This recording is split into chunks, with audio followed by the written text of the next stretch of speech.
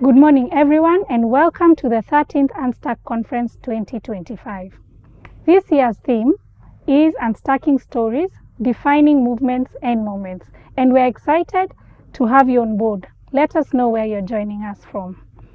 Joki, wow, it's been 13 years. Can you imagine? 13 whole years. Yes, 13 years. Oh, what do you think of the number 13?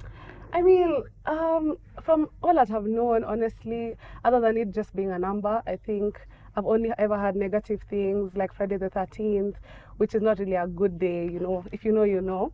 But yeah, that's what I've had. So tell us more. If you have any thoughts about the 13th, put them on the chat box and keep engaging us.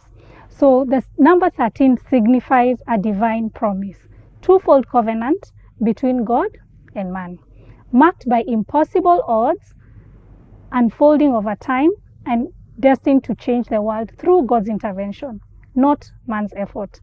Though often misunderstood as evil, Joki, the number 13 symbolizes new life, divine timing, and the fulfillment of God's unshakable promise despite human struggle and adverse circumstances. My name is Joy Kulola, and I will be your host for this event with my lovely co-host, Joki Kimani. Karibu, Joki. Thank you. Thank you so much, Kulola. What a joy it is to have all of you joining us from all the corners of the world. We are so happy to have you here. I can already see in the house Uganda, South Africa, Geneva, Tanzania. Wow, what an honor it is. We are thrilled to have you, such a vibrant crowd, and our theme for this year is Unstacking Stories.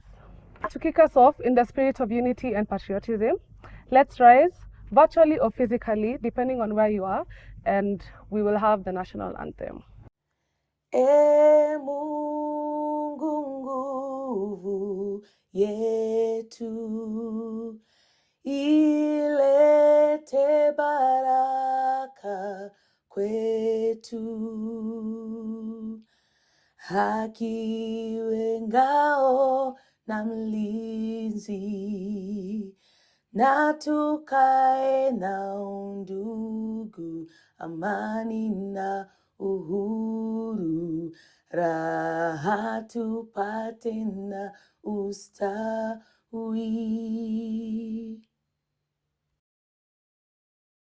Now, let's center ourselves. Let's pray. As we gather in your name, O Lord, our hearts are expectant, ready to learn, grow, and to be challenged. As we engage in today's conversations, we ask that you faithfully guide us, sharpen our perspectives, and enable us to get unstuck in the areas that we are struggling with. Help us to live here lighter, wiser, and more inspired. In Jesus' name we pray. Amen. Before we jump into today's session, here are some small housekeeping notes, just to keep everything flowing smoothly. So firstly, today's session is being recorded.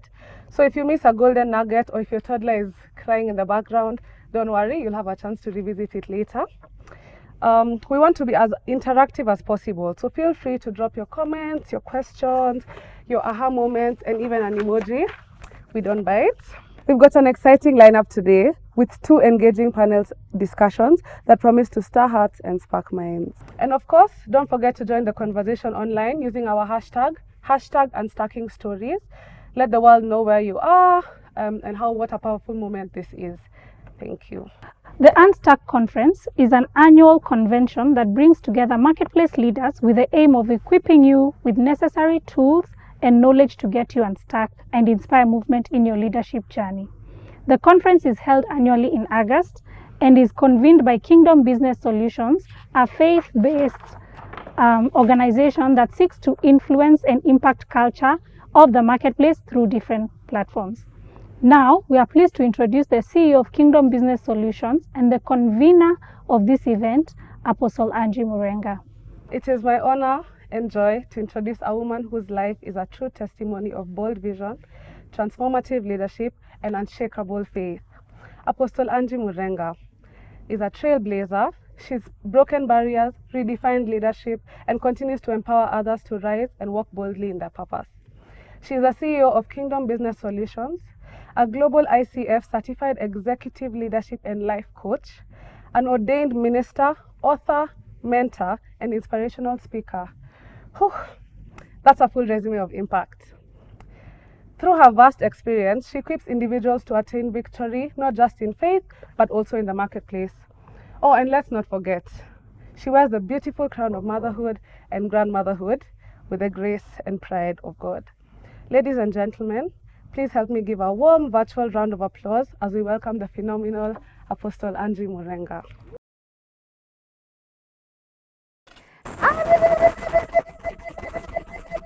Oh my God. Welcome to Unstuck 2025. This is our 13th annual conference, and oh my God, I just reflect and see the glory of God. God has been with us. And our two scriptures are Psalms 107 verse 2. So I'm going to read from the Amplified. It says, "Let the redeemed of the Lord say so, whom he has delivered from the hand of the adversary." You know, I just want to stay there for 1 hour. I even want to read the verse before. It says, "Oh, give thanks to the Lord, for he is good, for his mercy and loving kindness endure forever." And I'm telling you, I feel like I've been in the fight for my life. This is really such a great scripture for the moment. And I love the way that God knows how to capture this. And so our theme is unstacking stories, and we're going to be sharing on our unstacking stories. So one of the things I really want you to reflect is that scripture. "Let the redeemed of the Lord say so, whom he has delivered from the hand of the adversary." So whether you're in the unstacking, he's able to deliver you out of that adversary. Whether it's you looking back and saying, "Hey, God has done this for me before, therefore let me keep moving." Maybe because I always find why we do the Unstuck conference is I always find that somewhere along the journey we become discouraged, or we become disillusioned, or we forget why are we doing what we're doing out there in the marketplace, in family, in marriage, in the marketplace, in the things that we need to do, pursuing purpose, leading, we forget. So I feel it's always a reminder. So I think this particular scripture is a reminder first to remember that God will always get you out. He'll deliver you from the hand of the adversary. And also, I feel a reminder to go back to your track record, or God's track record, and see how far and how many times he has brought you through. So be encouraged by that scripture. And then the other one is in Revelation. I used to be very scared of the book of Revelation, but God has helped us. We have grown, and that's so important. So Revelation 12:11 in the Amplified Version, it says, "And they have overcome, conquered him, by means of the blood of the Lamb and by the utterance of their testimony." Please remember the importance of testimonies. You've got to give testimonies. That's why I'm so grateful. This scripture is just flowing. Unstacking stories. Those are our testimonies. Yet, when we were in the unstacking, if there's any English like that, I've created new English with these unstuck stories. Because when we were in the throes of those, there was no testimony. They didn't know there was a testimony in sight. We were even wondering what good can come out of this. But God has really clearly blessed us and been there with us. For they did not love and cling to life, even when faced with death, holding their lives cheap till they had to die for their witnessing. I don't even know how many of us are ready to die for our witnessing. But we have to share our stories. And you know, the other thing I've just reflected on, when we share our unstuck stories, they actually unstuck somebody else. Like I said, this is English and grammar is not going to deliver us. But what God is saying is going to deliver us. So that's why we share our unstucking stories. So I'm going to encourage you, even as you watch and participate in Unstuck 2025, please give your testimonies in the comment section. Let it be a testament of true faith and of what God has done. You know, I'm just thinking before I even start speaking about the message that I have today, one of the unstacking stories that God has reminded me just now in this moment is how our first Unstuck event had no glitz and no glam. The hotel gave us tables and chairs. That's what we used. I mean, can you see how far God has brought us? I always say, you know, to my audiences that there's a level of expectation when we hold an event. They expect excellence. They expect us to have all the glitz, color coordination, flowers, photo booths. Hey, everything has to flow. But there's such an expectation. But you know, can you imagine the first annual Unstuck conference? And it was about get out of the box. It's time for Africa. That was, I can't even remember which year that was. If this is the 13th, work backwards. But it's such a long time ago. So we had nothing. No glitz, no glam. We used the tables the way they were. We used the chairs the way they were.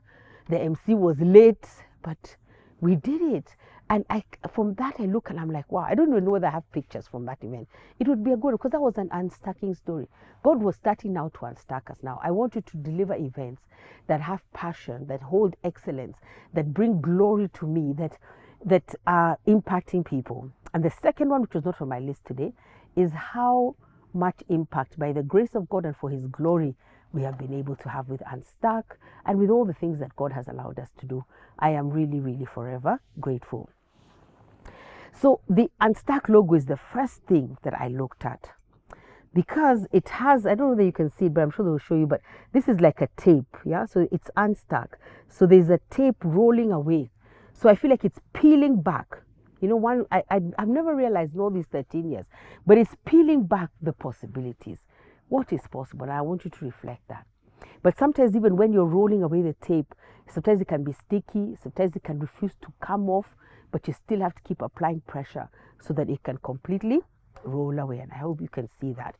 And I said that I love our logo is the peeling back of a layer that points to revealing something that has been covered up. So the whole idea of Unstuck is that you're probably stuck in something that has been covered up. I was going to say the enemy. It could be life. It could be your lived experiences. It could be your choices. Something is covering something up that is meant for you. And maybe sometimes when you think in your spirit, you keep wondering, why do I desire this thing that seems to be just getting away from me, or that I don't have access to?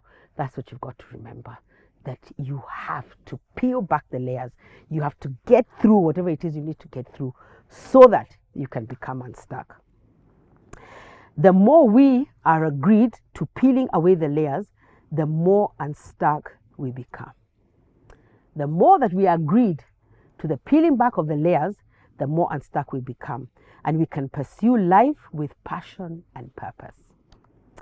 Getting unstuck leads us to defining moments that cause us to move into the new that we so desperately desire and need. And I hope you let that sit with you. Getting unstuck is coming to a moment, it's a defining moment that then always causes movement so that you can enter into that you desire. And I love the word desperately, because it's like, it's something that we know that we need it. We need it so badly. We need it so badly. We feel it. We understand it, but we just don't seem to get access to it. And I wanted to define again what being stuck is.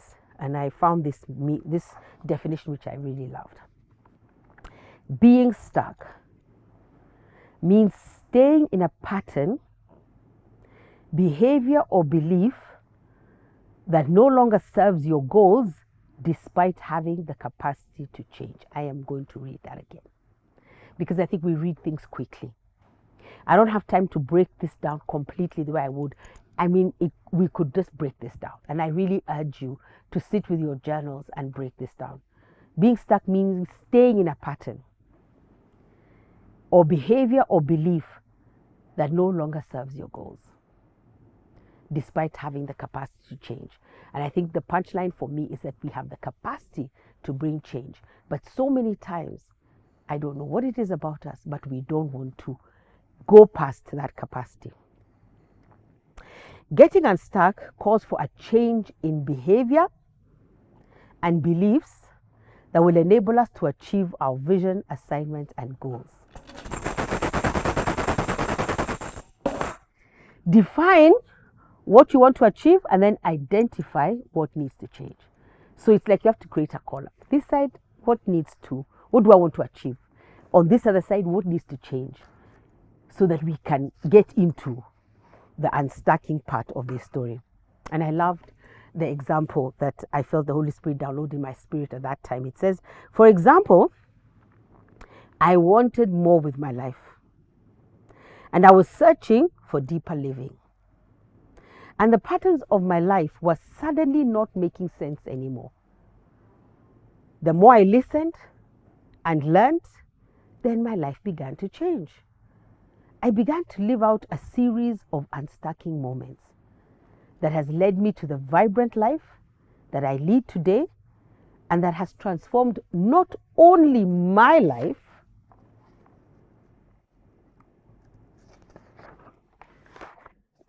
but the lives of many, some of whom I have never met and will probably never meet. And you know, the other day somebody sent me some Thanksgiving notes from an area of Africa I've never visited, I've never been there. And at first I was a bit taken aback, and I was like, okay, and they're addressing me, dear Pastor Angie, and then they're telling me what they're thankful for. But it struck me, I have never met these people. I will probably never meet them. This is just the obedience of another program that I run called the Purpose and Leadership Forum. That complete strangers wrote to me and said, thank you. This is how your program has impacted us. And that's why I'm saying, you owe it to yourself. I always say on the other side of obedience, there are people. You owe it to yourself to get unstuck. Because, I mean, imagine, first of all, where I was at that point when I was even starting this program was asking myself questions. Who called you? Who gave you authority? Not even knowing there's a scripture. There's a whole Matthew 28, 18 to 20, which is where my authority comes from. God said, go make disciples of all nations, teaching them the things that you yourself have understood and uncovered. And therefore, I've been able to get very many people unstuck. And people that I will probably never meet on this side of eternity. We might meet on the other side of eternity. So whatever it is that God is asking you to do, please go ahead and do it. Whatever you're feeling in your spirit you need to do, whatever your whole, I don't know why I feel like this, your whole anatomy and presence is saying do it, go ahead and do it. How to know that you're stuck? You know something isn't working, but you can't seem to shift it or let it go. You know something isn't working, but you can't seem to shift or let it go.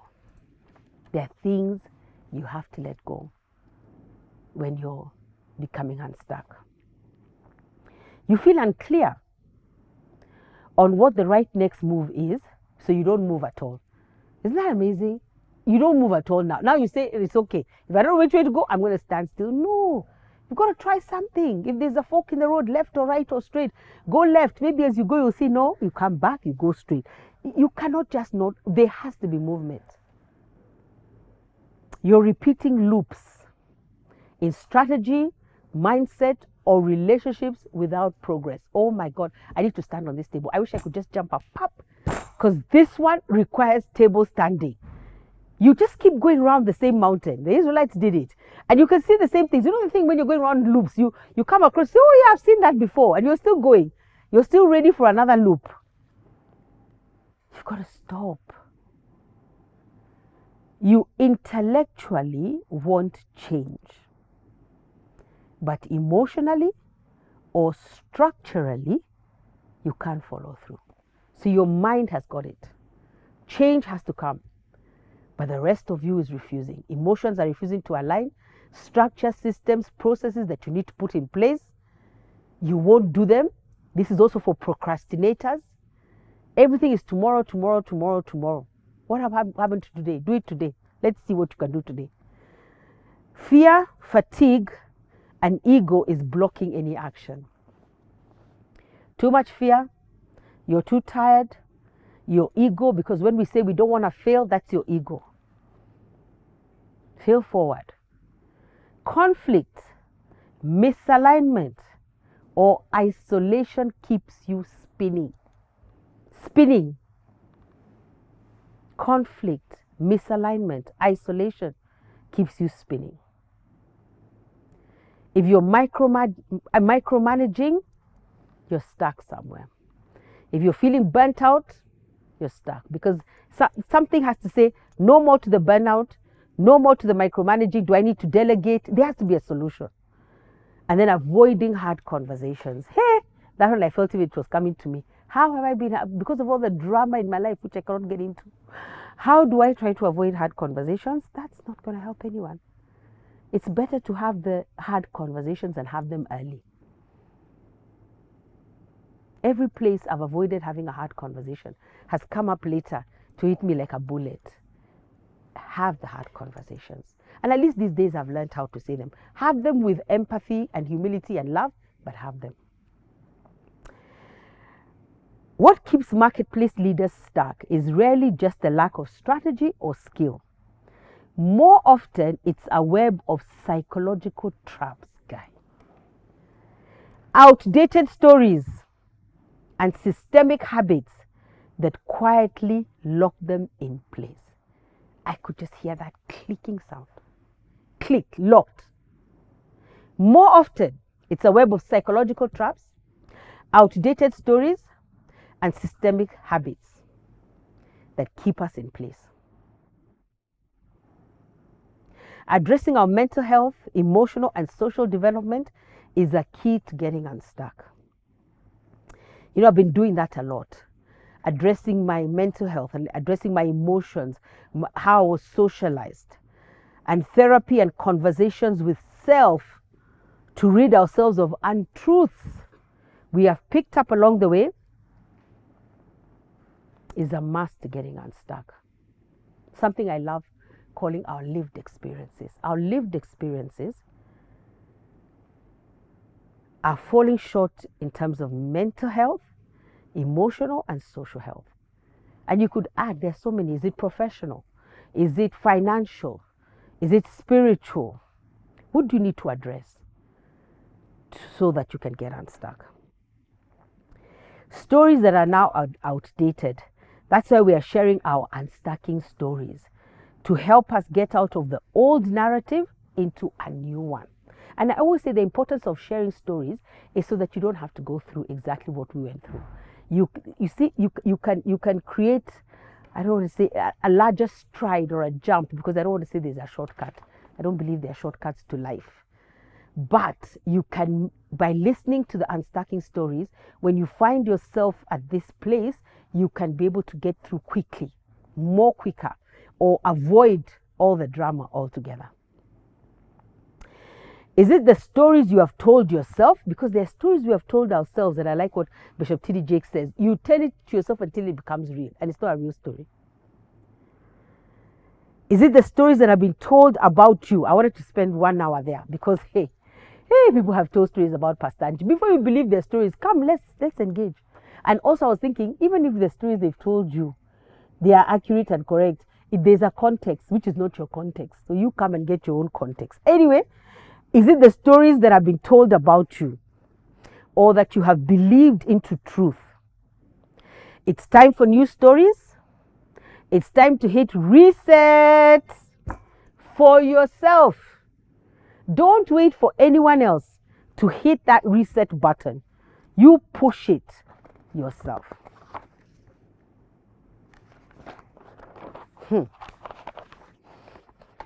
Habits. Wow. We have dealt with habits a lot in our sister events, Women Rising, from the book How Women Rise. And if you're a woman out there, you need to get that book. If you're rising anywhere, going anywhere, you need to get the book How Women Rise. Because we need new habits, new patterns, new behaviors, new beliefs, because what got you here is not going to take you through into the next level. You know, I'm just going to stop there and say something. Recently, I watched a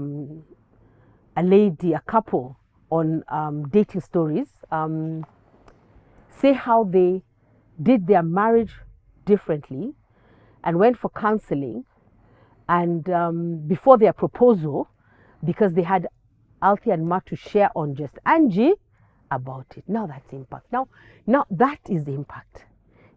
Because of hearing a story, they got unstuck and did things differently because they heard how somebody else had done something differently and got a result. That's what we mean. What got you here is not going to get you through to the next level. I guess with power, with authority, with grace, and with glory. You need to listen to what people are saying, apply it to your life, and see how you can move quickly. You know, when I saw that testimony, I said, this is a generational shift. Because when we change something for ourselves, we don't just change it for us, we change it for generations to come. Now that is something that has been unlocked, that's going to be a new truth, a new habit, new behavior, new pattern that is going to flow through generations and make a difference. The world is changing rapidly, And we need to create new habits so that we're not locked into place by the old ones. Stuck is the gap between what you know is possible and what you're currently choosing. I was like, wow. Stuck is the gap between what you know is possible but what you're currently choosing. And I don't know, just now I've had this vision of like if there's a ditch and you're on this side, but the life that you want is on that side, but you know you have to jump. But somehow sometimes an inaction comes that I can't. You start telling yourself stories about how you can't jump over this. I don't. You start many stories. I think if God has brought you to something, then He knows it's yours, and He knows you need to access it. But like for somebody who's saying, does it cost all that? I think sometimes it does. When I think of the scriptures that Paul gave about being an athlete and how you have to run the race, and when I think about even just athletes and people with talents and gifts, and they can't just take the talent and gift like it's just there. They work on it, they train, they equip themselves. And this is what I'm sensing and feeling that the Holy Spirit is saying. You're stuck because you know what's possible, but you're stuck because you're choosing to stay where you know you need to get out of. You know it's time. You need to move. It is most likely related to growth and to letting go of the old and tested and tried to something totally new. I urge you, ladies and gentlemen, take a huge leap of faith. Being stuck is a sign that something new wants to emerge. If you're willing to release the old, and I got this acronym for Unstuck. U is for understand why, where, and how you are stuck. N, name the issue clearly. Stop giving things broad names. Name it. S, seek other perspectives, seek sounding boards, and seek feedback. T, try something new. Take one step in a new direction. Just one.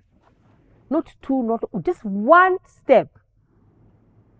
And if you're on the other side listening to me and you know what that step is, tell somebody. Find an accountability partner and say, this is what I want to try.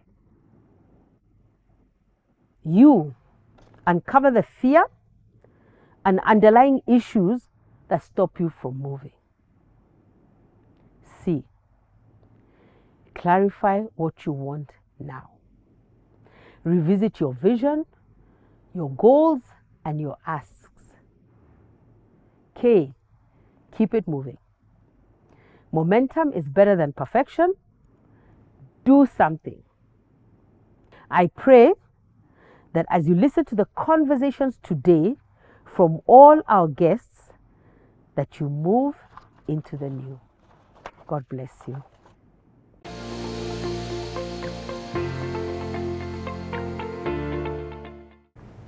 Hi everyone, and welcome to this very exciting time, UNSTUCK Conference 2025.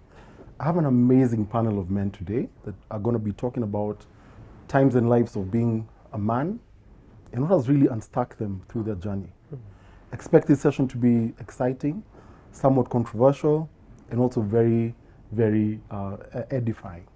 The men we have are people who, for the last few years, have actually got into discovering themselves and becoming powerhouses in their industries, but also more so people who are connected with themselves. So thank you so much, and welcome, gentlemen. Thank you. At the risk of not introducing you properly, I'd like you guys to introduce yourselves, and so that then I'll end up by introducing myself. So let's start at the end. Eric. Yeah, sure. Yeah. Thank you for having me. My name is Eric Mwangi. I am a husband, a father. In the marketplace, I am in advertising as a creative director, and I'm also a visual artist. I'm blessed with 3 children, and it has been an incredible journey of being stuck and unstuck, and it's great to be here among these distinguished gentlemen. Thank you. Great. Sunk and unstuck. I thought you were saying he's a husband and a father in the marketplace. Great. So hi everyone, my name is Amani Maranga. I'm a communicator, I help organizations think through their culture. I'm a podcaster, I'm a father, and a friend to the gentleman here, and happy to be here. Hi everyone, I'm Matu Kehato. I'm a son of God, I'm a husband, I'm a father, and for work I am the CEO and founder of Providence Africa Group. And I'm really, really excited to be here to have this conversation with these great men. Yeah. Thank you so much, gentlemen. These guys are so modest because in your introduction, you've just done like a 20-second introduction. Okay, go to amanimaranga.com. For more. Okay, and I'm going to be the moderator of this session. And I'm really excited. My name is Dr. Oscar Githua. I'm a forensic psychologist. So I work in the darkest corner of humanity. And because of that, it's actually helped me to listen to people better and more. I work in the area of countering and violent extremism. And so when anything is extreme, be sure you'll find me there. And I think part of it is what makes me a bit controversial. So gentlemen, I think when men are told to sit down to talk, it's not the same thing as when women are told to sit down and talk, right? Yeah. Because we rarely have just chances to sit down and talk heart to heart. But I think today we have a special opportunity to talk generally first and then get really into our own lives. Huh? So let me start with the obvious question. What does it mean to be a man? For each of us. And before we answer that, because I think that being a man is a whole different thing, just introducing yourself in the way you'd like people to know you. Of course, there's one you've talked about, what you do work-wise, family-wise, you know. But how do you want people to know you? Like, what aspects of you are the ones that you want to share? And trust me, even if you don't share the others, they'll come out. So I'll start, yeah? Okay, it's an interesting way to look at it. So for me, manhood is, I would say, I am a creature made in the image of God, right? So I take my identity from God. And this is not something that always was. It's something that I have had to learn over time, mostly through hardship and a lot of failure. But I think that aspect of being a representation of Christ on earth, to rule and reign as a priest and a king in the home, in the marketplace, sometimes you succeed, sometimes you struggle, right? But that's how I've come to define myself now. And so I filter everything that I do from that lens. Am I being the priest? Am I being the king? In the home, with my kids, with my wife, in the marketplace, with you guys. That's how that's the process I'm in right now. I feel like these things also change over time. If you asked me 3 years ago, I'd have probably said something different. But right now, that is my definition. Also, there's also what we know, the provider, the rock of the house, the guy who chomas the nyama, those sort of things, yeah? But right now, that's the space I'm in. Okay. Yeah. Anyone else? I'm waiting for, guys with beards have wisdom. About me, what I'd consider myself is a righteous man. And I don't say it arrogantly, I say it from the perspective of the word, which is very clear, which is a righteous man falls down 7 times but gets up 8. That is to say, a righteous man is imperfect. And the people that we admire in the word, which is where I get a lot of my identity from, same with Eric, are people who were deeply flawed in their own ways and made lots of mistakes. But the one thing that made them unique and righteous is they got up and they went back to God. Or in other instances, they fell at God's feet. And so for me, what manhood is manhood, being a man is having a good relationship with God, first and foremost. I've heard it said that if you bow before God, you can stand before any man. And you should be afraid of a man who has nobody he bows before. Because that is a very dangerous man. Yeah. And not in a good way. Yeah. Good. Yeah. Wow. You guys are wise, man. I was going to say. So, how I'd like people to remember me or to think of me is I create safe spaces that inspire empathy and authenticity. That's it. I think of manhood as a quadrant. So it's, I don't think there's one definition. But if to use the example that the gentlemen before me have used of God and being created in his image, then I think of him as a sage wisdom, with a form of leadership, and I think of him as a king. And king is where your providence comes from. I think of him as a warrior. One who goes and challenges and gets territory, protects. And I think of him as a lover. And so I think of manhood in those 4 quadrants. Where there's wisdom, there's providence, there's kingship, there's that leadership. But then there's also the warrior, because sometimes you just have to turntables, and then and then there's a lover, and so I think in a sense that's how I describe masculinity. In this country, you just need money to be a man. Also, how deep is your pocket? Yeah, exactly. Yeah. I mean, guys, And I disagree with that definition. Just to say it, the money, yes, money and masculinity. yes, I disagree with you that. disagree with it. No correlation. I think, listening to what you guys have said, it sounds very well put together. You guys are righteous men. There's what you look at, God being the beacon, and then the rest of us being. But is there a real definition of a man that is actually more closer to earth? Because what we've talked about is very philosophical, it's up there, and it's great. Well, I'll say this. Yeah. I think for me, it's how this is applied. So let's talk about what do people think of as a man today? Because the people who are trying to define masculinity are women. The guys who say a man should, a man cannot. Yeah. Oh yeah. Yeah, it's true. You'll rarely find another man trying to say that. Yeah. Okay. Or Okay. tell you what you should do. Yeah. Yeah. So yesterday I was in a conversation where guys are saying a father is not a father if he cannot provide. I'm like, what is that? What are you trying to say? That the only value is money. So then we just put money there and And then they walk away. And then don't complain about it. Yeah. Okay. So I think for me, when I look at it, I'm like, it's how I apply these things. So yes, there is a role when it comes to provision, but that's not the only thing I do. And I was giving an example of my son, whom I used to take to just a playground not far from here, where he was afraid, when he was very young, he was afraid of doing the monkey bars, right? And why? Because he was afraid of falling. So I taught him how to fall. Put him up, drop. Put him up, drop. Put him up, drop, until he got confident falling. The day he got confident falling, he had no problem doing this. So if I was to take a definition from that, is we are the guys that take the risks. What does that mean? Look like now? That's different. It's different when it comes to provision. Yeah. Some of us are taking risks in business. Some of us are taking a risk with the boss. And others who are not in this room are taking a risk with the public money. Return it. Yeah. So that's one way of looking at it. Great, awesome. A man, definitely, before they became a man, they were a boy. Yeah. And before they were a boy, they were a boy, but they were a male Yeah. first. Then they became a boy, became that. Not to really try to twist the conversation, but to just say we're formed of the biological part of us, right? We have the psychological part, the social part, the community part, and the cultural part as well.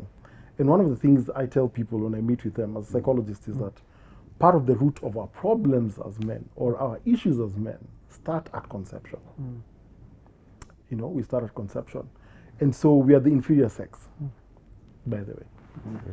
I know Amani is about to leave. But let me drink a down. No. If you're to look at it purely physically, we are not meant for survival. And we're actually meant for extinction. And that's why whenever a boy is born, I don't know if cultures knew it before the celebration. For me, I look at that as part of it.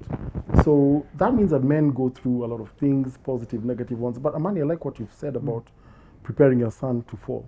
Is that something we feel Absolutely. that we've gone through or we went through? I don't know if I was ever prepared for that failure, but the example I use is relationships. Yes. Men are more used to rejection than women. Very much so. But in terms of like that failure, preparation for failing, then now facing the world, is that something both of you guys have experienced? Absolutely. I think just to discuss even about masculinity, There's a saying from an old musician where it's like you're born to lose, but you're built to win. So you see, as a man, you are basically born to go into extinction, as you said. But in other instances, you are built to win. Yeah, you have to either make the necessary decisions to change so that you can become the person that can survive and survive comfortably. I did fall multiple times. I still fall, you know, but in different ways. Yeah. But when I was at my lowest, and because your question is, have I ever fallen? When I fall, or I realized that falling isn't the end. And I fell in primary school, for example. I didn't do very well. In secondary school, I didn't do very well either there.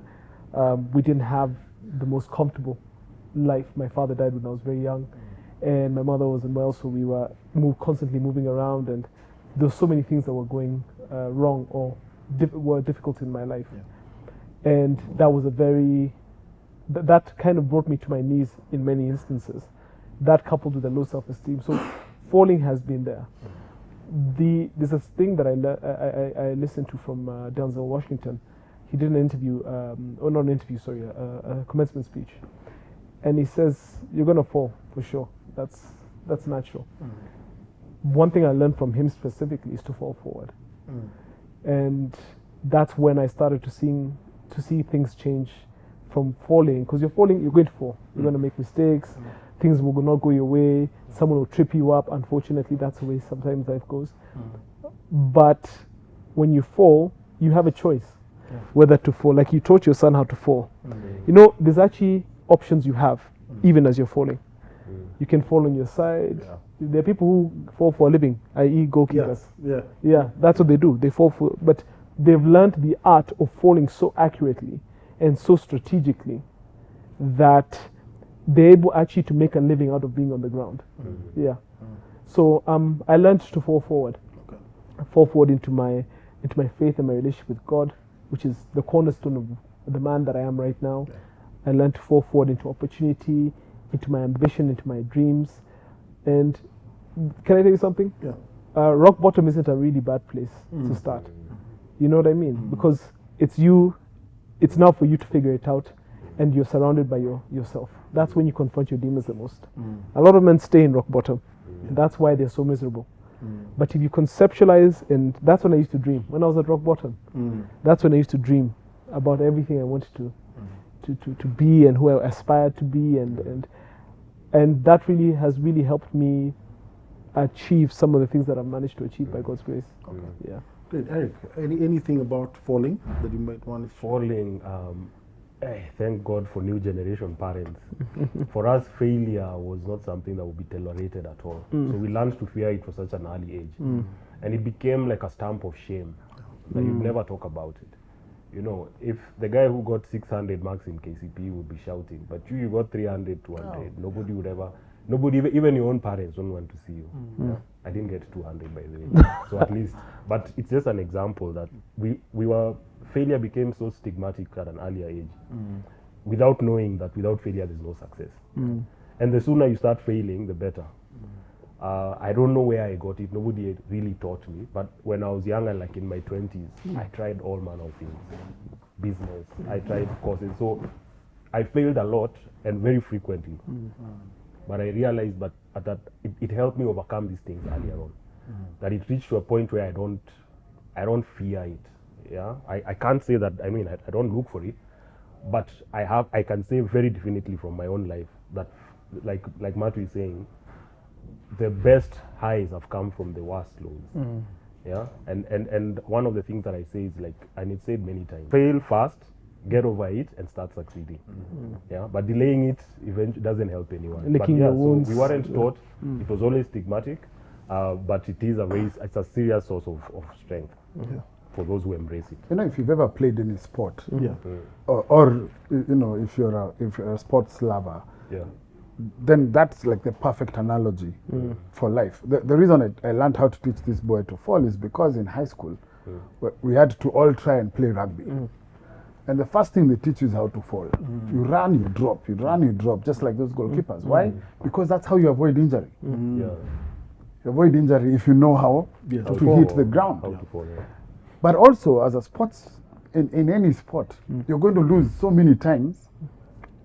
You're not always going to be winning. That's true. You know, you're not Man City. Oh, sorry. I mean, you're not always going to be winning. So, Yeah, In fact, you can stop this thing Right and now. inject this guy. so I think, yeah. but what happens is that you learn to tolerate failure. You learn to understand it's like that halftime. It's 1-0. You go into the locker room, and you know it doesn't matter that we're 1-0 now. What matters is that at the end of that game, and even at the end of that game, there's still the next game. And so we always go back, we re-strategize, and I think that's why sports is so important for people to play and to learn from, because you learn how to handle Loss. failure and loss and pick your heartbreak. and heartbreak. Heartbreak, yeah. I'm sorry. I went through a moment. No. My new fan. Yeah. Okay. Great. And mockery. So I think that really sets the bed for us, because I just wanted us to introduce what we kind of like thought of, you know, about what being a man is, what our experience with being a man with that failure looks like, just a bit before going deep, but so that we can differentiate, because we are men here. What's the difference between men and women? I think we're sitting out there having coffee in a nice ceramic cups. I was telling you guys that there's some people who take exception to that fact. Yeah, who hate us for it. Who hate us for that. And so what's that difference that we think is, and of course, not the obvious biological differences, but what separates men from women? What is that life experience that actually predisposes us to be different? Because I think we had that, and I thought that was really important. Because from there, I want us to do that separation, and then now we go to our own personal journeys to now see what that differentiation is. So yeah, Matu probably. Yes, I think in our conversation earlier I said that men, and Amani, I know he had this. It's okay. You'll do the same thing. I say it the way I said, then you say the way you said it. Exactly, yeah. So he enhanced what I said, but I basically said that men are born in valleys. That is, they're born without value. So they must achieve their value. Women are born with value, so they must preserve their value. They're born in the mountains. That's why in so many of these folklores and fairy tales, the man is always going up to the woman who's somewhere high up in a castle, because he has to work towards achieving her. He has to scale the walls. He has to climb up. He has to fight for her. That's how I see the difference between men and women. Beyond that, as you said, you see, men another reason, what you said about men are not created to survive. That's exactly why, that's another thing about men. We maybe unconsciously we know it, and biologically we know it, so that's why we take so many risks. Because we are okay with the idea that we don't have to be here tomorrow. Our desire would be just to preserve the women and the children. Remember when the Titanic, even back then, the standard practice was women and children first. So the men were willing to die on the ship, at least the more brave ones. The rest decided, they focused on getting the women and children off the ship first, and then going down with it. That is the nature of men, unfortunately, a lot of the time. But that's also what makes us very unique in regards to how we face the world. So we do have to achieve, but I'll let now Amani throw in his enhance. The difference between men and women. I don't know if I know the difference between men and women. Intrinsically, I'm not a scientist. But in this conversation, I could see, what Matu is trying to say about the value of women being obvious, and so easy to preserve that. And what I took exception to was the word achieve. Achieve value, because I think the intrinsic value of men exists, and it's there. It might need deriving. It might need to be picked out, but it's there. So I think men need adversity. And I think that's why we agree. I think men need you need adversity to jomoa masculinity. You need rock and bottom. that's what, in our cultures, that's where you separate the boy from the man. Right? Rite of passage. The rite of passage creates, to put it mildly, discomfort, because that at that point of now dealing with that adversity, that's where character is formed. And the pain. And the pain. And I think for me then, I don't know if women need it, but I know for sure Men definitely men need 110. adversity. Okay, interesting. Eric, what do you think about that? The difference between men and women? I think I won't define. I can't say there's a difference from that sense, but So I men will are agree. handsome. I will say that there's. I don't think a man can really reach his fullness without adversity. Yeah, that's all I'll say. I think we need it.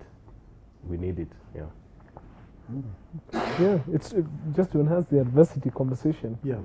I think the most successful men accept and get used to that very quickly. Okay. So they, in fact, end up looking for adversity. You know, they're always looking for another mountain to climb, something else to. They push themselves to the extreme when it comes to gym or work. They become workaholics or they become doctors. Yeah. The strongest man in the gym Yeah. carries the heaviest load. Yeah, that's it. It's very simple. It's simple. You know, if you keep carrying a light load, Yeah, you you would won't achieve be the strongest man in in the the room. gym. Yeah. Okay, so I can see that, and I want to say that adversity for me is probably one of the prerequisites to becoming a man. I like the words Eric used to achieve the fullness of being a man. So let's go back to you guys. We've talked theory. I hope everybody knows it's comfortable Yeah. because I don't find any meaning in us sitting down to talk theoretically about concepts unless we're talking about ourselves and the journeys. Luckily for me, I feel privileged because I'm sitting with men that I've met and I've known for a while, different, and my life has marks from each of your life, each of you guys, and because of that, I'm very privileged. So to the extent that you can, I think the question of telling us your story, which I think for me, the unstuck perspective, I think what I've been trying to say, how do we do it so it doesn't become too obvious, and I think you've struck it, the adversity. Those adversities or adversity that you've faced that has made you sharpen and become who you are. Recognizing we're not perfect. None of us here is perfect, apart from Amani when he's in Diani. Once in a while. But, right? But of course, on a serious note, that we are all fallible. We all have our own issues. We can be controversial. We have many failures in our lives, even things we are struggling with until today. Absolutely. So I think my sitting with you guys is more about a sitting of men who are real, a sitting of men who want to get into themselves and share something with the world about what they've really overcome. So I don't know who's ready to go first, because I'm not gonna to say you start. Who's comfortable? Just sharing like your journey a bit, because it's important for people to see what does that mean to go through life unaware of the fact that you're a man. I can go. Okay. Yeah. Just so you know that all the things you said about men failing and all that still makes you righteous. FYI. Yeah, that's the definition of being able to get back up. Great. Am I seeing a pastor coming up? Not coming up. You just check your offering. Exactly. That's why he has a suit. But it's good. Yeah, my journey started at least where it was consciously my journey and not being part of my family was in 2013. Unfortunately, actually 2012. My late grandfather, who I really admired and greatly loved, passed away. And I remember that was, when you've been hanging over, let's say you've been in a plane crash and you're hanging over a gorge or a cliff over a mountain. That was the first snapping of the rope for me. I remember when he died, I remember something just lifting and realized, man, I feel super exposed. That's what I kept feeling, like my protection isn't there anymore. A year later, we were able to get, I moved out to university. So by God's grace, I was able to move out to a university, to USIU, where we had met. And I started just living on my own. The second snap was that. And what happened? I went and for the first time I was alone with my feelings and my thoughts. I'm a firstborn. So as a firstborn, there's always someone else you're thinking or worrying about. But for this first time, I was 100% by myself, with my feelings, with my fears, with my anxieties, and feeling extremely vulnerable. And I felt like a vacuum. There was a vacuum. Still pretty simple. A few months later, I met a girl. There's always a girl. And within 2 months, I fell in love with her, and she broke my heart by choosing to be with another guy after she was already with me. So that shattered me completely. And the problem is I put my identity, she became my identity, so to speak, That was the third snapping. So I kept trying to now fill the void of emptiness and loneliness, which is what I was feeling. So I'd go on dates, meet different people, and eventually I met another one, but I wasn't whole. It was like a placeholder. There was no, I knew there was no future there. I just didn't want to be alone, you know? And because you don't want to be alone, you make bad decisions, which is what I did. So I gave in to my emptiness and my brokenness. We had a child together, and I was completely unprepared. I was 24. Before we had the child, I left. We were staying together. I left. And I remember in the weeks leading up to it, I was a Christian boy, by the way, raised Christian. But as time went on, I saw my mom's relationship with the church was very intense and very strong, to the point at our expense as kids. So I began to resent the church greatly. So I kind of cut ties with the church actually from when I left my mom's house. When I moved to on my own, I stopped going to church completely. I didn't want anything to do with the church or God, so to speak, because I wanted to be as far away from the thing that has caused me so much hurt in my life. So I remember that snapping, and I remember leaving and walking out, and in my mind I had such, delusions of what I could do and what I could achieve, but then I realized I was just trying to, mask exactly what I was going through. So I was showing the world one thing, but really I wasn't being honest with myself. So things hit rock bottom in that situation. And I remember for the first time hearing God's voice again in a while. I decided now, because life was too hard, I'm going to end my own life. So I went downtown, deep into River Road, and I found a shop that sells poison. So I bought the poison, crushed it up, it was rat poison, and put it in a water bottle. And I remember walking around town, looking for the courage to make the decision. Then I started hearing the voice, and it's like, so what is it? Is it that you want to die?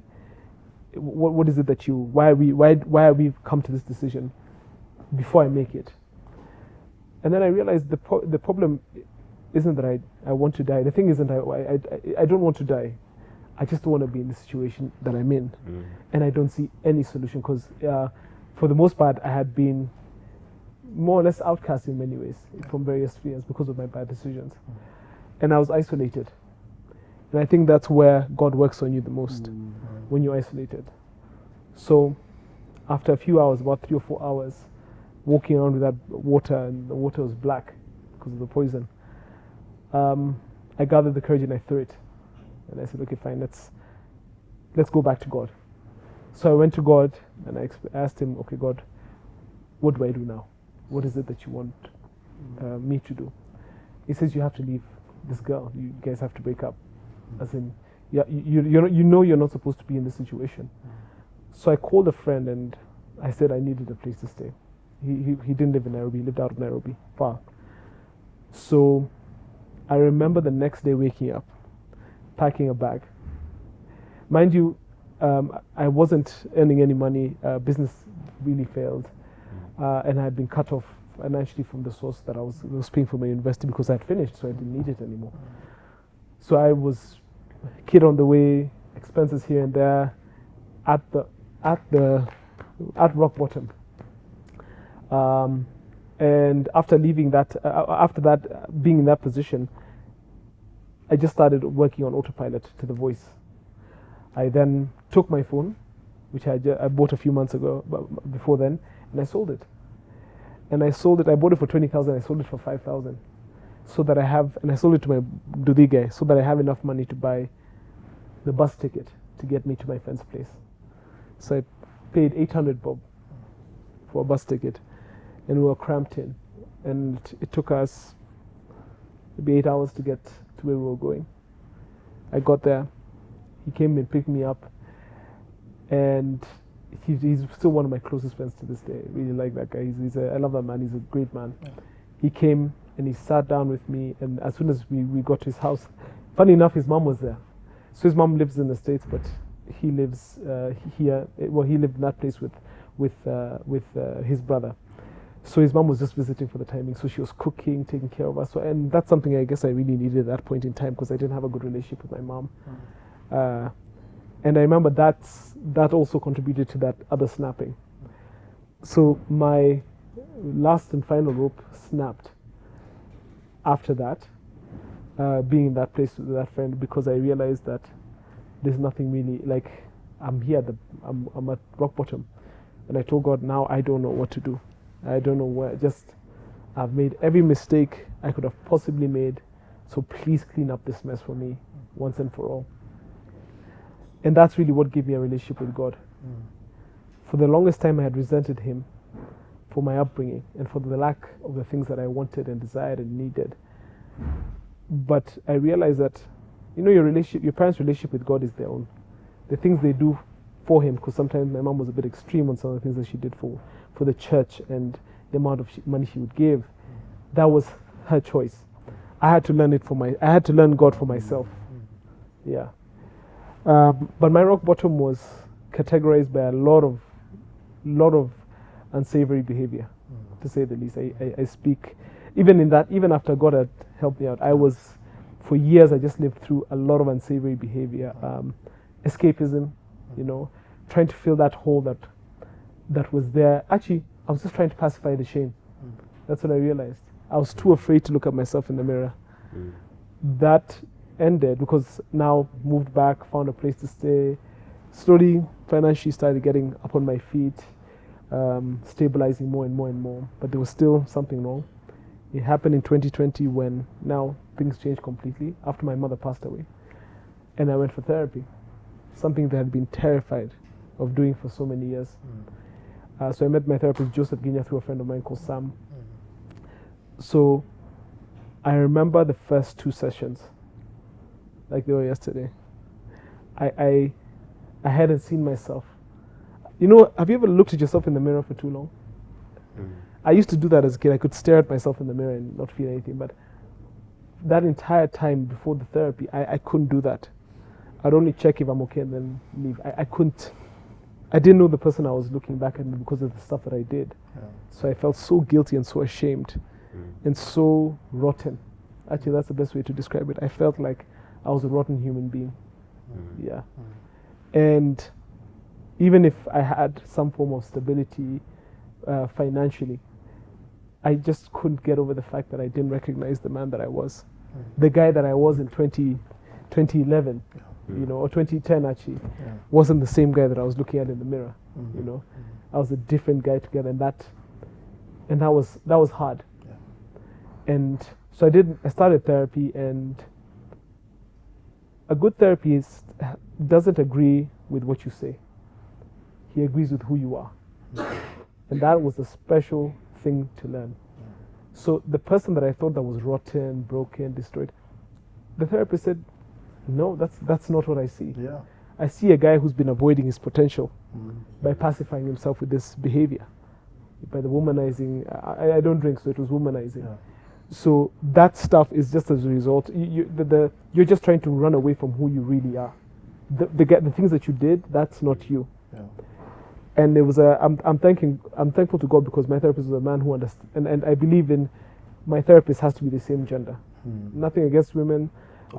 It's just a man. Only it'll take another man to understand another man. And the thing, I can't express it. He has to just get it. You know what I mean? There's just certain conversations that you'll get with us that someone else won't get or will think is silly. So that's where I started changing how I perceive myself, and the entire journey was rooted in just a lot of pain. There's stuff I'd like to unpack, but I did promise my siblings I wouldn't bring it up. Of course. But there's reasons for that led, like for my father's death and my grandfather's death and all these things piling on, my mom's death and my relationship with my mom, my relationship with my family, my relationship with my son or his mom and all that stuff really bundled up into a toxic bottle. And he came, opened it up and shook it out, and it wasn't as bad as I thought. I remember since then, and I still go for therapy, continuing to just work on the person, how I see myself, and correcting. That's why I always say things like I'm righteous. I look for things to affirm myself, because for so long I put myself down. Yeah, for so long I put myself down. And I'm a victim of my own words. Yeah, I was a victim of my own words, my own beliefs about myself. Yeah, so that's a bit about my journey. Wow, thank you so much, Matu. I think even just to be vulnerable enough to share such deep insights from your life, you know, even to the point where, you know, like life was not going to make sense for you unless you are not in it. And that's really something powerful. And I don't think that many people understand what that looks like, or what it feels like to be at that end. And then grief complicates things. Very much so. Grief complicates things. Amani and I have a story about grief. We have others about grief as well, which we'll probably share in this episode. But I think for me, it's really powerful to see you coming from that and to agree with your therapist. Yeah. Remember that a diamond is formed under 3 conditions. Pressure, Heat, pressure, and time. and time. That's very true. Those 3 things. So what you are going through, in my view, was a lot of like pressure, heat, and time. Like you've talked about 10 years. To me, that sounds like 7. It was a 7-year journey. That's a long time for any human being to go through intensive, you know, failures and things like those. Well, I'm happy you're here. Thank you. And I'm happy you can actually share that with people. And thank you, because as a brother, I think many men don't share those things. We oftentimes, you know, laugh at each other. Absolutely. Or shame each other more. Yeah. And unless you're standing on your 2 feet, everybody doesn't look at you as a man. And that's why I asked, what do we think being a man is? Yes. Yeah. And that's the thing, because does it also include what Amani said? Amani said he disagrees with the notion that it's just about money, what you can bring to the table. And I agree with him on that as well. So, yeah, great. Does anybody have anything to tell Matu before we move on to the next person? Thank you for sharing your story and for bravely doing so. And there's something you've said, and something that Eric said, that about when how failure was stigmatized, right? And you both used the word shame. And my question for you, and I guess for any of us, is how do you see shame now? How do I see it now? Eric, you want to go first? I truly, so first I changed what makes me feel shame, because at that time, and it is connected to my own journey of failing early, right? And I'll share a bit more about that. But I felt shame in the eyes of men because I was seeing myself through their eyes, right? And it's so silly, because sometimes the person that you're feeling ashamed doesn't even see you. Yeah, they don't even know. Yeah, it's they like don't they're notice looking it. past through. Yeah, Yeah. true. But you feel like they've undressed They're you. judged They you. can see your deepest failures, right? Yeah. So I would always define it as what do these people think about me? I was supposed to be here, but I'm here. But after understanding who I am in Christ, then that changed. I no longer care what people think about me. I judge myself based on how I have my relationship with God. Do I still feel shame? Yes, when I fail, but not in the way that I used to. Right? It doesn't shake me anymore.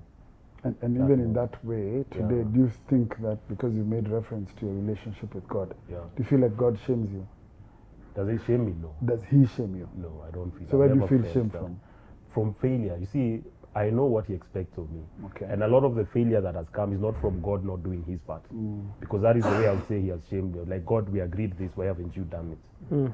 But in the instance where I found myself like in a deep hole, and I do a very honest audit of that situation, it's mostly my side.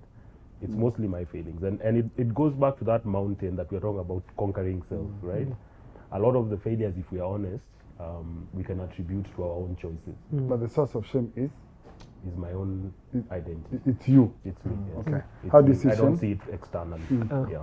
I see shame as not to get too biblical, but it's actually just a weapon of the enemy. You remember in when Adam and Eve made the mistake of eating the apple, they went and hid, and God looked for them and He asked them, "Where are you guys?" He said, "They are hiding." He said, "Why?" "Because we are naked and we are ashamed." So it is not a trick of shame. It doesn't belong to us as humans. It's work of the enemy. You have to understand that. It's the devil's tool. So what I strive to be is shameless, because I understand the first thing that you do when you do something that causes you shame, you hide. That's automatically, yeah. The first thing you do, you hide. You pretend that it didn't happen. You sweep it under the rug. You pretend that whatever you did doesn't exist. You see, and the problem with that, you give it power, because you have to hide it. You know, when you have something, or you do something you shouldn't be doing, it gets more and more and more. It's like porn addiction. You do it, you're ashamed of the fact that you're doing it, but when you hide it, it becomes more and more and more powerful. So how I see shame now is just as a tool of the enemy, and that I'm very conscious of the fact that that's how he gets men away from God. Because you see, you're not going to tell God that you have a porn addiction or you have a drinking problem, because you're too ashamed. Whereas you should really be like David, who's like, I know what I did, but I'm here. Yeah. Daktari, what is shame? No, there's a reason I'm going to. I was going to say, Amani, I think if I was to just look at it, of course, there's a spiritual angle about it. But also shame sounds to me like negative self-talk, which comes from ourselves because of expectations. Not society has set on us, but we think society has set on us. In fact, you'll realize there's something called a personal fable that normally happens with teenagers. I'm yet to meet a teenager whose parents understand them. Even one. There's no teenager who wakes up, I have amazing parents, they understand me. All of them, they don't understand me. I'm going through this alone. It's a personal fable, where you're the star, you're the starring person, you're the one, the world revolves around you, you're the editor, you're the main character. And so shame comes as a result of you failing in your eyes, in your role as the main character of your film. Which, of course, nobody's watching. And that's you know, why I like this conversation is because every time we're talking about failure, we're really talking about shame. True. It is shame. Right? True. We're really talking about what we are ashamed of.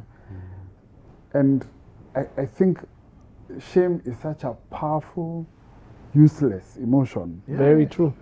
You know, that like the day you really become the shameless. You know, when they say you can't shame the shameless. Like that's the day you start winning in life. It's true. True. So anyway, so thanks for sharing your story. What came to me was about shame. And that's really gives us a lot of insight about something that's powerful as men, which is identity. And identity sometimes can be tied to, they say that if you take women who are 75 years old and older, and maybe their health is failing, they're towards the end of their life, natural life, and ask them what is the one thing you're proud of in life, most women will talk about the relationships they formed in life. When you ask men, the achievements they've had, the companies they started, the things, but it's not really about relationships.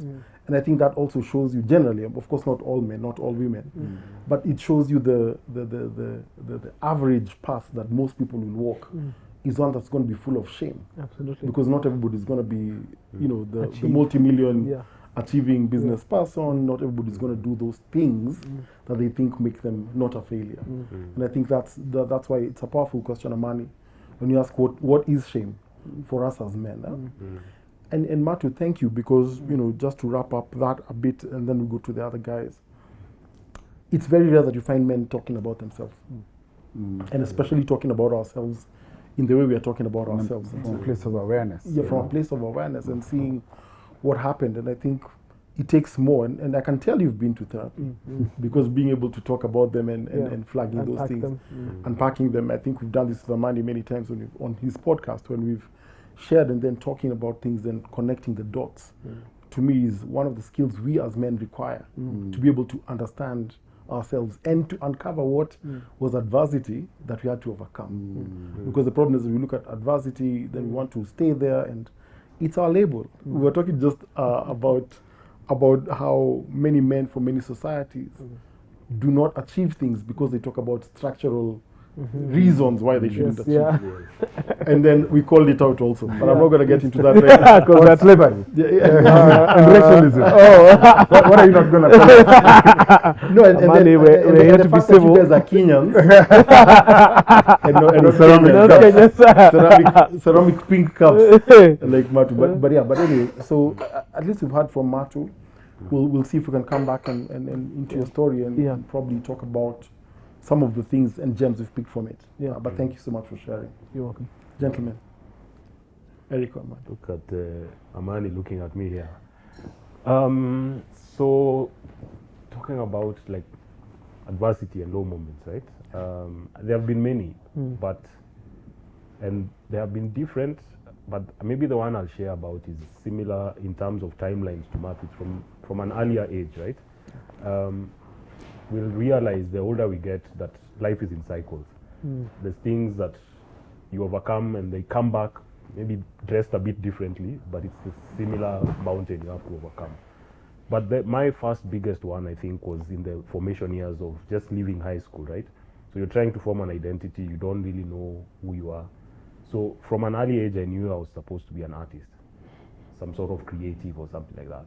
But towards the end of high school, there was a shift in the home and the economy of the home, that life was like uprooted, right? So we were living one way, and then 1 minute we're out in the streets, we've been evicted, there's no money for school, there's nothing. And we are coming from a very comfortable life.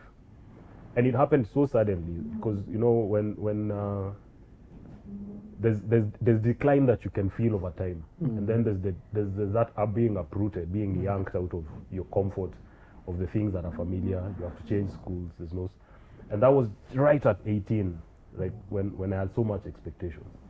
So what happened is that all my peers went to uni and some went out, and I started working at 18. And at that year, there's really no kind of job. It's a manual job, right? So I was working, carrying boxes and things like that.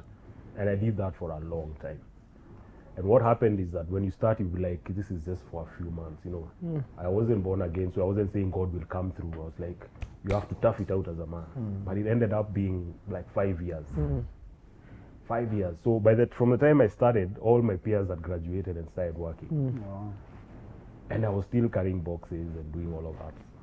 And what it did over time is that the hope that I started with completely disappeared. It was crushed. And I knew that this is my life. I'm a failure. I will never amount to much. And at the same time, I'm seeing people rise, right? And I seem to have stagnated. So I got into a space that was very strange. I got a job in a supermarket where I used to pack milk in the fridge.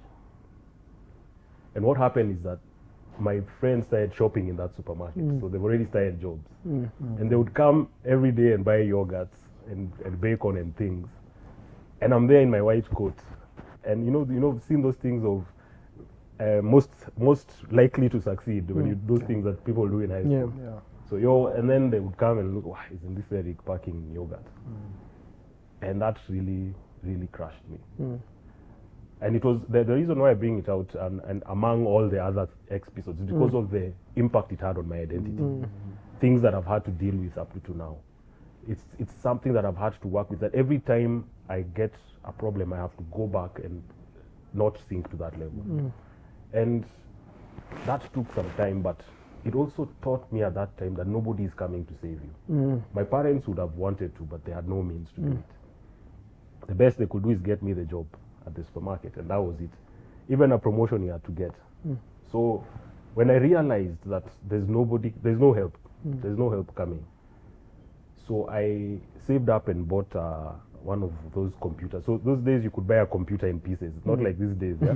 So you could buy a power thing like this month, next month you buy the casing, then the other month. So I bought a computer over like 6 months. You buy a keyboard, then you buy a mouse, Motherboards and all. and then you finish with the monitor. Yeah. Took me almost 6-7 months, yeah, saving 2K, 3K, 3K. Then I started teaching myself graphics at night. So I'm working in the supermarket. It was a 15-hour job.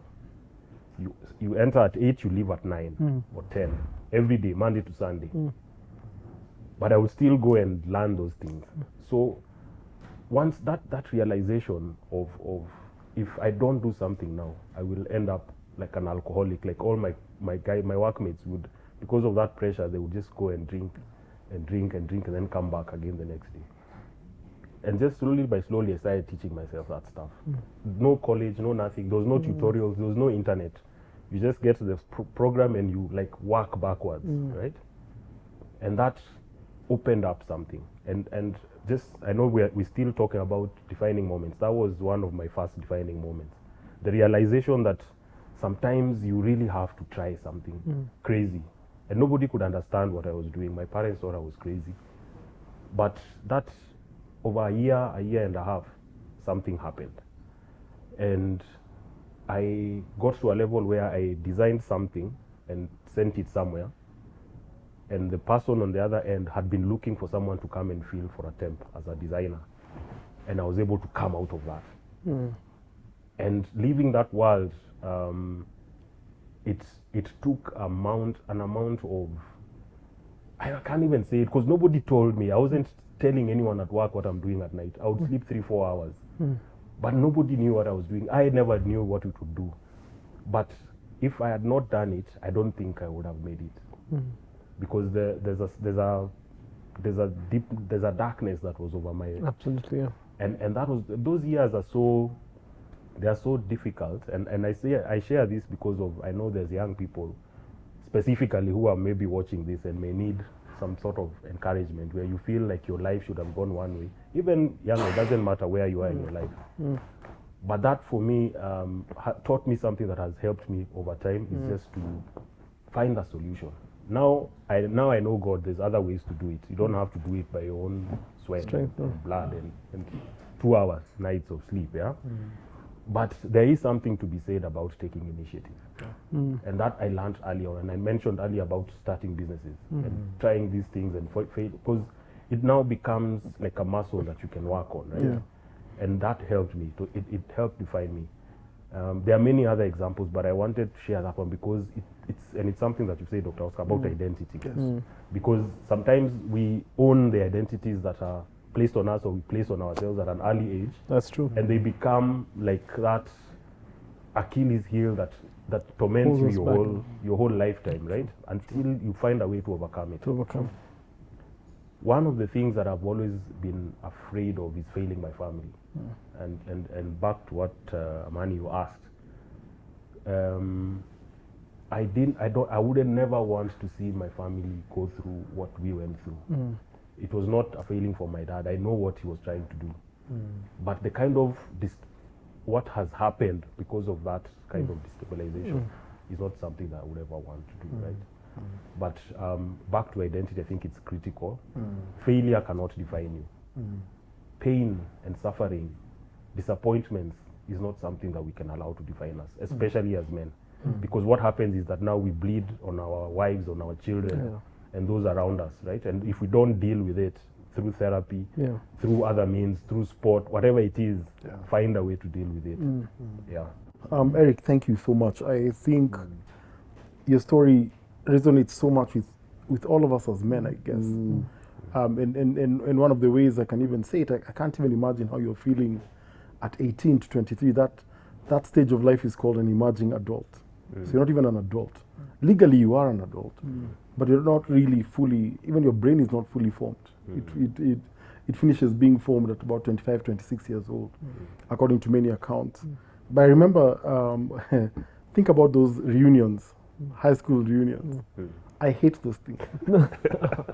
I hate them. I think they're just a grandstanding opportunity for people to get back at each other for their emotional hurt. Perceived slights. You know, because you came from this background, you're the one who used to show us. Now look at me now. It's just such psychological issues coming out to fight each other.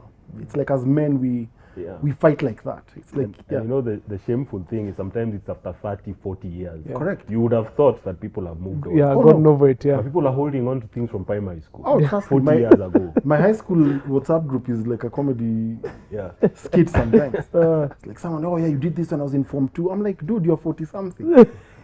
How old were you in Form 2? But as a psychologist, I don't dismiss it. I know the depth with which hurting somebody in their teenage years really can have an effect the rest of their life. Can harm people around them, their families, their spouses if they get them, and God forbid they have children. Those are the people who will bear the worst brunt. They're the ones who suffer the most, because they're the ones who you kind of feel like an entitled. They've come from me, so I can really misuse them. That's a horrible thing about how people hurt each other. We'll hold on to those things and then just try to work it through as we are thinking about climbing the mountain. Yes. Right? Yeah. But before we climb the mountain, let's listen to Amani. So first, I think what struck me about Eric's story Yeah. is perspective. Yeah. Because my first job at 18, I worked for an uncle of mine who was a surveyor. And there was those guys who would shika that prism. While the surveyor is actually P-mine, the distance. And me, I'm just there holding that thing. Then you're told, take 2 steps to the right, take 2 steps to the left, like that. Once we were in some piece of land in Moranga, and we were looking for a beacon that had been placed in the 70s. And so once we found the area, the real surveyors went and sat down somewhere. They gave me the tarimbo to find the beacon. Chapat that thing until I found it. I dug around it, nikang'oa, nikawapelekea beacon. Oh wow. I've already on their faces as What do you as think a guy you're is walking doing? around with a piece of concrete. They're like, oh my God. But why I was talking about perspective is because I was so proud of the work I was doing. Of course. It didn't care. I didn't care that it was manual work. Me, I was just happy. I used to go to church at Pente and PC Valley Road, which was bougie. And some of the things that, and maybe this will go to my story, some of the things that I'd had to go through to make it to church was, we used to live in Doni. So I'd wait for a Mathri that wouldn't charge me to get to town. Then pay 10 bob, because you have to check in fresh. You know, you can't check in tired, Yeah, because the other guys are from Lavington over here in Illinois, so you check in fresh. So then pay the 10 bob Mathri to Valley Road. Go to church, nini, schmooze with guys. Then after that, when guys go for lunch, you know, there's a place near Nairobi Hospital called Hostels. The people used to go, fries were like 40 bob. It was too much for me. So there's a few friends of ours who would now walk to Tao, down Valley Road, we go to Luthuli Avenue. So that guys don't know what we're doing, we'd say we're going to live and die in LA. Live and die in LA. LA was Luthuli Avenue. We'll go have a place for cheapo 15 bob where we're standing. And then wait for Mathri to take me home.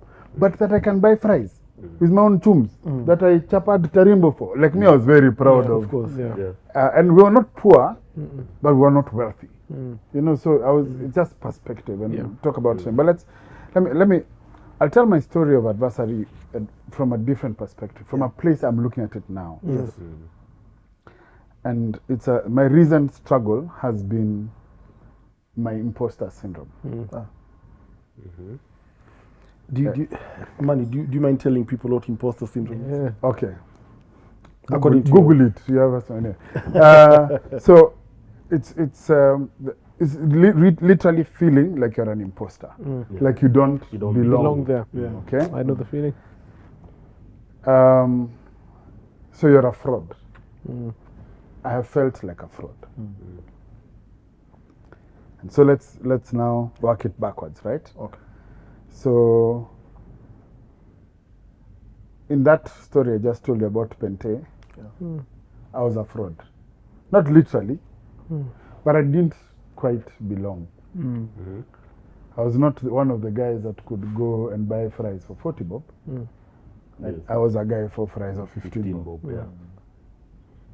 But you're still hanging out with The crowd. the crowd.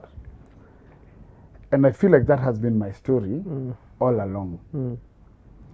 So I carry a name, my second name Maranga, from a family that I don't belong to. It is from my biological father, but I've never been welcome. I have no relationship in that family. So I'm a fraud.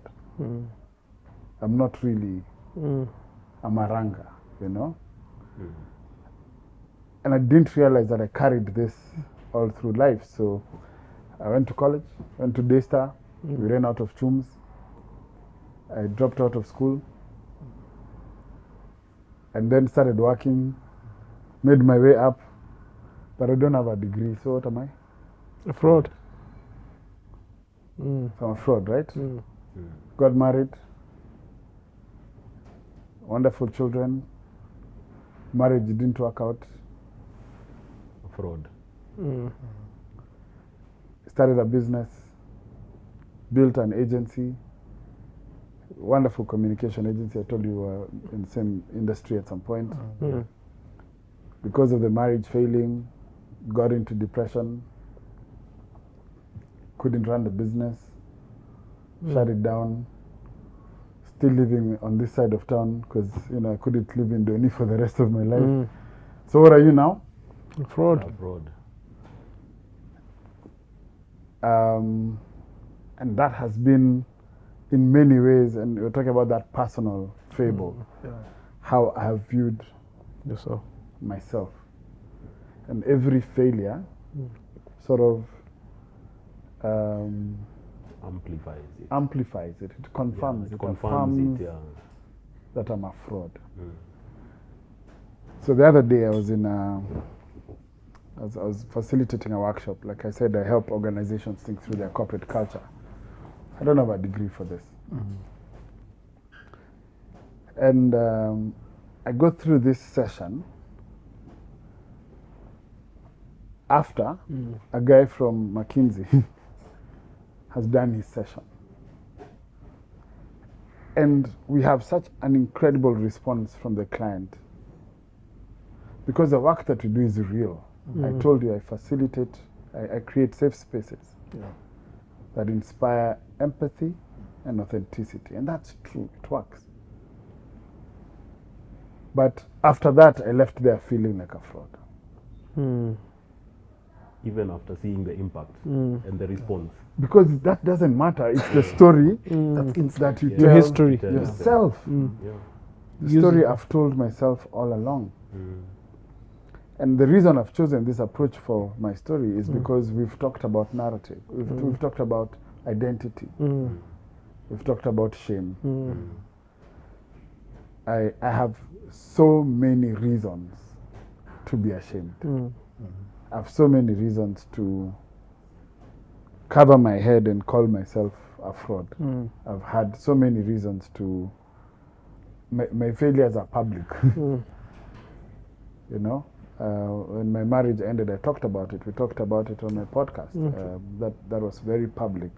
I talked about how my marriage ended. It was my choices, that got us to that space. And I've walked a life until very recently, regardless of all the work that I've done, even in therapy, church, programs that I've gotten into. It took me literally a couple of months ago to realize that imposter syndrome came from a place I've always felt like a fraud because I've carried a name that wasn't yours, where I was never allowed to belong. So from rejection. Yeah, it's powerful. Yeah. Rejection. But that is not the real story. I'm not a fraud. Of course. Yeah? That's true.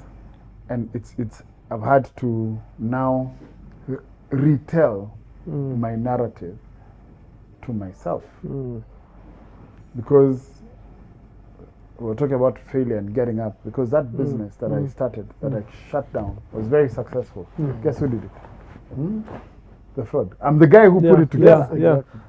I created jobs and career paths for other people. You know, every conversation that we've had on that podcast that we talked about has had impact and changed people's lives. It's not fake. It's real. It's real. Yeah, it's realer than having a degree and working at McKinsey. Exactly. Yeah. And I remember one day having a conversation with Dr. Oscar. Let me tell you what this guy told. This guy has taught me a lot of things. And one day I was having a conversation with Dr. Oscar, and with sort of, I can't remember whether it was after the Dirty Blueprint or maybe a corporate conversation we'd had, because we've been in a few stages together. And he was complimenting me for how I navigated a conversation. And I told him, you know, maybe I should study psychology. And the guy told me, no, don't. And he said, because there's something that I have that does not need that psychology class. Correct. It'll taint it. Yeah. Yeah. When you the kind of empathy you have now, maybe for someone who is going through a tough time. Absolutely. When you see that guy packing milk today You can relate. in a supermarket, you can't learn that. Not in a class. No, not in a classroom. And so so I think for me, how I wanted to tell my story today is that I've struggled with how I've seen myself, despite all the success, despite all the, you know, accolades accolades, and accomplishments, awards, and you know, because I carried this name, still carry it, that it came from a place that I did not belong. But let me turn that table a little bit and say, I have given that name meaning. Wow. And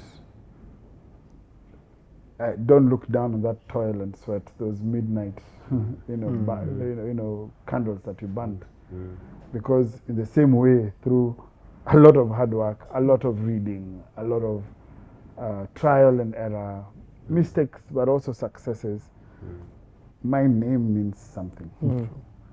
And now I have children who carry that name, and it's already opening doors for them. And I think, you know, to use you as an example, whoever the young person who's listening to this, doesn't matter where you've, what the foundation has been. You can give your name meaning today. And I can't wait to see what the Maranga legacy will be. Is going to be through my children, my grandchildren, your great-grandchildren, the great-grandchildren, and so on. We're building a dynasty. That. Amen. Sort of like a Maranga 2.0. There you go. Right? I've just a quick question for you, Amani. It's a very interesting thing that you brought up. You know, you don't give yourself a name in that instance, unless you didn't change your name. No, I didn't. You changed the meaning of that name. How did that happen? Is it something that you decided? Is it something you went through? So a couple of things, and I've had this string several times. So I met my biological dad when I was 18 for the first time. We've had this conversation, of course. And you need to understand, as a teenager, I'd spent my entire teenage life waiting for this moment when I'd meet this guy and he'd affirm me. Mind you, my mother has gotten married, so they were never married with my dad, and so, you know, she got married. So she's given me a father, whom I don't recognize as my father. Incredible man. Now I've named my son after him, and I'm waiting for this moment where I'll meet this biological father of mine, because that's the moment I'm looking for, you know, that identity. And we meet, and it's the most lackluster. Let me interject. Yeah. I think just for the viewers who are going to watch this to understand what Amani is talking about. And I know he's trying to edit his whole story. Yeah, just to... But I'll bring the relevant part to why he's talking about it being lackluster, and he'll pick it up. I think Amani had, by being given that father, he had created a perfect picture and a superior picture of his a fantasy You're of his Superman. biological father. So he was living with a father who Was not his superhero. was not complete, was missing everything, including his name. And so he didn't see how he could be And then the connected guy to is everything. Blake, me I'm a light skin, Yeah, so you know. like this guy, man. Us light-skinned guys Yeah, are yeah, that- up the rank. but the reality was that Amani had been setting himself up for an episode of unbelievable failure, because the people you create this fantasy around usually end up not being like Not that. living up to it. And Amani, you can probably finish what you're talking about, the failure, and then I'll there's an insight I've gotten from all your stories that I want to bring also, maybe that it can come out. Yeah. Hey, you're right, because so he ticked a lot of the boxes. Not the light skin one either. But he ticked a lot of the boxes. But I didn't feel in that meeting that he was that interested in me. And there are many reasons, but that's how I felt it, you know. And I don't know whether that's true of him, but for me, how I interpreted that. And I got back home, and for the first time, I felt alone. I realized there, I don't belong. This guy I live with, I also didn't feel like I belong. So from here on out, By himself. I'm by myself. I need to start creating for me. And I've had several moments like that, you know, growing up and living as an adult. But to answer your question about when this has really changed, I think clicking and understanding where the source was from. Because how do you explain this imposter syndrome after all I have done right and done well, despite all the failures? There has to be either a daimono that has just been not left, you know, just how do you explain it? But I think, and this is the beauty of therapy and tools that you get from To learn how to therapy cope, and to learn how to investigate, and interrogate yourself. to interrogate, to find that awareness. Because once I realized where it was from, then I realized, okay, so I didn't give myself the name, so I am not a fraud. Yes, exactly. I'm not in control. I'm not in control. Yeah. Control. And anyway, I, at my very big age now, cannot be blaming Yes. a name I was given 40-something That's years very ago true. Like a crutch. Yes. as a crutch for how I see myself today. So a decision has to be made. Exactly. Yeah. And now, if you bring spirituality into it, what does God say about me? Right? It is clear as day that I am His son. Because for as many as received Him, He gave them the power to be called children of God. And so, identity resolved. Now, if I am the son of God, in effect, I am a God. Not big G, small G. Yeah. A small g, God. I mean, that's your last. But yeah, I carry His DNA. Now, my guy, so I'm even playing small league. Because He who created the universe just by word, and I'm His child. And He gave you the power to do the exact Yeah. same thing. Like, how much more could I do? So Mambo Bado. Wow. So very interesting, gentlemen, because you've all given us some insight into your lives, and especially those things that you could perceive as adversity that you had to actually go through. Yeah. When I'm talking to young men, especially teenagers, I look to Hollywood because Hollywood has been able to successfully capture the imagination of 98% of young men. Yeah. Very true. And I'm not talking about girls yet because it's men who are here. Yeah. But how do they do that? They do that by creating superheroes. I don't know. Do you guys like Yeah. any of the superheroes? I love. Who's your I love favorite one? Thor. Thor, Yeah, 100%. Batman. Batman. Yeah, I'd have to say Batman. Batman, That eh? guy is too sweet. Yeah. Okay, great. Of late, I like Iron Man. Yeah. But if you look Good at choice. all these guys, Yeah. there's something about their story. All of them. There's not even one superhero who's a goody two-shoe kid, then No. whatever, apart from Superman. And now, of you said Superman. Spider-Man and Yeah. little Spider-Man also a bit kind of like, he's even worse. I don't Yeah, know. exactly. like what? High school, whatever. Yeah. But if you look at the story of the hero, the analogy of a man's life is normally carved through the eyes of a hero. Absolutely. Yeah. A hero is born under curious circumstances, many times supernatural ones. Yeah. They get parented by parents who can't contain That's their supernatural. their supernatural being. Then something happens that makes them realize that they are a superhero, and they spend the rest of their life suffering in that identity of a hero. That's true. I don't know if that resonates with any of you guys. So I'll tell you, it does for me, and I'll tell you why I like Batman, because in a sense there's that resonance, because he embraces his dark side. And for me, that's been such a countercultural conversation about embracing The dark side. the dark side, because you know Christians take the dark side to the cross, and there's nothing wrong with the cross.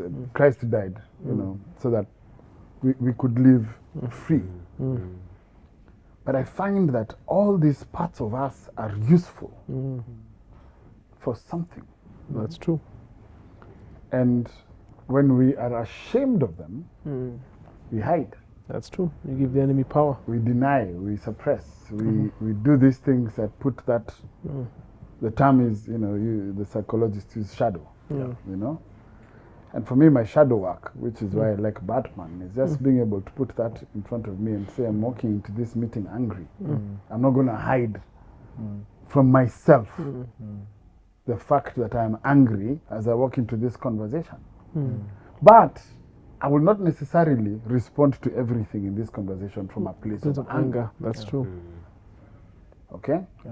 I will probably make other choices, but I will not hide from myself. Yeah. You'll be honest with yourself. I'll be honest with myself that I'm angry. And I think for me that, the superhero that I like, you know, Batman, is one that embraces his dark side in that way, so he doesn't hide, you know, that from himself. And I like that about it.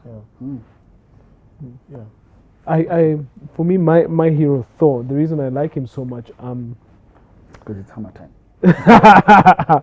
I think it's because when I see myself from the perspective of a son of God, and Thor was the son of a great king, Odin, and he was rude and arrogant, I can relate to that. That's who I was for very many years. Before what I would call my 7 years in the wilderness, there was a guy that I was. I had such high hopes and such a demeanor and overconfidence about myself, because I compared myself with, in high school I was a loser. Let me call it like it is. You know what I mean? I was a loser. I was a failure. I was an awkward kid. Very strange boy. After that, I used to remember feeling like I'm gonna prove to all these people how great I can be. I thank God for my grandfather, because he gave me a great example. He came into my life right after my father passed away, which is a critical time. Actually, right in that my father was sick and he was dying, and so in that transition, he came in and my father died, and so he quickly took up his role in my mind and in my heart, whether or not he knew it, but I believe he did, and so he gave me something to aspire to, and he was the guy who would always say, it doesn't matter where you come from, because he came from extreme levels of poverty and discrimination and racism. Like I said, the real racism, where you can't even buy land, you can't buy a cow. You're told black people can only buy goats. To break that and leave that behind him and not be stuck, because he was jailed, he was arrested, he was beaten for all that stuff, and guess what? He came out of it and and he became a great man. He achieved many great things, and that's something I deeply admire about him. And so he gave me a sense. He gave me identity. I didn't have his name, but I got someone to aspire to, because I realized, okay, my dad's gone. The only person who I guess you could say had the authority while living to do so is not there anymore. So I need to replace that vision with someone else. So going forward, so I looked at it from the perspective of my grandfather. I said, you know, I have this guy's DNA.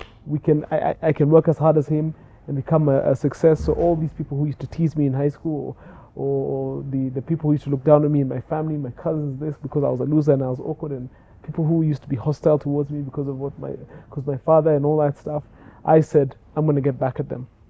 So I got into my 20s very overconfident, super sure about my trajectory. Was just, as in, there's nothing that's going to stand in the way of that. And I remember the beginning of the 7-year trials. I remember being knocked down. You know, there's that saying, you know, you fall down and I hit every branch on the way down. That's literally what happened to me. I fell down. First it was my grandfather dying, you know, and then after that it was one thing after another. They got taken away.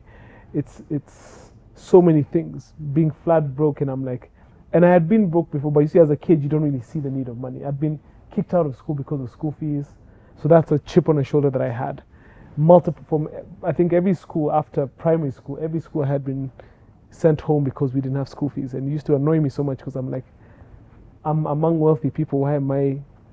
We're supposed to be wealthy, that kind of thing. So I had a big chip on my shoulder about that. So I had to prove to those kids that even if I was kicked out of school, blah blah. So all those dreams came crashing down. Yeah, and the 7 years was about earning, and why I like Thor is because that's what happened to him. He proved to his father that he wasn't ready to be king because of the way he carried and conducted himself, because he was impulsive, he was quick to anger, quick to violence, he wasn't wise. And at the end of it all, he went down he was crashed down all the way to earth, and he had to learn to be a different man and to earn the hammer that was rightfully he was the rightful heir to Mjolnir, but he had to earn the right to wield it. So his birthright is taken away, and a condition. You know, for birthright there's no condition. You're my son, I'm your father, Shika, Enda. But his own birthright was put on the condition. So I kind of related with where I felt like I have to earn my birthright, and so that I can appreciate it even more. So even if yes, my destiny is to be great and to be wealthy and powerful and all these things, I have to earn it so that I can respect it, so that I don't become the way Thor was before he went through his situation. And at the end, that's what I can relate with about Thor. That's why I admire him greatly.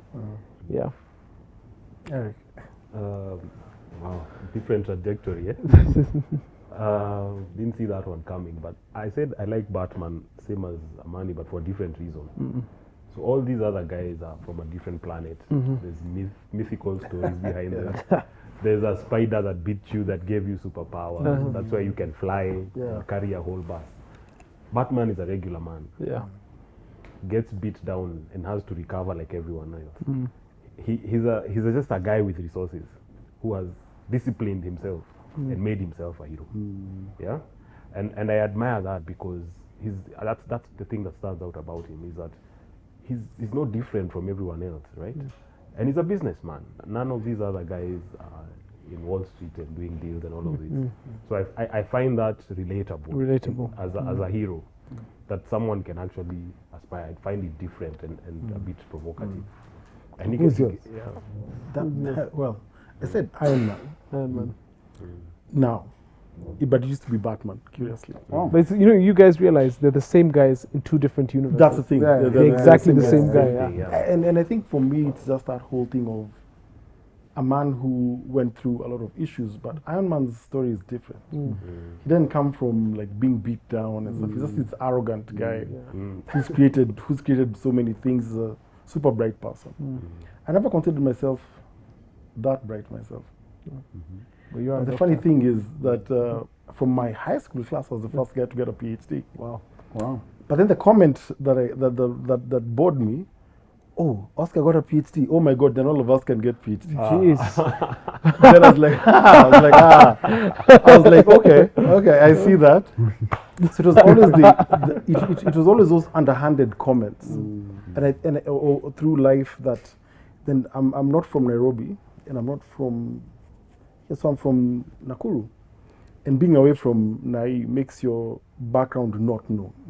Kind of like this mysterious guy from Sharks, and everybody thinks anywhere outside Westlands going like that, right? So of course they had no clue about the background that I'd come from, and so because of that, I told myself that idea of like identity, of being put down, of feeling like a failure, I didn't allow it somehow to color me. It didn't mean I didn't feel it, but that's what made me just keep going on without even thinking.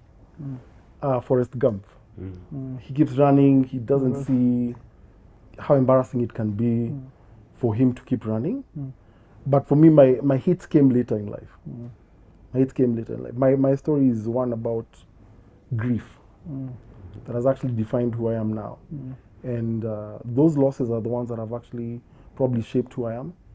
Amani knows, and in fact, in the middle of when I was losing my mom, we're actually talking with Amani. And I remember during one of the last drives to hospital to see her when she was very, very unwell, I think I talked to him and I cried. We were on phone. And I cried, and I was thinking as a man crying, you know, but I wasn't thinking like that because I was feeling safe. And when Amani says he creates safe places, it's true. That's part of the reason I told him not to become a psychologist. I told him, don't do that hogwash. You don't need any of those things to reach to another human being. And so losing my mom was a first placeholder for me. I'd experienced loss, you know, uncles, grandparents, but not a personal like that. And so when my mom passed, I thought the world was going to end. And yet I was already successful, doing my own things, teaching in a university and all that. Associate professor. Yeah, assistant professor. But I thought that was like, you know.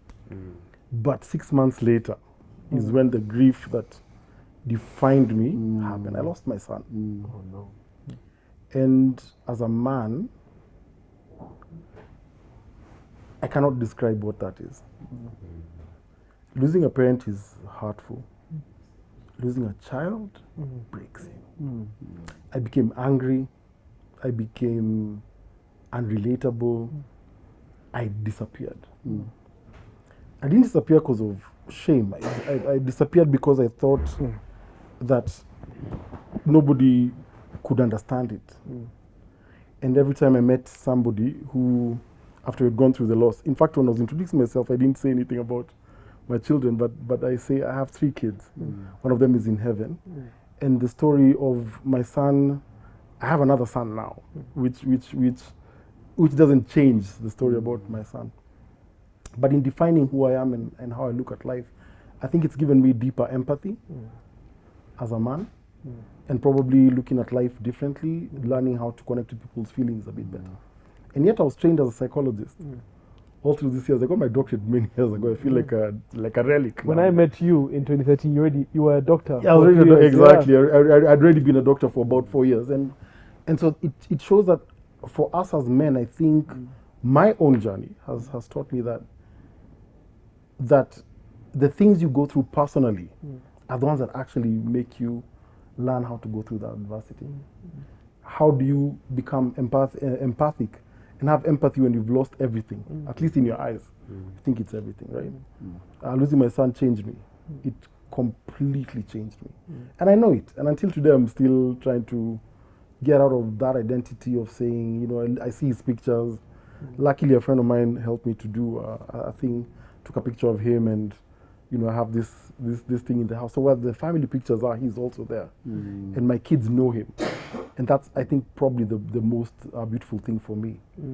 But in terms of life and approaching life as a man, the idea of those things that give people shame, me, I'm one of the shameless people that you'll ever meet.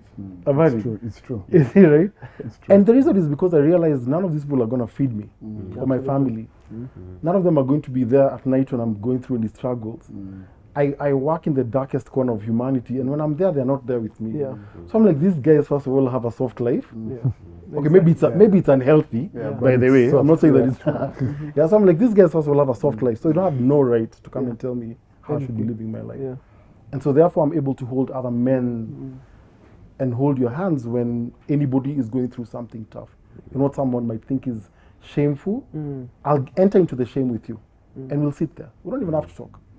But you know, Oscar, I think you are always that guy. Yeah. And maybe the grief Enhanced that you it. experienced allowed you to see yourself Yes, probably. as that person. Because I was with you in that entire Yes, period. yes, yes.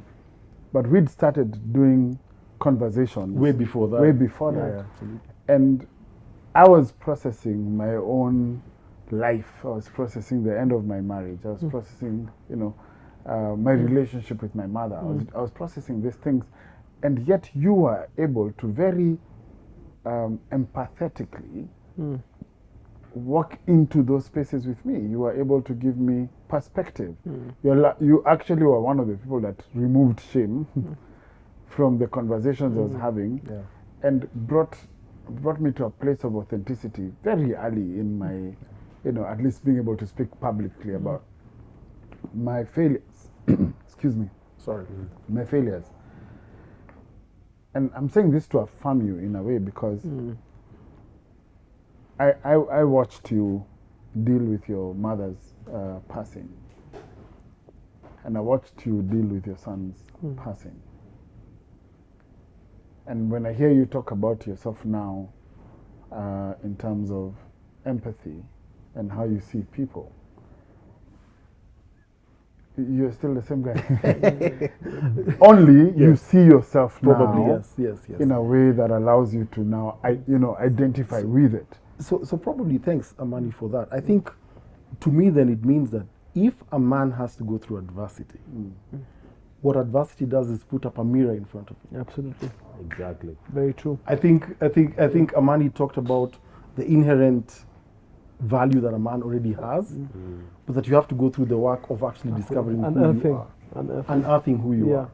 As opposed to when a woman already has the value that's already been told to them by many people. And of course, that's not to put down any women who have gone through a lot of tough things and situations and have not felt like they're worth anything. But that's the reality as a man, probably for us to see. So let me bring it to a close somehow, because I think we'll have also other questions from other people. How do we say where we are now, like in terms of like that?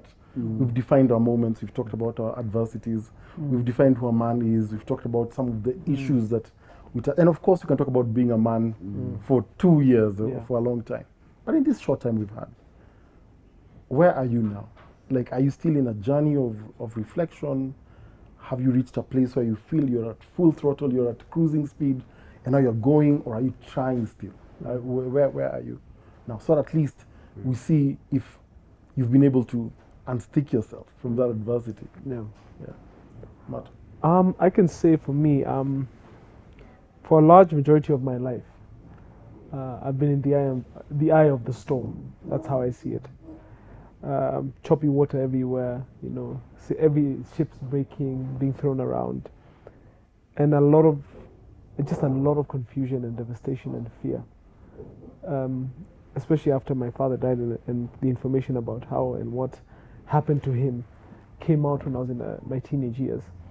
So I was thrown, and I've been in a whirlwind.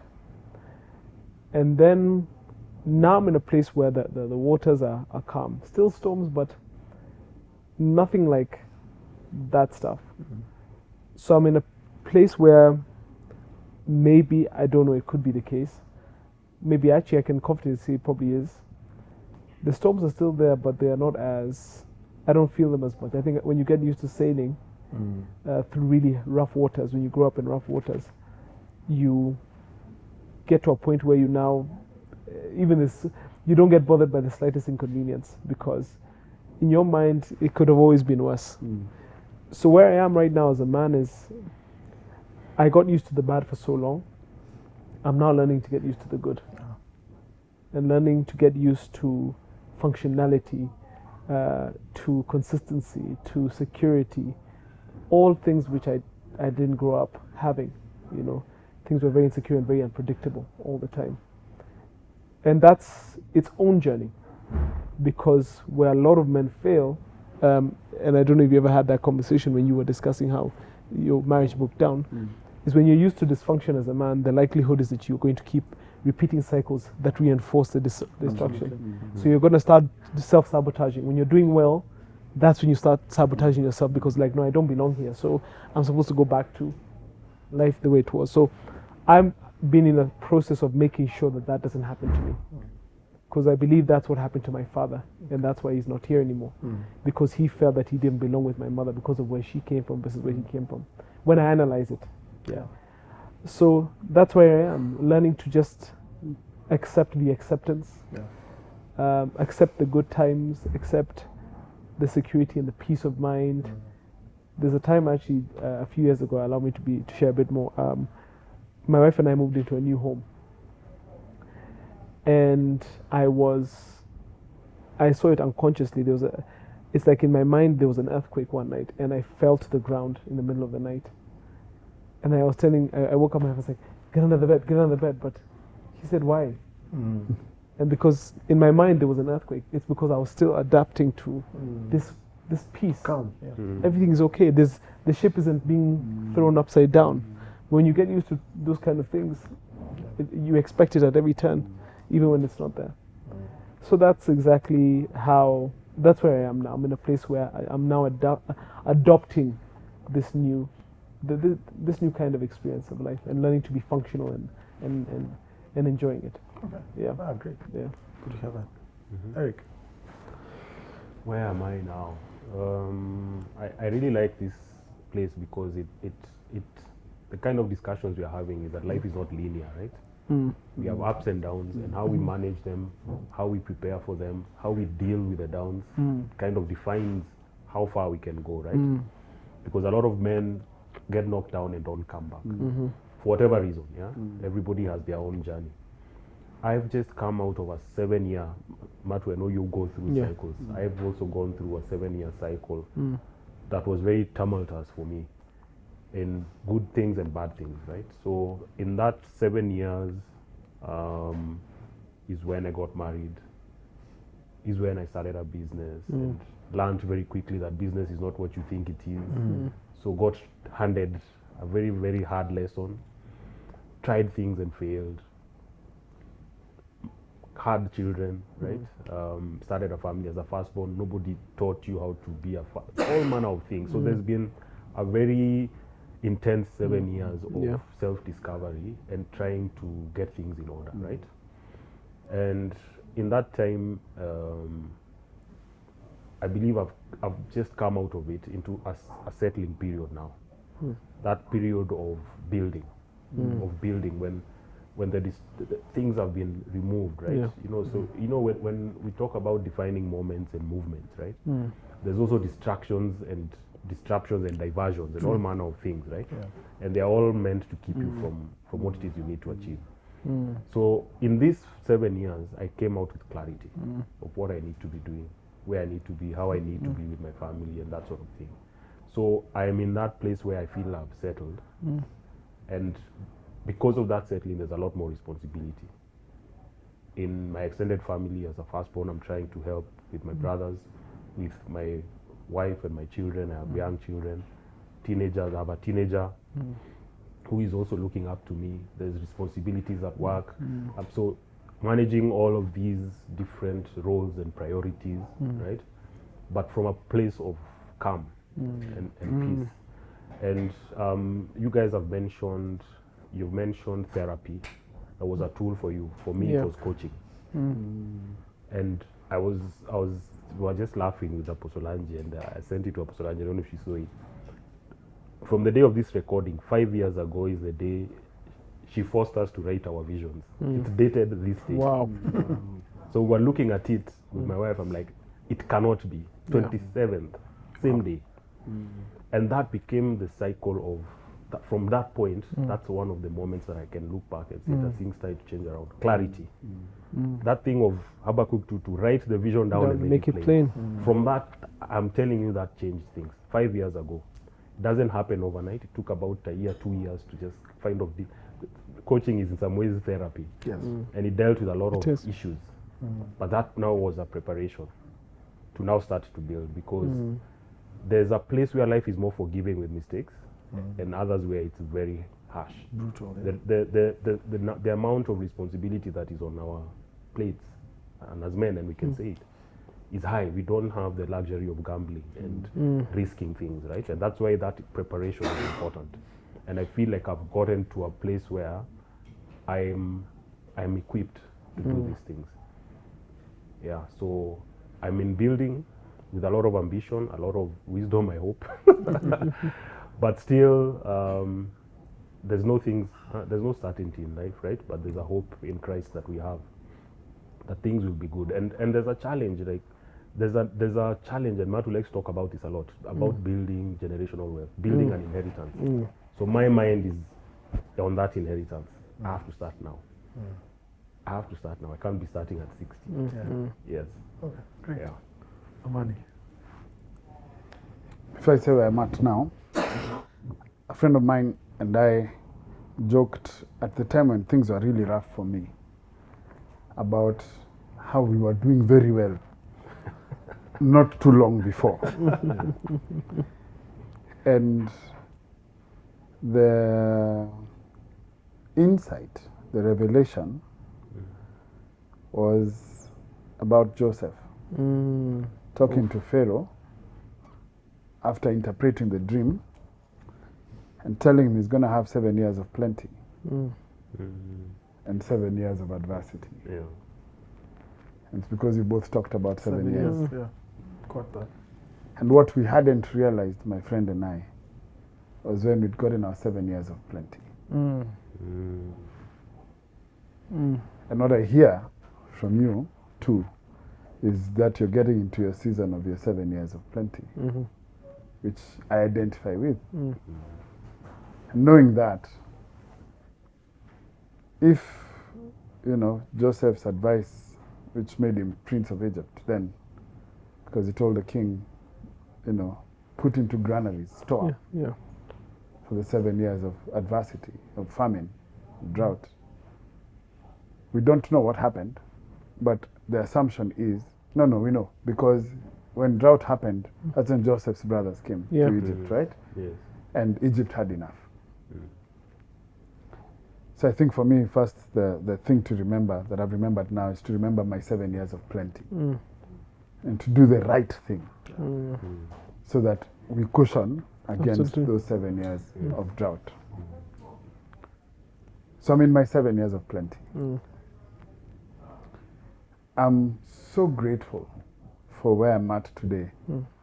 And let me first say, I'm very grateful for the adversity I've gone through. Because today I wouldn't speak with such clarity, authenticity, empathy if I hadn't gone through it. My life would probably be purposeless. And I feel very purposeful today. So I'm very grateful that I went through that and that I came out of it. I'd say if you're feeling stuck, first there is hope. I found rock bottom. Then I discovered rock bottom had a basement. Bedrock. You found bedrock. Found bedrock. Flintstones. But I remember fighting for myself and for my sanity.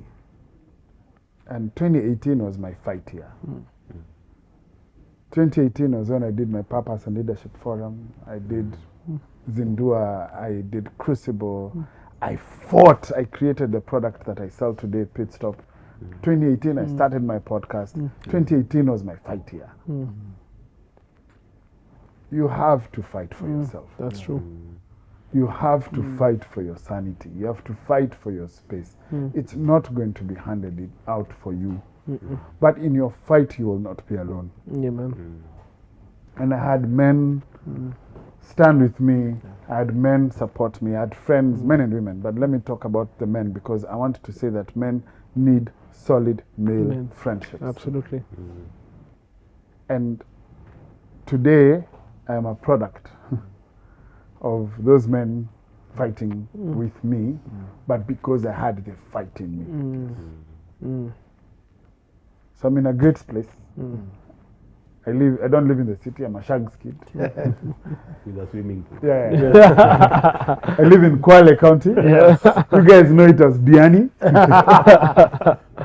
By the ocean. Well, not really by the ocean, but I get access in the vicinity. In the vicinity of the ocean. I get sea salt, you know. Majachumvi yankubali. I have amazing children and an incredible relationship with my children and their mother. I have a thriving practice of literally creating those safe spaces in the marketplace, as we call it. I have, organizations whose results, whose bottom line has changed because their teams work better. Because those teams have found ways that they can talk honestly and authentically with each other. They build trust with each other. They're innovative in their thinking. They're high performers because we're there. I have these spaces like this and the podcast and that I've created that men speak honestly and authentically for their own healing, but those of the people around them. So I am living my best life right now. But I'll put it this way as well. I don't climb mountains, and not one of those mountain climbers, those hikers. But the analogy I want to use is that it's a view from the summit. And I feel like I've reached a summit where I have this view that's incredible from a hard climb. But it's not the final summit, of course. And so it's like getting to Point Lenana, but there's Batian, you know? Exactly, And so I know there's more to climb, but I know how to climb. The first time is always the hardest. Exactly. The first time is always the hardest. So as I'm enjoying this view, I know there's more. And I know that it's going to be tough, but I know how to do it. And I'm grateful that I'm not doing it alone. And so I can't wait to see the view from the next summit. It's amazing. Awesome. That's really great. Gentlemen, I don't think... How are you? Where you Where are? you You're running are. away I from us. was trying to run away. No, I'm grateful. And I'm actually very thankful. I think for me, what the journey of my life has taught me is that if you have good men around you, men you can look up to, who are actually good men, you can learn both positive and negative things from them. And my journey, like Amani has said about having good men around myself, for me that has actually helped me. I have my brother, I have my dad, I have other men who've been there. Amani, we've had the circle of guys we've talked to, the men at MID as well. I mean, I've learned from every interaction I've had with men. I think I learned something new. Like today I've learned a lot of things. And I hope other people who are watching this can learn that. So I want to say that I'm happy. And I'm actually deeply joyful that those adversities have been there. It's not the last one. And what I've accepted is that it's a man's calling to be in the middle of the adverse. And then there's an analogy I had from, there's a story I had from one of the podcasts that actually taught me something. That cows and buffaloes behave very differently in a storm. You guys know that story? When a storm comes, what does a buffalo do? Runs towards the storm. Runs towards the storm. Yes. And when cows see a storm, they run away from the storm. But what essentially happens is that when the cow is running away from the storm, it takes longer in the adversity. Yeah, they get caught up. Because they get caught up and they run together. And so the storm keeps up, make it unravel, go through things. But once you go through the storm, it's faster. Like head on. It's head on, it's hard hitting, but you get through it faster. So what I do nowadays, I see it, I say, bring it on. They run I smile. through, I say, I'm not the fast man, neither am I going to be the last. That's Yeah. true. Yeah. There's Right? nothing we've gone through. There's that nothing we are the that first. is unique. Yeah, Actually, there's nothing Yes, unique yes, about it. there's nothing new under the Yes, sun. and yeah, it's Nothing true. new. Including all those other men who've gone before. Absolutely. So it means that if I have to be a man, what I now say, I accept. Yeah. When I was Don't appointed to fight be it. the chair of a board in the country, I was like, oh my God, imposter syndrome, why me? Oh my God, what? Today, I walk into State House like the guy who owns it. Bring it. I'm the buffalo. Wherever I am, I will make sure that responsibility bestowed on me is something that I actually take. Because like Amani has said, those 7 years of plenty will be there. But just know, right around the corner, there could be. Yeah. There might be adversity. As a man, for me, am I prepared? And I like to say, I am prepared. Absolutely. I'm prepared. And is it I'm prepared emotionally, Mentally. spiritually? Those are the most important. Absolutely. And you're To be- prepared to go through it. You know, a Yeah, lot to of go through people need to realize To go through. you're not being prepared to go and live there. No. It's a transit, you know, it's transitory. Yeah. Yeah. And I think the reality that things could change at any time. Absolutely. I think one of the things I've learned as a difference between speaking with men and speaking with women is that men seem to be a bit more realistic.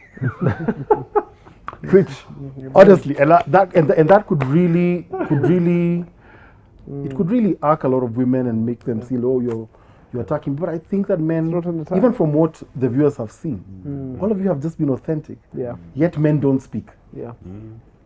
I think that you're more realistic in your own analysis Of self. of what life and your responsibility in it. But for women, it's a bit different. And that's a topic for another whole Next conference. episode. Next year. Next episode. Next year's Men's conference. That's for men's Tickets on conference. pre-sale. But not to say anything wrong about our sisters. I think that everybody is actually created their own way in the image of God. And I think it's just one of those differences, if I bring it full circle. Yeah. That one of those differences that we know we can go through adversity. Absolutely. We know we must go Go through through adversity. adversity. We know that a diamond is made from those three things: Exactly. heat, pressure, and time. And after, in the fullness of all of that, Absolutely. you can still call yourself a man, whether you're a CEO, Whatever whatever you are, Or packing milk. or packing Packing milk in milk. the in the you're supermarket. still a man. And that's what it is for. The rallying call to all men watching this. You're a man, you matter. And you will define the moments in your life, not because you've moved a generation by being the leader of that movement, but being a partaker in the movement. The requirement is you stand up and be counted. Absolutely. That's all. You don't have to be the leader. Yes. Thank you so much, gentlemen. That has really enriched my soul. It feels like therapy every time you sit with other men and have a genuine, authentic conversation. And to the viewers, if anybody has a question or a comment or something you'd like to be clarified as a result of our conversation, please feel free. Put in the comments, elaborate, tell us who you are, where you're from. We'll be very happy to respond to it. Thank you so much. And may God bless you immensely. Thank you.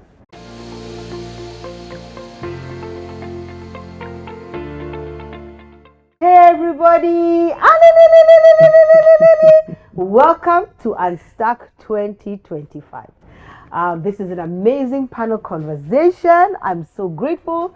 Teresa and Yvonne, it's such a pleasure to host you on the Unstuck platform today.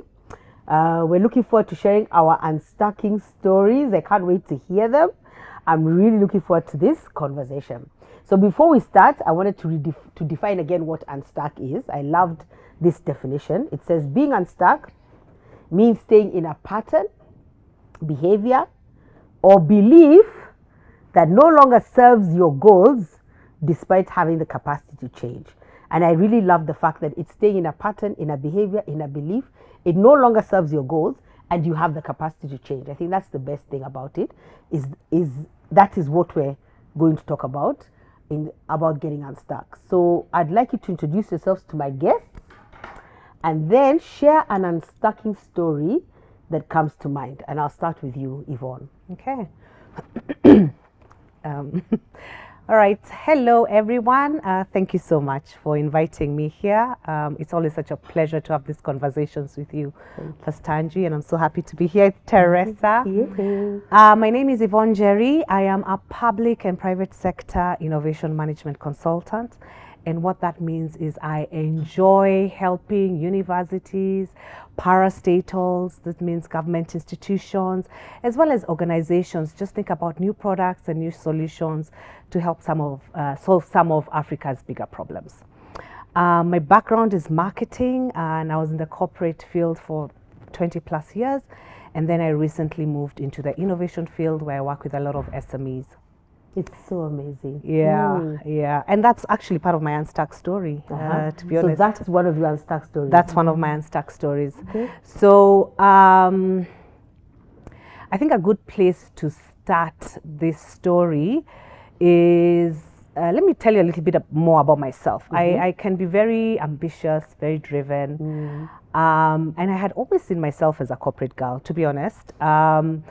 I've had entrepreneurship tendencies, like I want to start something, and sometimes I start stuff, and I failed quite a bit. So, I was not sure that I am an entrepreneur, but I realized later my thinking, my drive, I can be quite a risk taker, actually. I sometimes do things and then I think about them. So I do have the tendencies. But a few years ago, I'd peg it at about maybe 6-7 years ago. I listened to a conversation, actually some pitches that were being done at the Global Entrepreneurship Summit that Barack Obama came to open in Nairobi. And as I listened to startups pitching, I was like, okay, these guys have such great ideas, but they don't necessarily have the business sense, the methodology on growing those businesses. Wow. So I started volunteering my time to just help them think through businesses, markets, customers, what is your go-to market strategy. And then when COVID happened, I thought I need to, because I could feel like, there's a bit of a threat to lose my job. Maybe it was real or maybe it was imagined. I thought to myself that I need to figure out how to make this sustainable and how to commercialize it, how to monetize my gift. So I prayed a lot about it. I had a very good coaching conversation as well. And I decided to put this into perspective. Now, fast forward to when I got a redundancy notice at my nice American corporate organization where I had been for close to 9 years. Wow. What happened was I had to leave. But part of the Unstuck messaging, which I'm really grateful that I had the chance to process, was I realized looking back that God had actually been preparing me. So one of the areas I had to get unstuck was around my mindset. Because my mindset around my own personal identity. So my identity was very much pegged on my performance, on excelling in the workplace, in the marketplace. Maybe even your role and your title. Correct. My role, my title. And I had great ambitions of, being a VP or SVP as, I really wanted to climb the corporate ladder. And I also didn't have any illusions around entrepreneurship. I'd seen people around me who are entrepreneurs who are struggling. I was like, I don't want to be seen as a struggling person. So I really battled with it for a long time because I could feel God calling me to this space. But then anytime I was talking to SMEs or talking with startups, or when I went to do like a design thinking session at Clean Start with Teresa, I was really happy. And you come alive. Yes. If somebody is watching you, they know you for a long time. I have known you for a long time. When you start having those SME conversations, my goodness, it's like the whole of you wakes up and you're already awake. So now it's like it wakes up times 100. It's true. It's true. And I found even like if I do these conversations, I remember one time like I had a very long day and we're in Uganda, in Kampala, and we went to an innovation hub and I did this session like from 7 p.m. and I was energized. And that's when I started thinking, okay, there's something linked to my purpose here. So now when I knew I'm supposed to be in this field, I knew I'm happy to help and I'm happy to do it for free, but I have monetized it to help coach startups and mentor them and new businesses. And even now, what I'm doing with innovations that are super brilliant, I kid you not, you know, at universities, things that can actually solve a lot of the problems we have. From, I was saying, you know, this self-healing cement, to chemicals that help clean wastes, to organic fertilizers, just all these things. I realize that when I'm in that space, I am actually alive. And I feel fulfilled and I'm happy.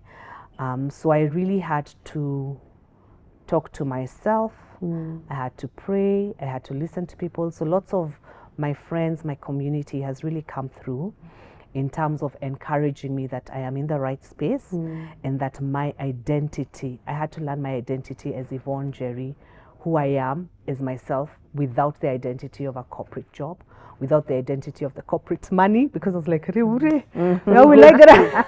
What are we going to do now? What are we going to do now? Yeah. And then also pulling my identity away from my children, because that was also something else that was really important to me.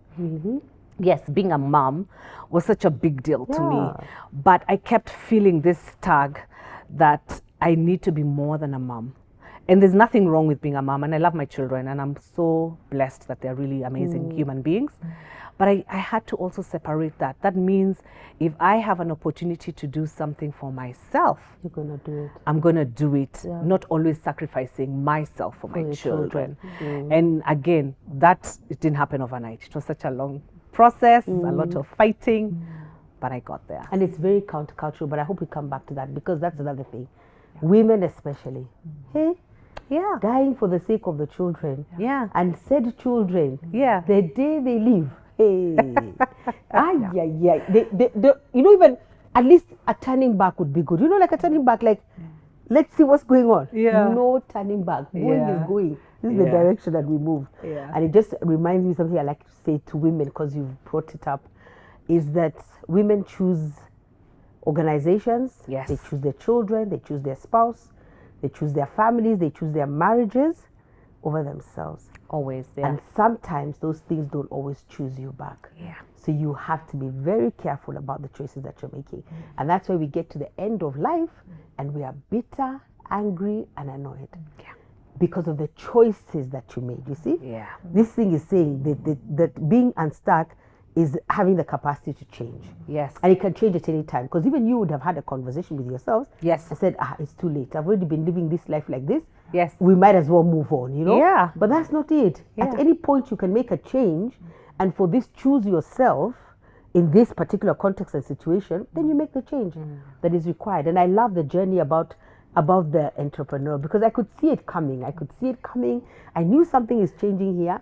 But you see, the other thing is that God does things for the greater good. This continent is going into what they call a youth bulge. And the only thing that's going to save us from that youth bulge, there are no more jobs, is entrepreneurship. I think. I have a great thing that becoming self-employed and creating opportunities for others is what is going to get us out of that. Out of that predicament where we don't have enough jobs, and we have a lot of people.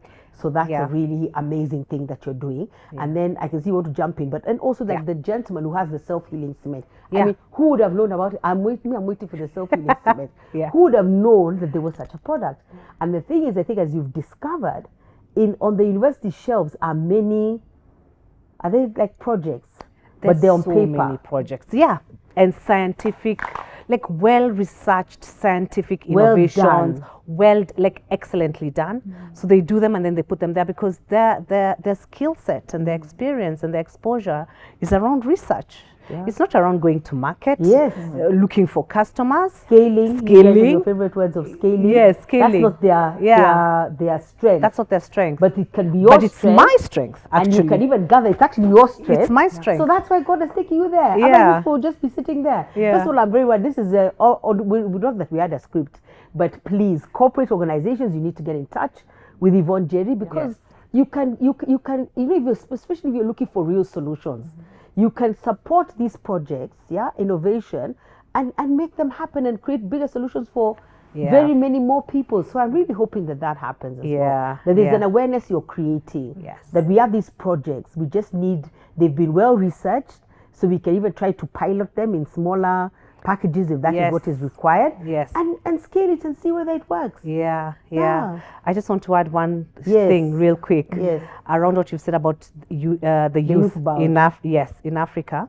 The reason I'm so passionate about them and about them starting their own things is because just by nature, young people are very creative. So are older people, by the way. But young people are very But creative, young I people, think. yes. So young and the old. So there's a middle place here where we're just trying to keep things moving, which is okay. We'll get to the innovative piece. But my point is, a lot of the organizations that are already there are doing things the same way because it is established to be working okay. But the problems we have on this continent, even if we keep throwing money at them, some problems will not get solved. No. Everybody, I believe strongly that the youth have within them the solutions for each and every one of us and for their generation or for generations to come.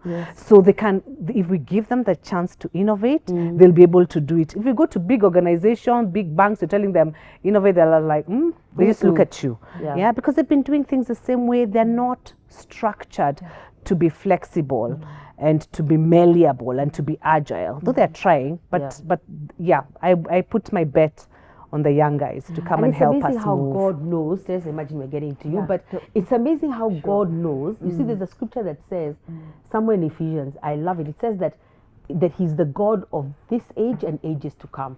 But it's amazing how He understands the ages, because there was going to come an age, like right now, I think we're in it, where these people, I don't know, Gen Z millennials, they're very structured. They think very differently. From the way that I thought or the way my parents thought. But that's good because this is their age. And that means they have the solutions to their age. They actually have those solutions. And even as I'm hearing you, I'm just thinking every organization needs an innovation department or innovation head, because we better start innovating. Correct. And because maybe sometimes big organizations, it's scary, they could start small. Just start small and pilot. You can pilot things and see whether they work. Then if they work, you can scale. You can scale, correct. This magic word of scaling. Scaling. You can scale it if it works, but you can test it. Because if the research has been done, let's do this. If we're doing affordable housing, we need the healing cement, the self-healing cement. That's what we need. Yes. We need a lot of innovation. But that is out there and that is already done in the universities. Yes. The projects are there. Theses. People have written theses which they're just sitting there, and we don't somebody just come and pick them up. So we need to pick them up and run with them. So this is really good. And you see, look at God. You need to celebrate Him. Look at you. Try to stick there with your 8 to 5 corporate things, and the world here requires you, Jenny. Really, so amazing. I can't wait to see the journey. Wow, Teresa. Tell us, introduce yourself to our guests. And then. Tell us an unstacking story that comes to mind. Indeed, and Apostle Angie, just allow me to weigh in a little Please bit on weigh what in. Njeri Please has weigh shared, in, because weigh in. sometimes, we've been trained to, wait for perfection, or, to move when all the ducks are carved in a row. That's when you move. But the world does not move for perfection. The world moves when there is momentum. The world moves when there is presence. Amazing. That courage to be seen. Even when you're not, even when it's inconvenient for you, but you're courageous to be seen and be. And the world opens up for you, and that's what it rewards. It actually rewards initiative, and not let this fast be perfect, let it be palatable, let me be politely invited. Those are not and funny enough, that's how we have been trained. But the world today, as you say, Apostle Angie, and led by the Gen Zs, and it's moving courageously, boldly, which I believe is going to unstuck to the theme unstacking, which I believe is going to unstuck very many areas of our lives. So it's such a great honor and always such a privilege to be with you, Apostle Angie. 13th Unstuck Conference. Imagine. Oh my goodness, this is that moment for that tambourine. I know, the tambourine is here. Yes, because wow. Unstuck 2025. Imagine. Such a great honor to be here. Imagine. And I'm Teresa Njoroge, very privileged to lead an organization, the social enterprise, Clean Start Africa, where we work to empower justice-impacted women, girls, and children, and to see to it that we do not have the over-incarceration of women, especially due to poverty-related cases. We believe that justice begins where inequality ends, and we're really working towards empowering the marginalized, the poor, and the vulnerable. So that's my day-to-day. Very excited about it, and to an unstacking story. As Njeri was sharing hers, it actually got me to think about my unstacking moment when Clean Start was transitioning from a small startup to now this buzzword around scaling. Now the thing is, growth does not announce itself. Wow, Teresa, that's notable. Growth does not announce itself. It doesn't say, hello, it's time to grow. Growth shows up. Wow. And when it shows up, growth is messy. You know, again, to the point of we need things well calculated. You need to be in control. You want to be in charge. And as the founder and the CEO, I mean, this is my passion, and I know exactly where we're going. So when the growth moments happened, I was stuck in the face of, I know exactly how we're going to grow. I have the strategy. I know who we're going to grow with. I know how this is going to go. And then a shock on me moment coming. I wasn't ready, Apostle Angie. Njeri, I think that's the moment I really needed you. I was not ready. So first and foremost, the people who start with you at the very beginning, in most cases, are not going to go with you all the way to the end. It's so crazy, truth. But they are in your strategy. You're a lover of people. You've invested so much in them. And excuse me, this strategy of mine, we are going with these people. But guess what? Growth is saying, no, you ain't. They're coming up to here. And they can't go any further. And they are not going any further with you. And yet they're part of your growth strategy. So you've got to unlearn. But it's not just the unlearning. And there's just so much around that getting unstuck to honor growth, because it's being obedient to truth. You know, boldness is not bravado.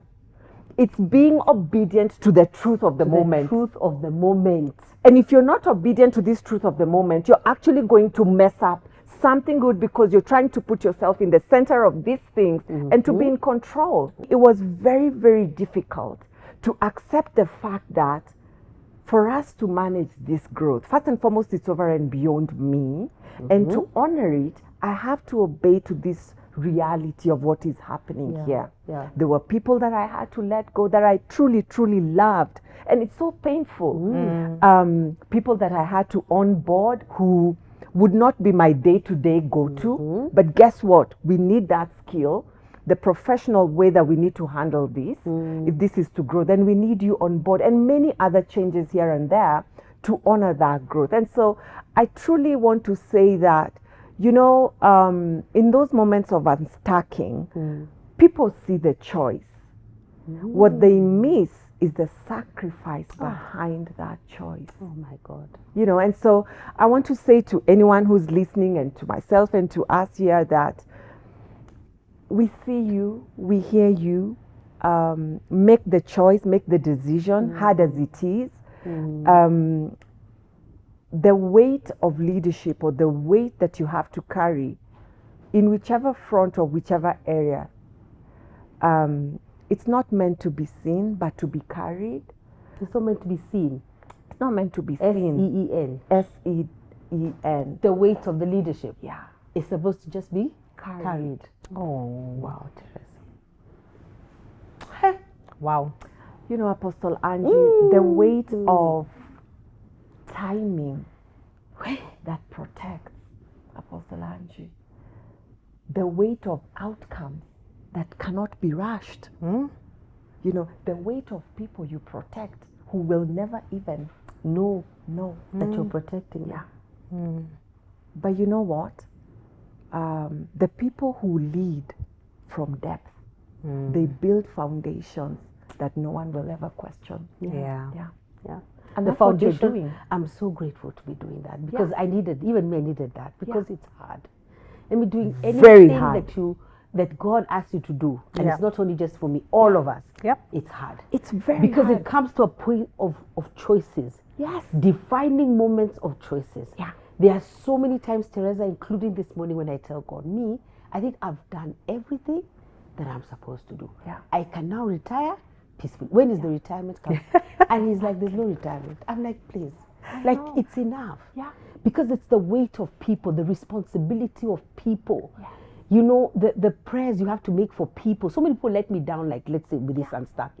This morning, he made me pray for them. I couldn't believe it. He made me pray for every single one of them and said, you know, there were blessings they were supposed to get, so you are now going to decree that they receive those blessings. I'm like, wow. But it's that weight of leadership. Yeah. But the more I grow also, the more I understand that I don't even have to tell you I prayed for you. Yeah. Because it's my responsibility to carry the weight. Yes. It is your Whether you see it or not, doesn't matter. Exactly. My role is to carry the weight. Yeah. And you've just brought something so amazing, the weight of leadership. Yeah. The weight of leadership. Yes, the weight of leadership. My goodness. It's quite something. It is quite something. Indeed. But also finding moments to get unstuck. Anyway. Yes.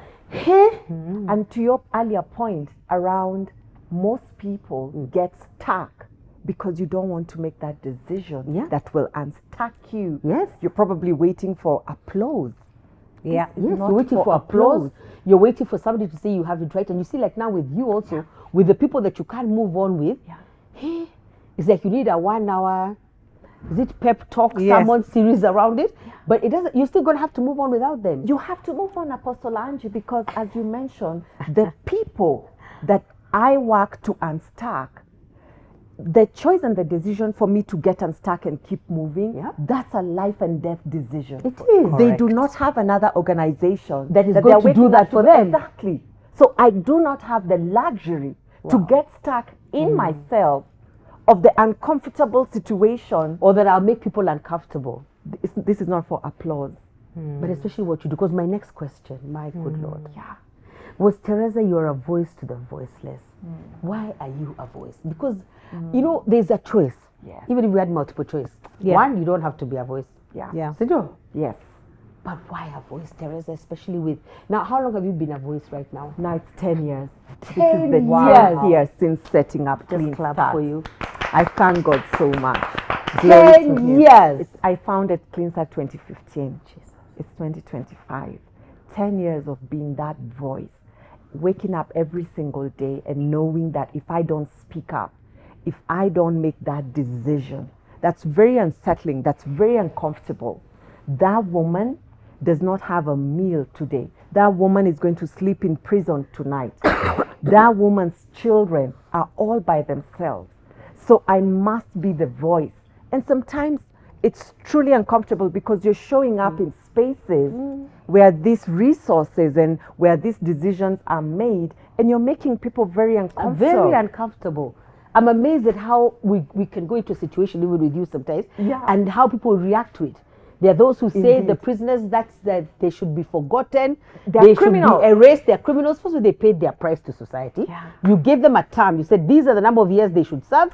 They have done their service. So it is enough. You cannot continue punishing somebody forever. So I'm always surprised at the antagonism that people have towards them. And then sometimes pleasantly surprised the people who want to help them.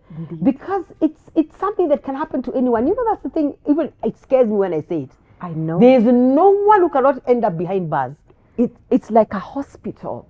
If you're just the grace of God that you haven't landed where you're supposed to land. So anyway, you know, Apostle Angie, that reminds me of the lens of bias that we wear. Oh, we really wear a lens of bias. And oh my goodness and feeling so good and so great about yourself. Oh my Not word. understanding it is the grace of God. Every day is a miracle. Healthy. Having the job that you're having, and to your point, Njeri, about identity around being in the corporate sector. And I remember when I was in the corporate sector, because that's where I worked before I got into social entrepreneurship and social justice. And I as well could not define myself outside of the title corporate and job. within the corporate sector. And again, these lenses of bias keep us stuck. You know, They really keep us they stuck. keep us stuck. And here I was, God was sending me in through an unjust journey to meet a demographic that's forgotten, criminalized, the poor, the vulnerable, who, you know, God is looking at them and saying, who can I send to unstuck them? These ones. But I'm so stuck in unstacking myself and in myself, going in there with such a biased lens of, please don't come anywhere near me. I have been incarcerated unjustly. I don't care about you. All I want is to get out of here. Until that stillness. And that's to another point. You cannot get unstuck in the noisiness. And you know, we live in a world that celebrates noise, movement. So when you're still, it's like, why are you not moving?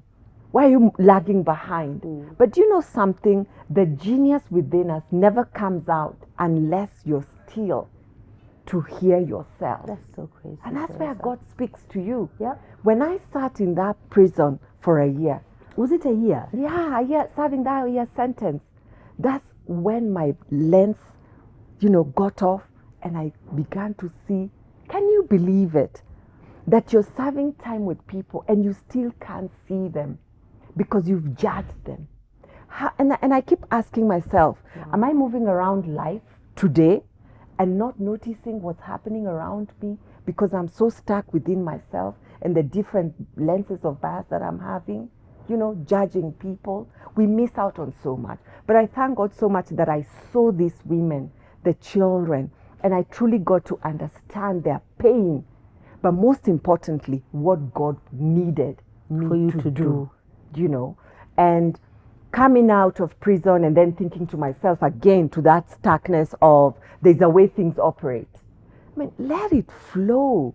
Surrender and let God guide you.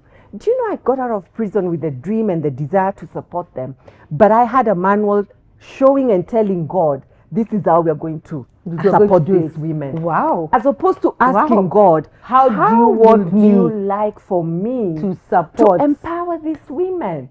And again, to that starkness of, I want perfection. The world does not recognize perfection. Let me tell you something. As you're there doubting, someone else is making the decision. Somebody else is making it. Somebody's making the move. Someone else is making the move. Right As now, you're they're keeping making quiet, someone else is filling this room with their story. Imagine. I want to add something Wow. here. Yeah. Apostle Angie, I love what you said about your 1 year. And what's come to mind is, I think, for sure for me, I was going to say, you know, for most people, there's a wilderness experience that helps pull you out of whatever is sticking you, or you're insisting on being stuck to. You know, you're the one. So I'd say even for me, I had about 3 years in my previous job, which was really painful. Yeah. And I couldn't explain it. There was nothing different that I was doing. I was still applying same campaign mechanics, same everything, but I had such a tough time. It's like the grace that I used to have for my roles just wasn't there. But when I look at it in hindsight, I realize one of the things that got broken for me, number one, which I've alluded to already, is that identity. So I stopped identifying myself as, you know, when campaigns don't work or when people don't listen to me, am I still Ivonne? Am I still Yvonne Njeri? Am I still myself? So when I don't have a voice, how else can I get people to hear me? So I had to like reinvent myself. But that breaking for me, that's what helped separate. So by the time now I was leaving, I actually didn't have the identity crisis. Wow. And I realized I also used to see people differently. Yeah. So I look at corporate people as my peers and anyone else as maybe a little bit less than. Can see how bad I was. You're as bad as everyone else on that other side as well. Don't worry. That's why they see other people lesser than them. Less than. Because I don't have the role, I don't have the money, I don't have the flashy things that go with it, so other people are beneath me. So that one for me got broken. And what that has done is then it's allowed me to see the talent and the skills in people right now. Yes. So I'm seeing so many guys, for example, in government parastatals that are very smart. I was like, Allah, you guys are smart. Then they get offended. Then they get offended. Because even me, that's a statement. Like, I think government has smart people. It does, doesn't it? They do. And they're like, excuse us. But yeah, you know, because I couldn't see that before. Yeah. Or even people depend, even how they're talking, how they're dressed, it doesn't mean who they are. Yeah. They actually have a lot to offer. And possibly even much more than I do. That's so true. And then the other thing for me that is really striking me right now, what you're saying, Teresa, around the injustice, the injustice that's there, is I've gone through an experience recently where I am being falsely accused of an injustice, and for me, what has every time, even when I pray for myself, is I keep thinking about people who don't have the means. Exactly. They don't have the exposure I have. They don't have access to people like I do. And for me, that is a direct relationship to what I'm doing in the marketplace. Because the more we empower people to build businesses, the more money they have in their pocket, the more they have the opportunity to take the children to school, the more money they have to fight injustices. So it's sometimes we criminalize money. And you think, you know, unless, you know, I don't know what I'm doing, you know, I'm encouraging people to make money. Money is not evil. Money actually can be used as a tool for good. And we need to help each other and build each other even around the money space and stop criminalizing it, because it can actually save people's lives. So so that's why I'm going to talk to you after this as well. I think there's something we want Which we could need see, to because do. I know a little bit about your injustice situation. You know, it's because it's the way you look, the car you drive. That's why they haven't gone the extra mile. If you did look like that and didn't have the car that you drive, you'd probably be inside a jail cell right now, Jerry. I promise you. It is the way that we look that stops us from getting into some of this trouble. And it's so bad, because one of the things I wasn't going to go there, but let me go there like now. Can you imagine, like, with the women that, because Teresa is called to the women, the girls, and the children. You imagine when the woman is incarcerated, imagine your children don't know where you are. Imagine, you know, you're just, you go like grabbed. That's the end. So your children don't know where you are. And the first time the children, especially, us guys, in the way we live, maybe somebody will come around them, but in the underprivileged areas, that is the first night of predators. That's probably the first night your children are raped. And there's no mom, and nobody knows where mom is. Mom went in the morning to look for food. She's not come back. She didn't come back. So first night you're alone. Usually that's when the predators strike. So that's the first. So your incarceration, wrongful or right, is probably the first time your child was raped or sodomized. And they begin that life, because where is mom? The protector is not there. She's gone. So that's why we have to think about what do you mean? You just grabbed a woman off the street. You have no responsibility to speak anything or to find out where her children are. Her whole life just goes down in shambles, and you impact her children.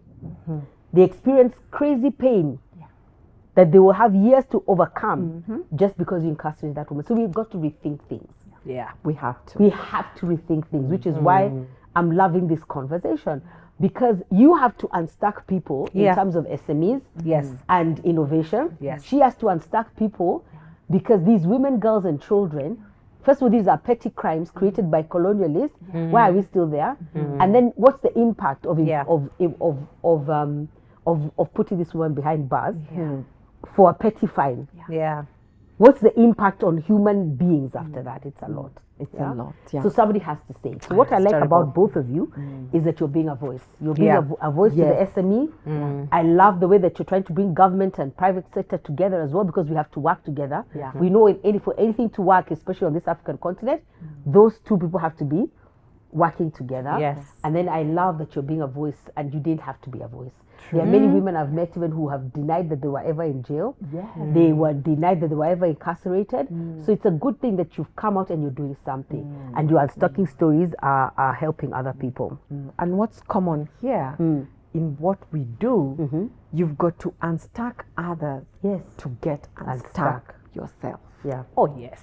You have to. Oh, yes. You have to. Oh, yes. You have to. You have to. Wow. What do you discover about yourself on the other side of unstacking?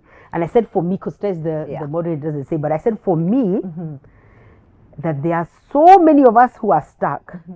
Learning from each other helps. and then we move better. Because even when I go back to the Global Summit, it's sitting in that space that your mind got unstuck. Yeah.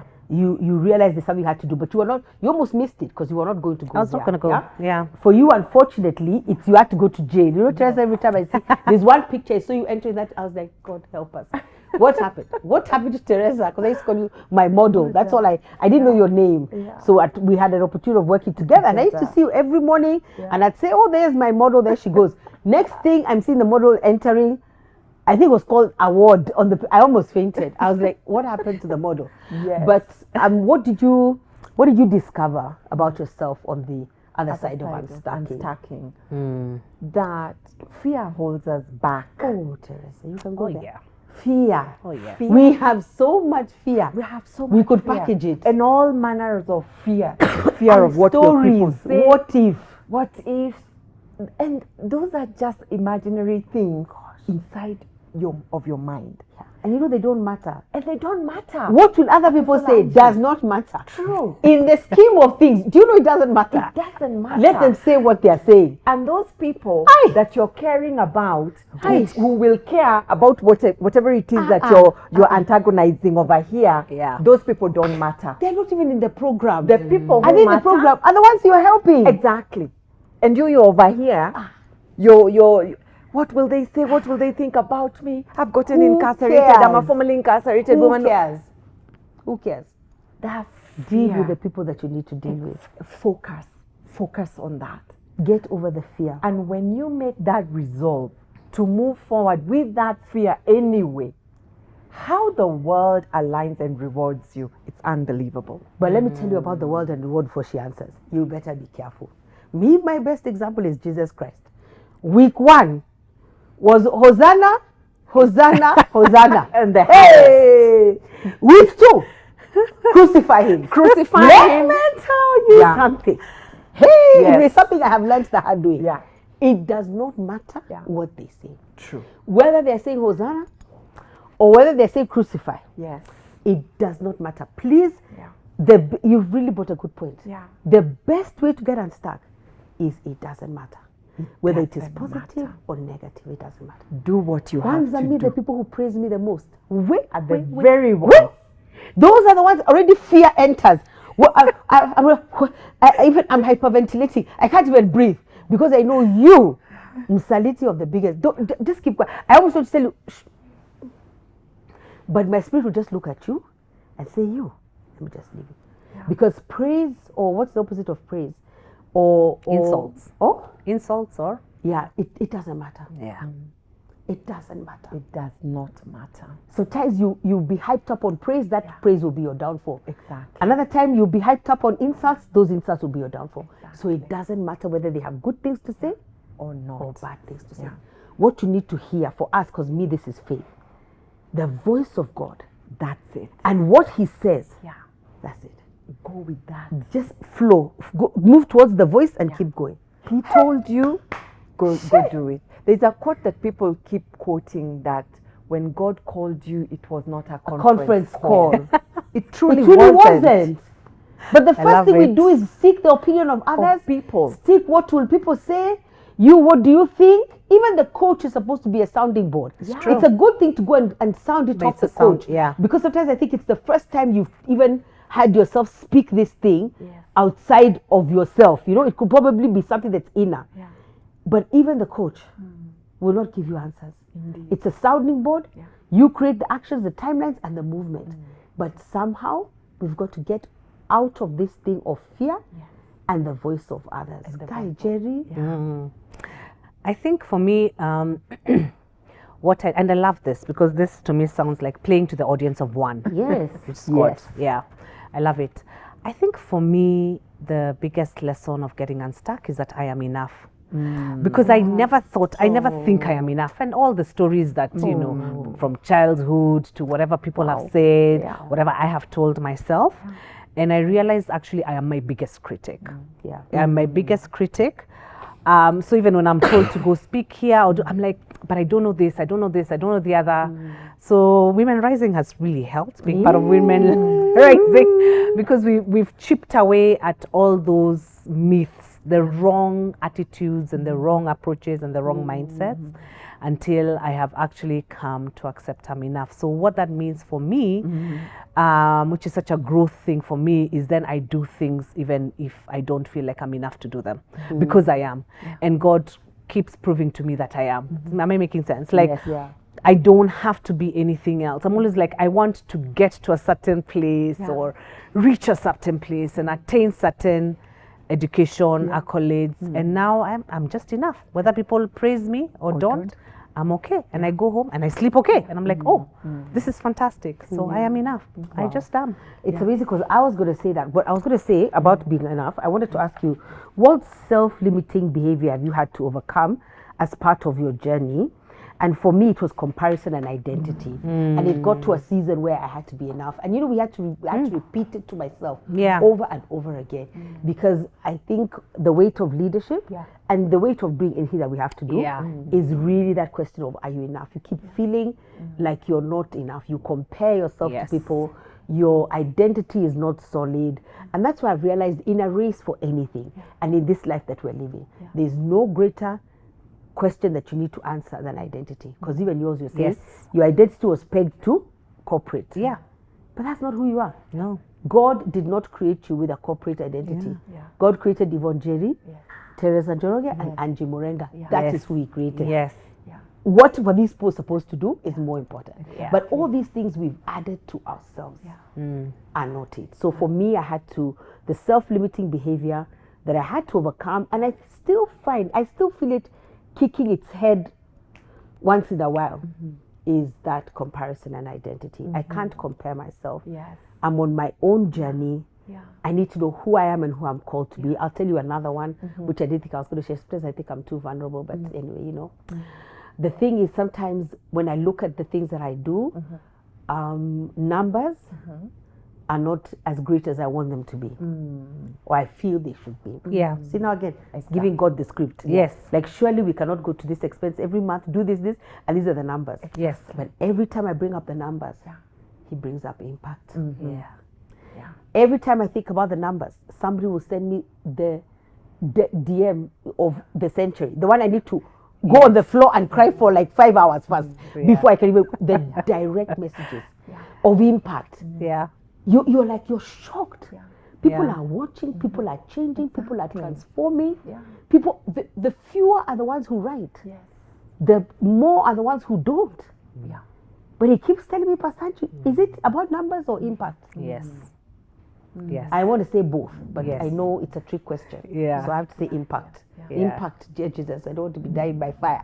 Impact is the number, but impact is it is amazing how many people are transformed, how many people write to you and tell you. So I think that's a self-limiting behavior is one thing. I think there's a way that we are perfectionists. We want things to go this way. We have a script for God in how this thing should go like this, but that was mine. You guys any? True. And that's a very powerful one on metrics. What metrics? And who defines the metrics? Hey, see me, I'm the one defining. But God has defined metrics for each social enterprise or for each calling. And it's so unique. I cannot compare my metrics to Njeri's metrics of what impact is. She could see 1,000 SMEs to transform 1,000 women coming out of incarceration. You've dealt with traumas, you've dealt with like the kind of unstacking you're trying to do. I know. So I cannot go to, oh, Njeri has done 1 million. Oh my goodness, and I'm still at 2,000. But look at 2,000 of who? Exactly. So at the end of the day, that societal comparison of different kinds of metrics I think also keep people unstuck. You're an individual, you're unique, your calling is different. So I love where you're at, where God has spoken to you about your kind of impact. For me, it's around this area of resources. Has been a very limiting area for me, because one of the reasons why I followed my father's line of calling into banking is I would see, oh my goodness, school fees is always paid on time. Provision is always done on time. We are so, oh my gosh, this is amazing. My mom always comfortable in the house. I was like, this is how I'm going to make sure that in life, I will never be lacking or, you know, that kind of stuff. And then I was like, I'd really love to empower my nuclear family, my parents, my siblings. This is what I want to do as I am empowering myself. So God allowed me for a while, and my dad was really against it, but God allowed me for a while. He really was. He kept saying, don't take this course, Teresa. I don't think banking and finance is really for you. Let's try other things. And he tried to talk to me, but I couldn't listen. I want to be like my dad, full stop. It's tried, tested. I can know where I'm going 10, 20 years to come. Wow. And it was around the resourcing area. Yeah. Wow.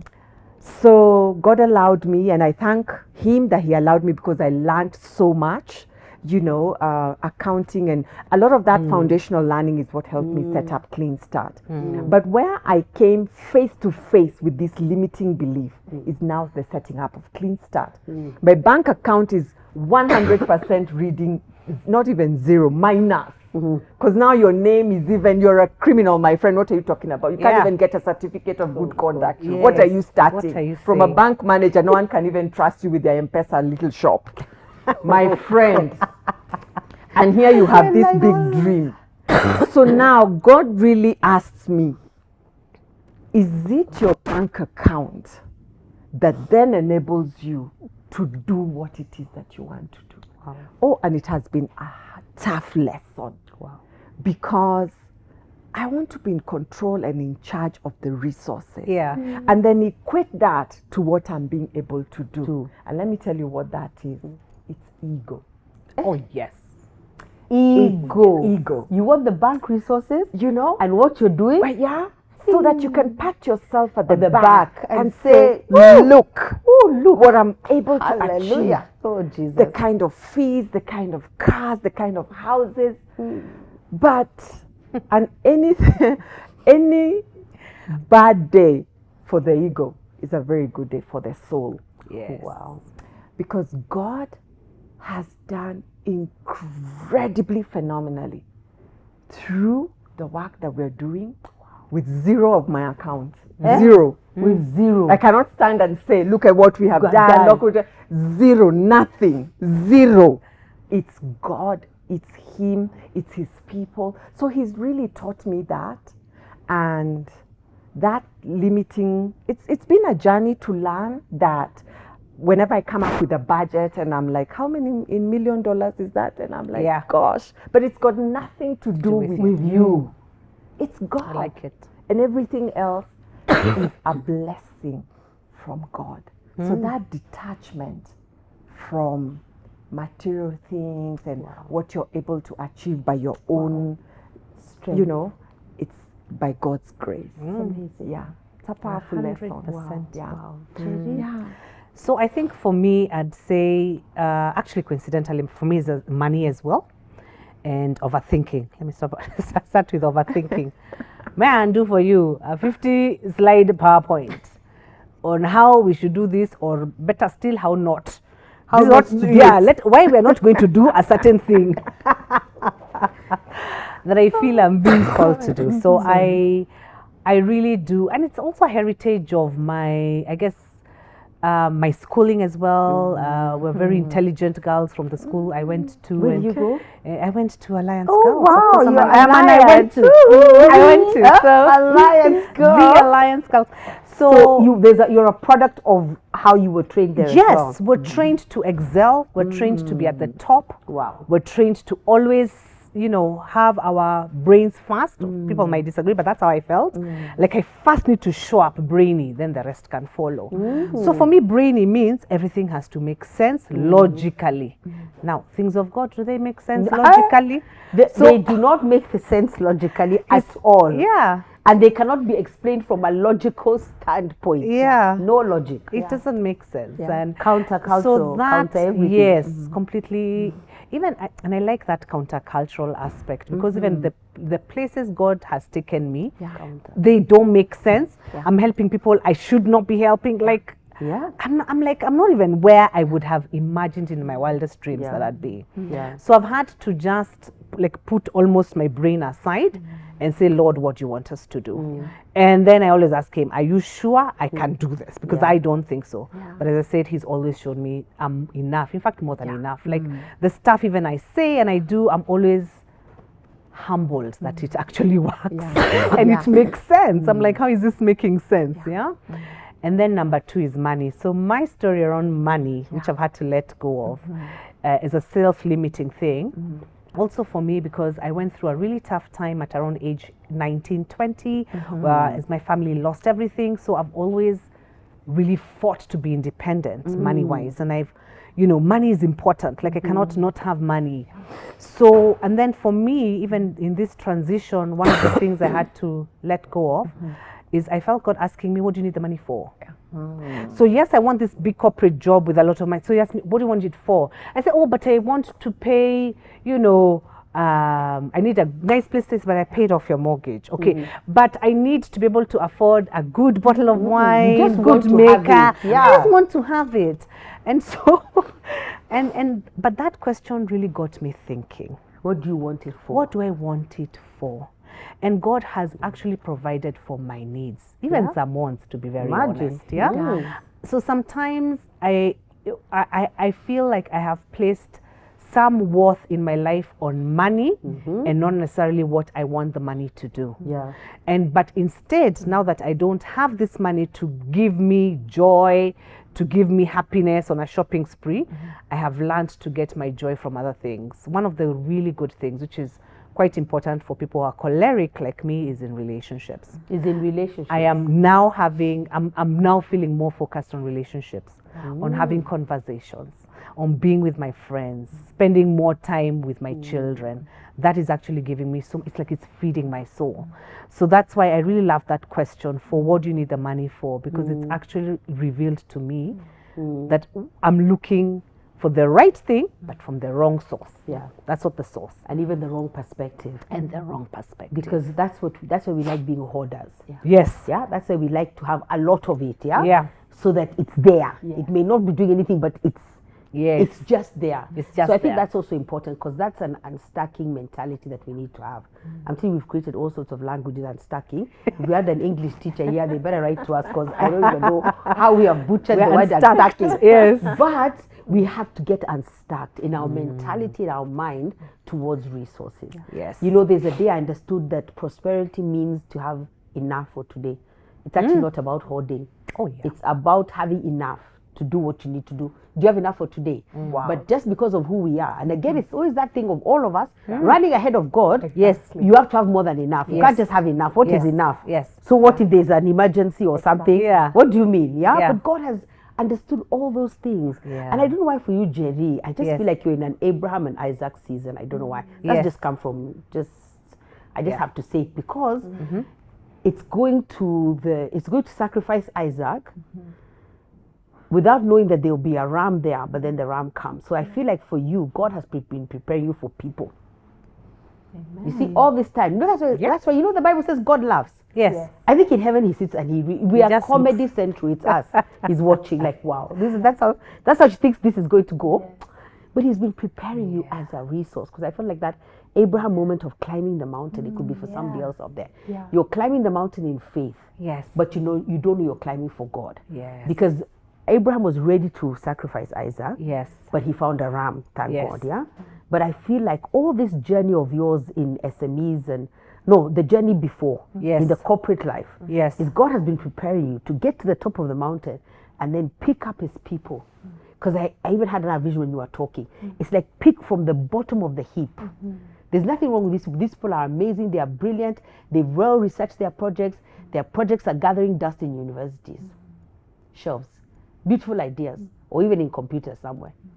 But God requires them to be picked up, unpacked, and taken to the next level. It's even in couples or even organizations in partnerships. One can be a visionary, one who has to execute. You can't both be visionaries. Because the visionary has grand ideas, but somebody's got to do the work. Yes. So I feel like that's what God is doing. Because I keep seeing this hand going to the bottom of the pile and picking them up.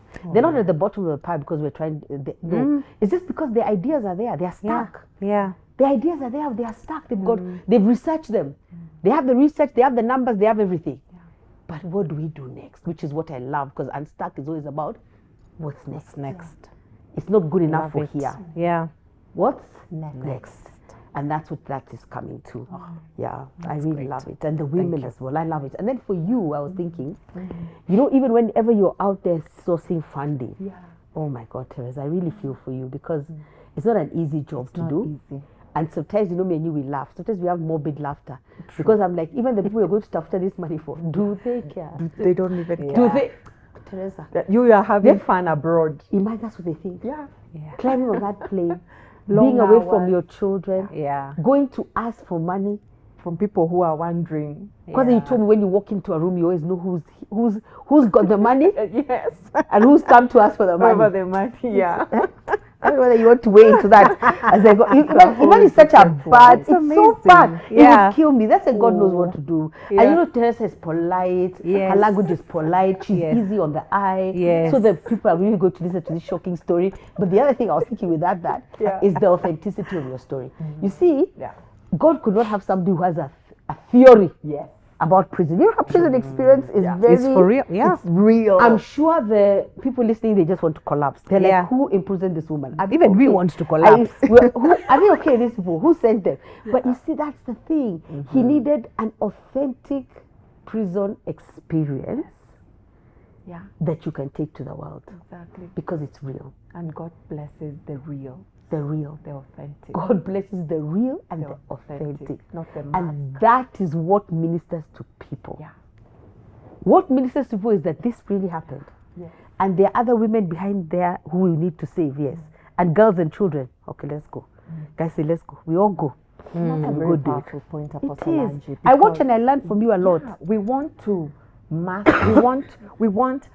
Believe you me, Kwanzaa, I remember when I went to do the TED Talk. And it was my first time in the United States of America. And I said to God, really, 15 hours to do this TED Talk about my imprisonment, shaming me, embarrassing me in front of the world. And I asked God, why couldn't you send me to talk about climate justice, environmental friendly, you know, something like, really, God? But you know something, it's not like those don't matter. They do matter. But at the end of the day, God works with that authentic, vulnerable, open you. Not the mask put together you. No. That's not what he works with. And in a lot of rooms, you know what shows up? Composure. Too much composure. Too much composure. Too much put togetherness. Nothing much happens there. We continue to be stuck and carrying loads and weights. Let's exhale and be unstuck. There's so much more we could achieve in this world. If only we showed up as our authentic selves. I minister to those incarcerated women powerfully because we see each other without those masks. They know the Teresa who was incarcerated with them. And that's who they trust. Not the high-heeled banker Teresa. They can't even relate. So how are we stacking ourselves and stacking others just because we don't want them to see us for who we truly are? We want to put on a mask and come and present somebody who looks like, I don't know, the version they're expecting. But the best thing about it is the version they're expecting is not going to help them. That version they're expecting, I promise you, it can never help them. True. It is your true, authentic self, identity after God, that will help people, whether they like it or not. It's so true. It's not the packaging. You need the courage and the boldness to show up as you. I always show up as me. I'm trying to try to talk nicely, you know. But sometimes, you know, the lion, then I have to remember the lion and the lamb. They are both in existence for a reason. There has to be a lion and then there has to be a lamb. Most of us follow you for the lion. For the lion. That's true. That's what my goodness. That's what we want. I'm really trying to tame the lion. This lion has brought me problems. I'm like, lion side collapse. But it's true. See, a lot of us to be. somebody has to be and God my has own blessed unique you. place of being the lion and the lamb. Yeah. Like there's no way. It doesn't work. Every time I try to dim down the lion, there's a lot of problems. We're coming to the end of our panel, but I just love what the conversation. That's good, But I needed to ask this. Have you ever stayed in a place or situation or relationship for too long, and what are the lessons learned? I'll give you mine. One of the things I'm learning now, part of my unstacking story, is deal with things quickly, refuse to drag them on and on. I have found that the things I have allowed to drag, I know what I'm supposed to do in this situation, but I'm like, that's excess drama. We just had drama last week, Father, let's just wait for, you know, things I've refused to deal with head on. I actually know what's wrong and I have to deal with it. Yes. But I just let it drag on. So have you ever stayed in a place or situation or relationship too long? And what are the lessons that you learned? For me, it's carrying our constituents that we empower more than I am meant to. And where is, I have my, let me stop. Okay, let me keep quiet. oh my goodness, That is such a good one. Yeah. Carrying the constituents more than that you we're are meant to be carrying put them. the merry-go down, put them down. Hey, put them down. You know, hey, because now I'm the one who truly loves them even more than God loves them. No, you will never love them more than God loves them. So is it loving yourself enough? Anyway, let me hear you. Yes. So, God, Teresa, that is so powerful. I know. Loving our constituents more. And you actually now get in the way. They were meant to learn and fly. Yes. But guess what? You took them from the pit. Yeah.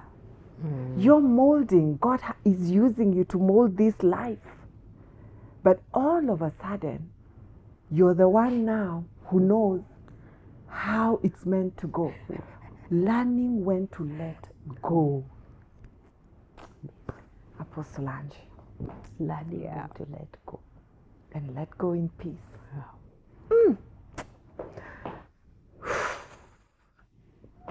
It's amazing. I don't want to go on because I could cry. I know. Yeah. But we must learn, isn't it? You must and learn. we must learn even, I think also that the constituents, God is carrying them. Exactly. You're just here as a leader. You see, because do you know these constituents, they cause Moses is like, let me not start. Oh my. You see, carrying the constituents caused Moses not to enter the promised land. And some of them entered. Actually, some of them. He didn't. I'm telling you, he didn't. Because he carried them. I think that's the lesson. He carried them too much. Because it's what you were referring to as the weight of leadership. Yeah. When we are leading, we might carry too much. Yeah. We've got to know when to let go. Yes. We've got to know how to deal with things quickly. Yeah. Don't let things drag on. Yeah. And then you have to know when to let go. And then you have to understand God has a greater burden for these people than you do. And he's just put you there as a leader. Guy, Jerry. Thank you, Apostle Angie. Wow. I think for me, I'm not a good quitter. Like I really struggle to leave places. My attachment is for, It's for life. It's for life. I stay with you forever. We die together. Yeah. And I think for me that has been the long. In fact, now actually my new prayer has been, please just allow me to when it's time to leave, I need to leave with dignity, grace. Not it's like I'm being extracted. I'm being extracted. So I'd say the two places. For my relationship, I think I stayed in my marriage too long, and that's because I was trying to sort it because of my children. I was worried. But now, if I could write to my younger self, standing in this place, I was sharing with Teresa earlier, I'm so grateful because God has really, truly been faithful. He's shown up. You know, my kids are way okay. They're doing so well. But the thing is, I think you'd still have done that even earlier if I'd given him the opportunity. And I'm very lucky because my ex-husband is a good parent. So we co-parent very well. So would have still done it earlier instead of going through the misery and the torture of those extra, 5 or so years. So it's good to live when you're supposed to live, is my message. And it's a pattern for me. So even when I was dating, like I can see, you know, it's until things, like I literally have to be extracted with an excavator. Why? Why can't I just live nicely? I think also for my work, if I think back, all the conversations and everything I've been doing, I think it's just God's grace that kept me there. I think because I insisted on staying. Yes, on staying. And I told him, no, we have to sort out this money things, we have to do this. He said, okay. Like, I think he honored me in that sense. But in hindsight, I think if I had actually left when I was supposed to, which maybe likely 3-4 years ago, he would still have sorted me. Why am I limiting God? Why must he only sort me out? Because for me, the financial piece was the bigger one. I think, I need to, I probably would have been further along now if I had done it, but I'm grateful also that he honored my ask. But I need just to be better at living at the time, understanding the time, understanding the season, and living when I'm meant to live. Okay, my last question before your parting shots will be, were there any books, podcasts, or other resources that shifted your perspective or gave you tools? And for me, it was How Women Rise. That book, I was like, good Lord. Normally I read the books with drama as well. Everything about drama. I'd read it, put it down. But what I realized is How Women Rise was a mirror. It's like I was looking at myself and I'm like, no. But that book really helped me. The Gift of Rejection by Nona Jones. Even that one, I just read and then I put it down. Actually, you got it for me as a gift. Do you remember? Oh, wow. Nona Jones, The Gift of Rejection. Read chapter 1, you first say, wait first. Let's go for 1 week. We shall come back. Because the rejection is crazy. I mean, I thought I had been rejected. I think that kind of rejection, it's crazy. It's completely crazy. And I think I like it because there's a family perspective and a marketplace perspective. But if you haven't done the book, The Gift of Rejection, that's a really good one. And then for me, I'll forever be grateful from lessons from Bishop T.D. Jakes. You know, where when he's sharing, we're laughing. But when you sit down and think about that experience, there was nothing funny about it when he was going through it. But why I'm always grateful for Bishop T.D. Jakes is that he didn't tell us life is just good. If that man had told us life is good, ministry is good, we'd have all quit yesterday because we'd be wondering, what's wrong with you? Why are good things happening to you? But he shares from the brokenness and the drama. And it's a lot of drama. You're like, Jesus, this man went through this, okay, we can do this. That's what for me gives me hope. Is that he told us ministry is difficult. He kept saying ministry, the problem with ministry is people, but you can't do ministry without people. It never even used to make sense. But after 20 years, it makes perfect sense. For me, it was one. I think Mizizi was a good one for me as well, because Mizizi got me unstuck from even the perspective I had of God. It really got me unstuck. School of Prayer was another one. That prayer changes things. I could not believe it. And recently, I think The Relationship Principles of Jesus Christ. It's a book I'm reading. Kaki gave it to me a long time ago. And you know me, I read books. The season has to be right. It's like I have to be living through this. Whatever this book is dealing with, I have to be living it in order for it to make sense. So she gave me that book a long time ago. This is the time I'm reading it now. The Relationship Principles of Jesus Christ. Because how he related with people. And like I said, I think books, when I'm going through a season, it was really what I needed. But it's too much. Like I'm like, it's okay, let me put it down. This is too much. And another one is The Bait of Satan. Have you ever read The Bait of Satan? John Bevere, about offense. I only did chapter 2. I'm done now. I still have many books all over the place open to hear me. You know that one now is touched around now. I can't read it. The Bait of Satan. I was like, I don't have offense. John Bevere. And you know the bait of Satan is offense. That is the biggest bait. So if you're offended, thank God we got unstuck. You cannot get unstuck with 5,000 years of offense. And especially when this is just a shout out to all my haters. You know, I have to shout out to my haters. I'm shout out to my haters because I love the haters. Remember I was telling you earlier, you know the haters have to see that woman is still talking. She's still talking. She's still looking resplendent. Hallelujah. She still has content. She's on the 13th. Oh my God. They want to collapse in a heap. But I shout out to you. You keep me going. God's blessings to you, and I love you so much. Keep hating, keep talking. Tunaendelea. True. Ladies and gentlemen. Or ladies. Ladies. And the gents who are listening. Yeah, I'd love to hear yours. But on that note around haters. You know, sometimes we haters are think good. it's just by the way, or but you know, they're the ones who truly strengthen us. Yes, They're the ones who keep, like, if they were not there. If there is, I even have a Bible illustration. If there is no Penina, Hannah cannot cry. Cannot cry until she looks drunk in the church. Till the priest said, "This woman now she has come here with a living." If there is no Penina, you need those haters. They take you to the next level. They make you, I they don't shift know. you. Let's stay with No. I need my haters. My haters, I love it. Because I hear the stories they give of me, I'm like, hallelujah. Thank you, Jesus. It's important. You don't grow in comfort zones. You cannot. Yeah, it's true. You're just comfortable. Growth and comfort cannot go together. together. They don't go hand in hand. Yeah. So because the haters make it so uncomfortable, Oh, and so you're not settling. Yes. You keep moving. You keep moving. So as you say, shout out. Shout out to the haters. Because let me tell you, when I walk into a room and I see them, you know, I know them. I can feel the vibes. You know the problem with being a spiritual person? Yes. I'm feeling what you're giving to me. Yes. I always, there's a smile I make. I say, hallelujah, Jesus, niko hapa. Usitiangushe. Twende. Let's go. And I go. And you excel. And it's so sad. I want to tell you, please relax with your hating. Me, I'm still doing what God has called me to do. And I'm moving. Because we're talking about getting unstuck. Some people get stuck because so and so doesn't like me. So and so has said this about me. Why are they hating on me? Why don't they love me? Why don't they like? Don't get stuck on haters. Turn it around. And use that as a wave to keep going. You know, you won't believe this. In Israel, I was being baptized. I said, so they baptized me. Then I told them, now baptize me for all the haters. And all the people who have left me. True story.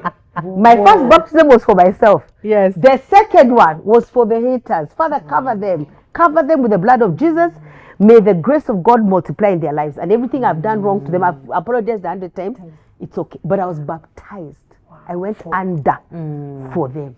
And I will always continue going under for them. It doesn't matter. So where were we? The books and the podcast. Resources, and the podcasts. Yes. So for me, books, I'd say I have so many, but I'm going to just choose 4. Okay.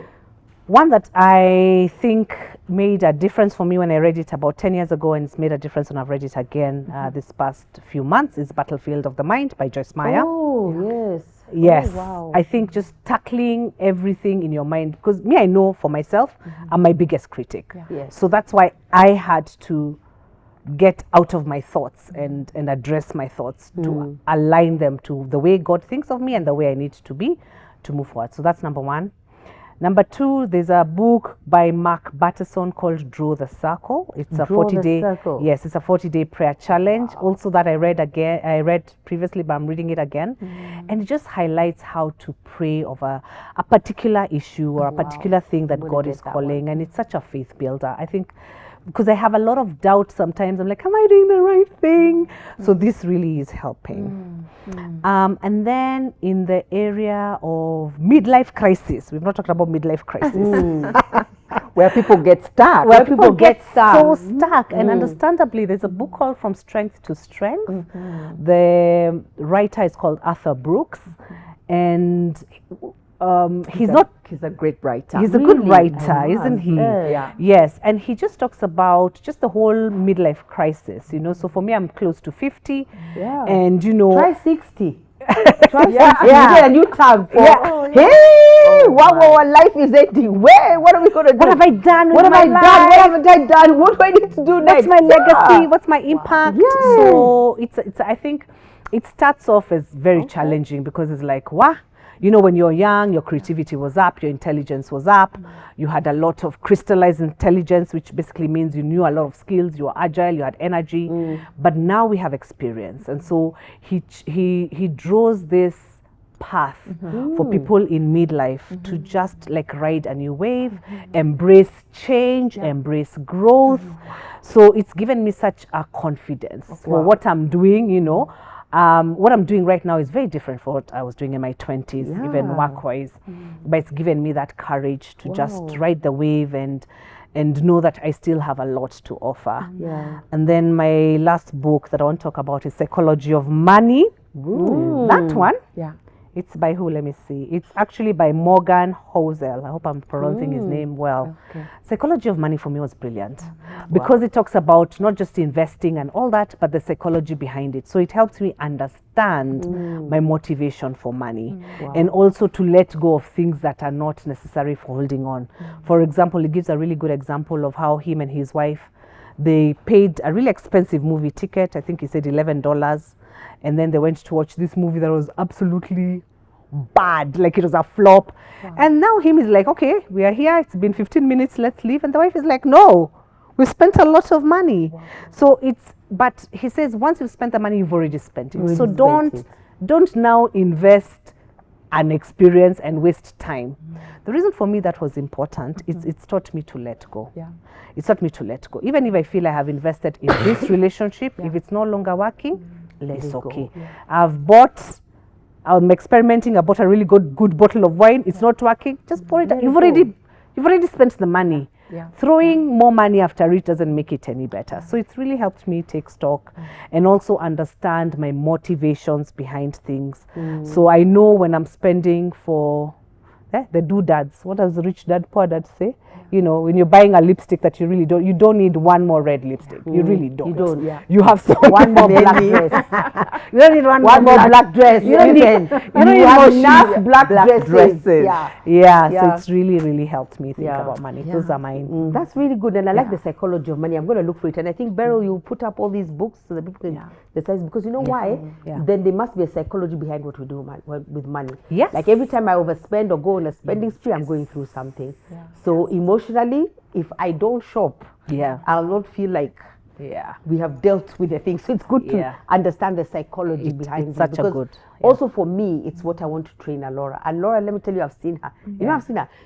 Has so many of my traits. I'm like, let me tell you, I'm trait number 1. We're going to nip them all in the bud because she has to have a different experience. It's true. Because I see myself already. She's under a year and I'm seeing the behavior. I'm like, but it's okay. Thank God. May God preserve grandma, because we're going to correct this from now because I can see it. So that's good. That's very encouraging. I was actually going to say, even the podcast I watched, Diary of a CEO, and he actually Diary of a CEO. And he actually brought this psychology of money guy on. He's brought I like his style, and there's a lots of good stories in there. But the psychology has affected, because you see, there's a psychology behind the way I am, and why this child is like now trying to be like me.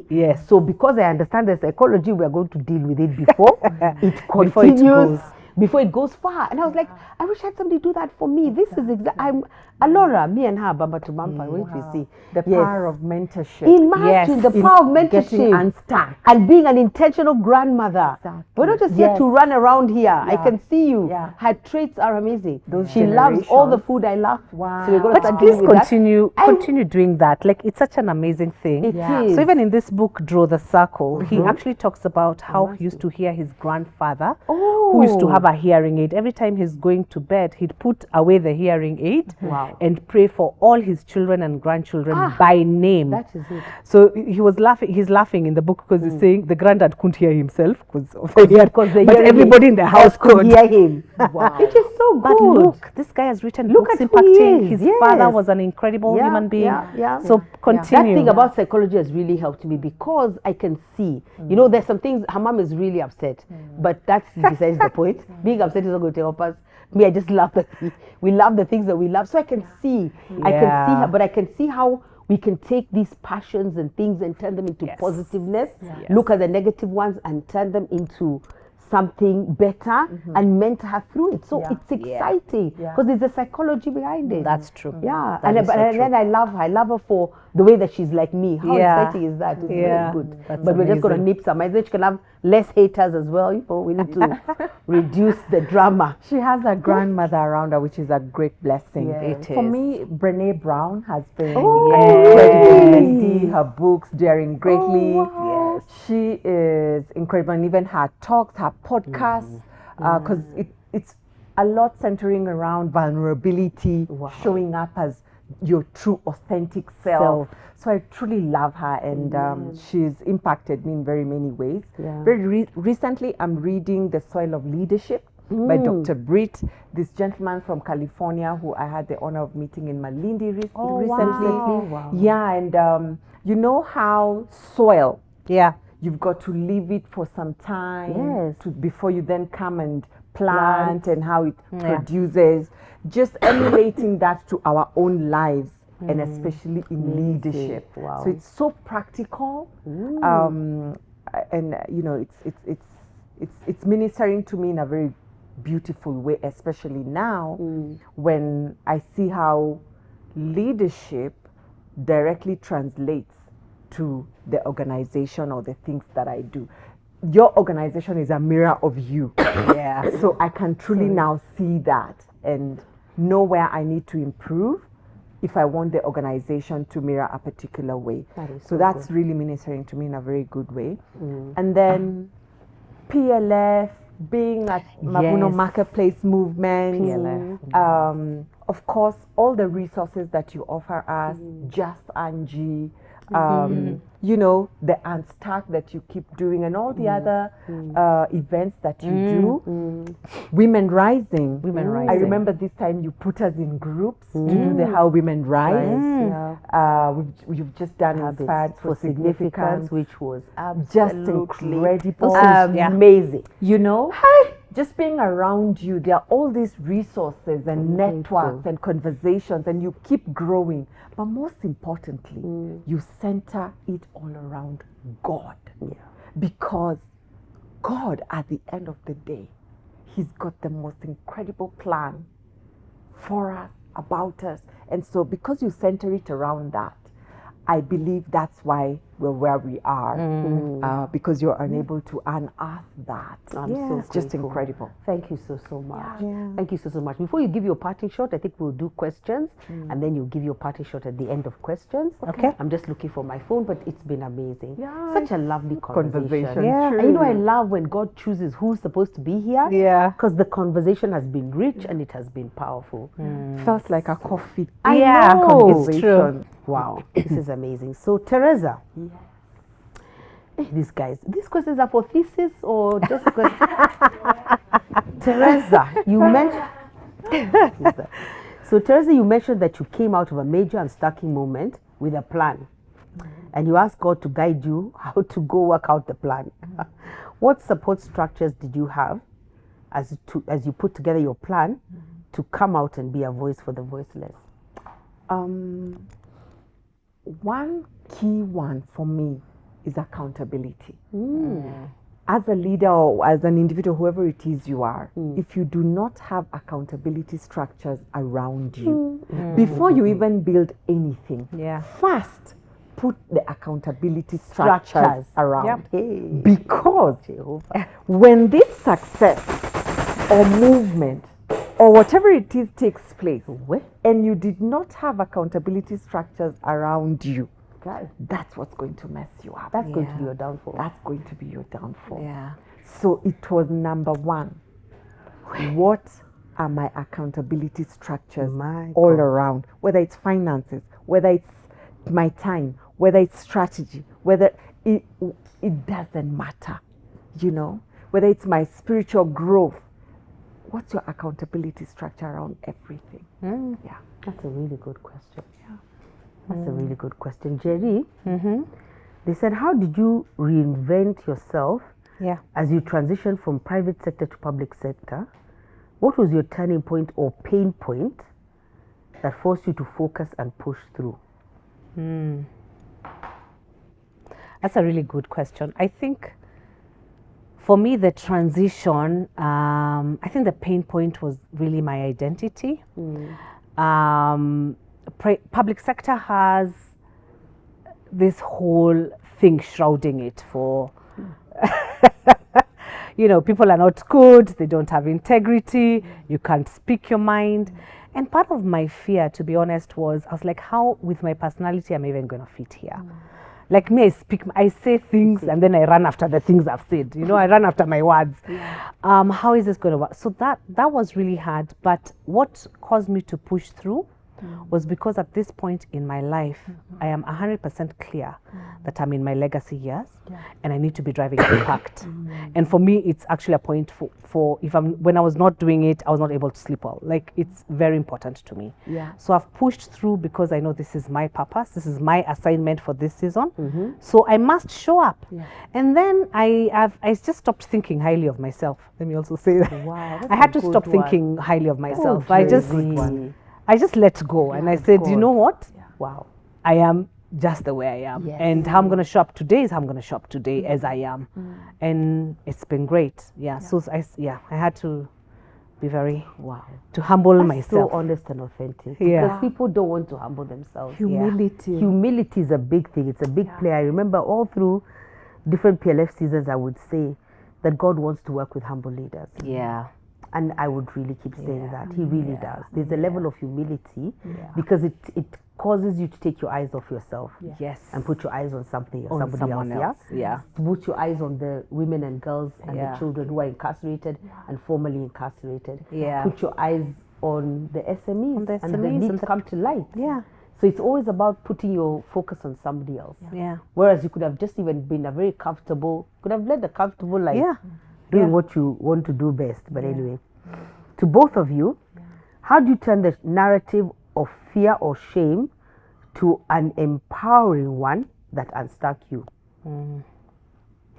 I'd say for me, I acknowledge it. And I think I did learn this actually from Brené Brown, by the way, as well. I think she says emotions are not things that you switch off like a light and then you hope they go away. So for me, I acknowledge the fear.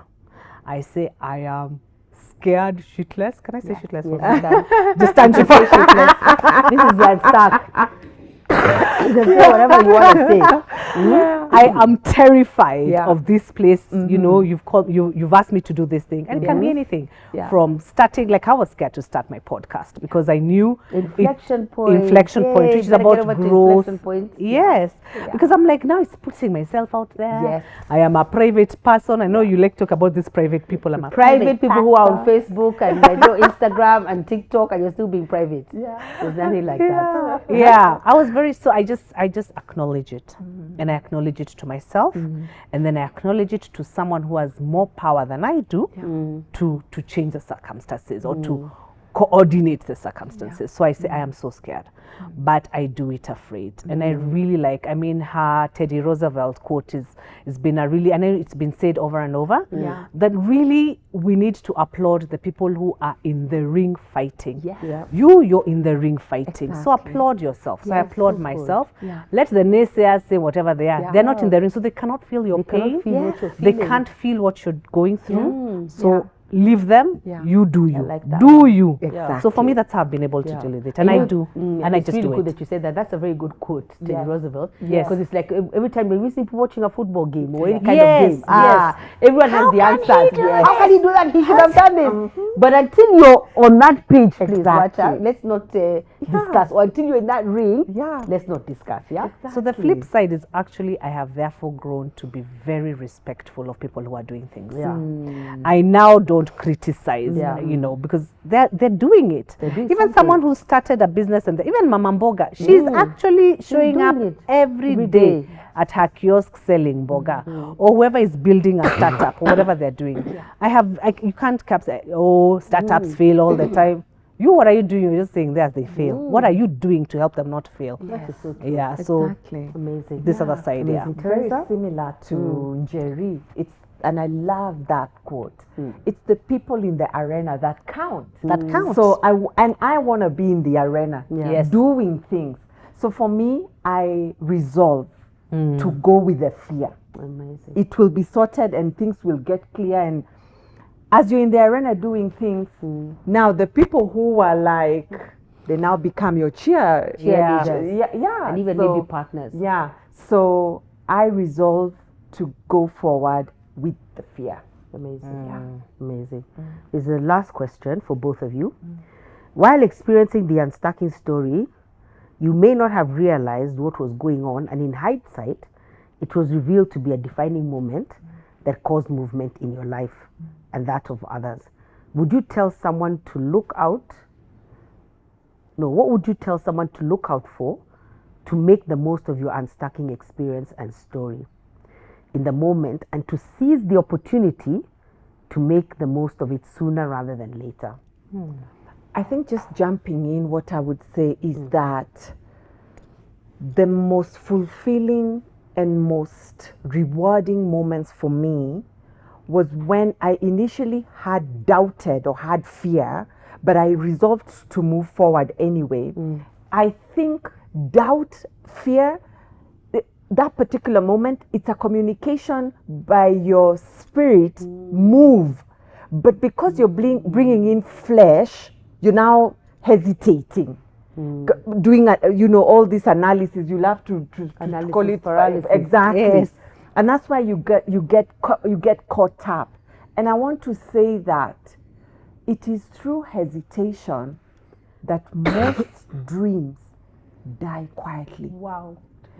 It's not because it's not because of rejection. It's because of the delay. Move. Yeah. Move. Yeah. It's communicating. Move. Wow. Yeah. Amazing. Njeri? For me, I'd say trust yourself, but also because there's an opportunity cost to lost time. Yeah. And I've learnt for myself the hard way. And then you don't have a monopoly of ideas. And I honestly believe that God drops ideas. Whoever picks it and runs with it is the one who wins. Yeah. And even with my startups and entrepreneurs and ventures, I'll hear someone pitch this in Mombasa. I hear the same idea. Different person they've never met. They have no idea each other exists, but it's the same idea. Yeah. So even for me, I have some regrets. I have some businesses I know I should have started 15 years ago, whenever now the time is. And when I now try to restart, it's harder because I don't have the same alignment of opportunity. God is gracious. He's a gracious God. He gives us second chances. But I think it's preferable for me to have done it when I should have done it, as opposed to waiting. So if God is telling you to do something, wacha kumpatia excuses. Stop even you yourself giving yourself excuses. There is an opportunity cost. So just for not doing it. So just do it now and then trust yourself. It will all unfold. Even believers don't even have Holy Spirit to guide them. And they do this. You hear guys doing things. People are sending rockets to the moon. You're just here. You're just being told, start a business outside your house. You don't want. You don't. Small things that God is asking Small you to things, do. Change your children's school. You don't want. You don't. Huh? Greet your husband every morning. You don't want. It's too much. It's too much. But I think even as you answer, the best thing is as you think of your parting shot, I think timing is everything. You know, we were saying about it. I think timing and spiritual alignment is very, very key. We don't trust. You see, you said that inner trust. Everything is in us. I always say we are more Holy Spirit. We are more spirit than we are everything else that we talk about. So what you can tell out of your instincts, out of your spirit, man, stop questioning that thing.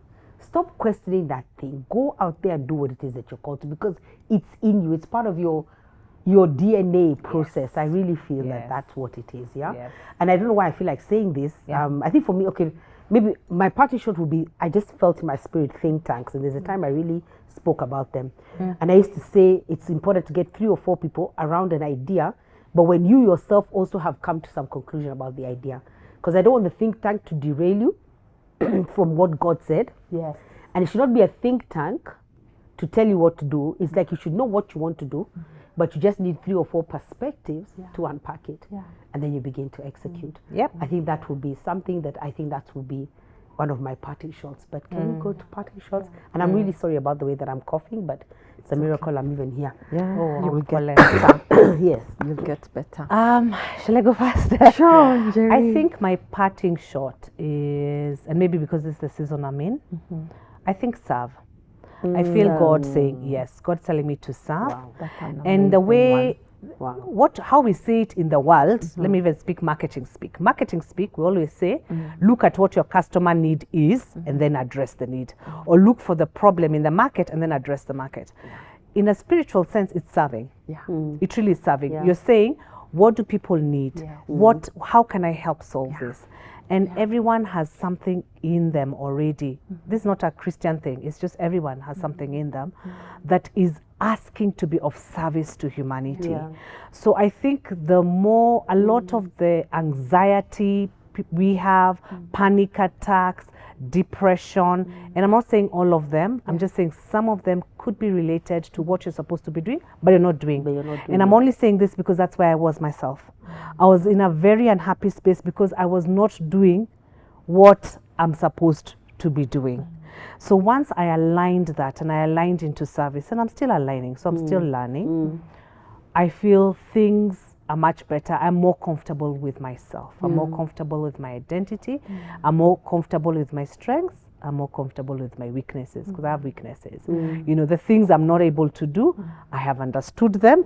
Natuko tu sawa. Like, you know how you just know your things, and God covers that. I think that's my parting shot. So I think in your area of getting unstuck, I would say, please think about what area of service is God calling you. And also the way God does it, at least what he's done with me, is he doesn't give me a big thing. Always start small. If he's calling you to serve in church, go. If he's calling you to serve in your family, he's telling you, call Auntie Nani and get her to start speaking to Uncle Nani. They've not talked for 10 years. Just do it. Just do it. Maybe that's a step that you need to lead you to your next step, which now leads you to your gazillion steps. Amazing. Amazing. Wow. And even when you're saying that, I'm thinking even in the marketplace, Yeah. there could be areas that you don't have to get paid, but you've seen a problem and you can serve in that area and produce a solution. That's it. Actually, how I started in my entrepreneurship was because when I was at a tech company, at IBM, I think I can say that it's been many years. And I was just doing marketing, but there was no one to help with building ecosystem. There was someone who was running it, but they needed someone from marketing to come. So it was an extra thing. I didn't have to do it. And to be honest, it was a bit of an inconvenience. But I'm so glad I said yes. Because that's now what I had no idea there was even a word called startup. None. Wow. None. That's where you heard it. That's where I first heard Amazing. it. When in my previous role, we were mandated by the foundation that was giving us money to do outreach work in universities and entrepreneurship. My boss was like, man, I don't like this thing. I said, oh, I'm happy to do it. I used to do it in my previous place. So nothing. Wow. But because I did it and I enjoyed it so much, it's what now has entered my CV above all the things I was supposed to do. So absolutely, if you have a chance in your marketplace and you feel like a tag, like something telling you to do it, just do it. Or maybe there's a problem nagging your spirit. Every time you pass, like, what are those guys doing? What are those interns doing? Why should they? Just do that thing and then let's see what it produces. Teresa? My parting shot, given the unstacking theme, defining moments and movements, and this 13th Unstuck Conference coinciding with my 10th year anniversary of running Clean Start, I would say go fast. Don't keep looking at who else has done it, who has not done it. You go fast. The world rewards those who go fast. Those who go fast. I would also say go scared. Don't worry about having everything well thought through. Go scared. It will work out. And finally, I would say go seen. And when I say go seen, I mean, you know, you don't want people to see you when you're failing. Especially when this is, you're the first person doing this. Done it. And then everybody now sits in their comfort zone and say, you see, we knew she would fail. Like, what was she trying? Oh gosh. Just go fast, go scared, go seen. Trust you me. There's something about the world not rewarding perfection, but rewarding presence. I love it. That's so good. And you do get I love it. Both of you had so many quotable quotes. I love it as well. I really do. And the last thing that came to my mind as we wrap this up is consistency. You know, every time they say that, like the 13th, I'm like, oh my God, I even wanted to go back and write all the themes that we've had. The first one, you were there. Yes. It was called Get Out of the Box. It's time for Africa. Yes. We had nothing, no glitz and glam. We had an empty room. If I tried to do an event like that today, they won't even sit down. I know my people. They'll just walk to the room and say, this is not our event. Yeah. There was no spandex cover for the seats. Just the way the hotel give us the room. Yeah. That's the way we did it. I don't remember who spoke or what they spoke about. I wish I did. But the one thing we have to do in terms of getting unstuck is consistency. You must keep going. Yeah. If you say, if this is an annual thing, keep going. Keep it. Yeah. Doesn't matter what happens, keep going. If you said you'll be doing it quarterly, do it quarterly. If you said you'll be doing whatever, consistency is the key to the game. Just keep doing it. And that's good because all the things we've discussed here, there's no applause. One is just do it. Just do it. That's what we need to do. We need to borrow the Nike slogan. Just Do it. Stop the overthinking, the overprocessing, analysis paralysis. And then when you do it, be consistent. I think there's nothing more important in humanness. You've created new words than being consistent. Everybody's looking for your consistency. Even you yourself should be looking for that consistency. God bless you. I hope you have been encouraged. Me, let me tell you. First, I'm going to look for all the books, all the podcasts. That's a must. But I feel so encouraged and so alive. And this is from us to you. That I can only hope that whatever it is that you're in, that you get unstuck. Yes. Ladies, thank you so much. Our pleasure. Thank you so much. I'm always amazed at how God over-delivers. Yeah. But I'm so grateful that you came. Thank you. And I'm so happy to know you, Yeah. to do life with you. Yes. Thank you. Absolutely amazing. Thank you. God bless you. Love you guys. Mwah. Bye. Bye.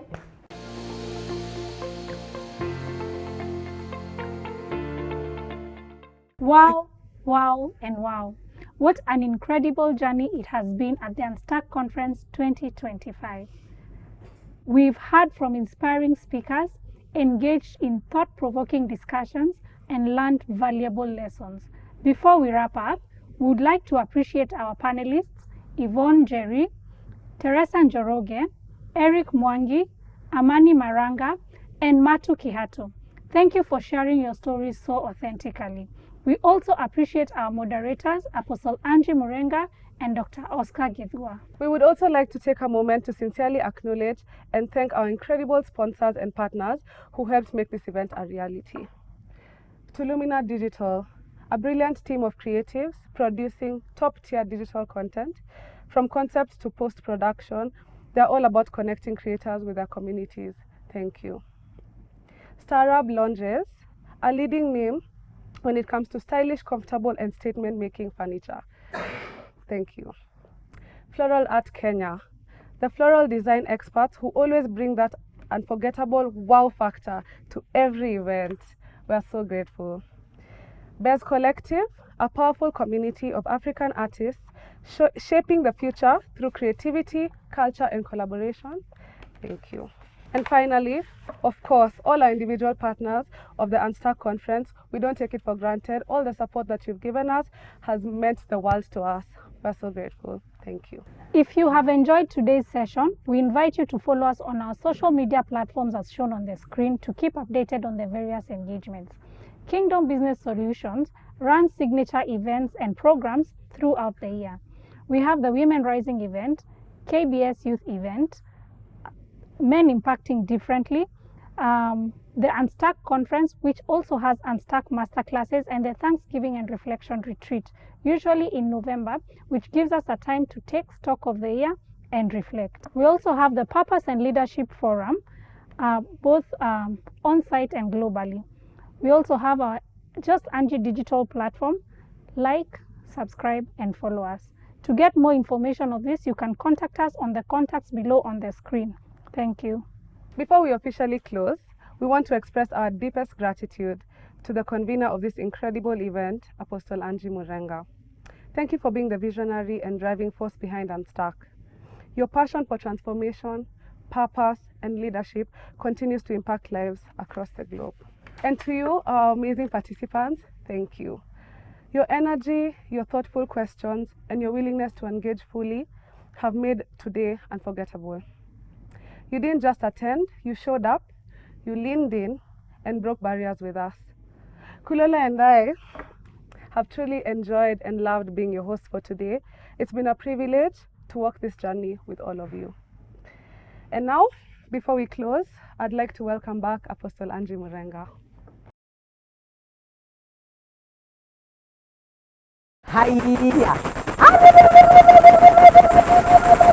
What was that? Hey, Unstuck 2025. First of all, me, I was so worried about that number 13. Things kept going wrong. I was like, this number 13 is real. So I'm so grateful for the new knowledge that Kulola has given us about number 13. I've actually never looked to check what number 13 means. For me, I was just sold by the world. This number is, there's nothing wrong. Even their whole buildings, they don't have 13th floor. Like, that's how serious this thing is.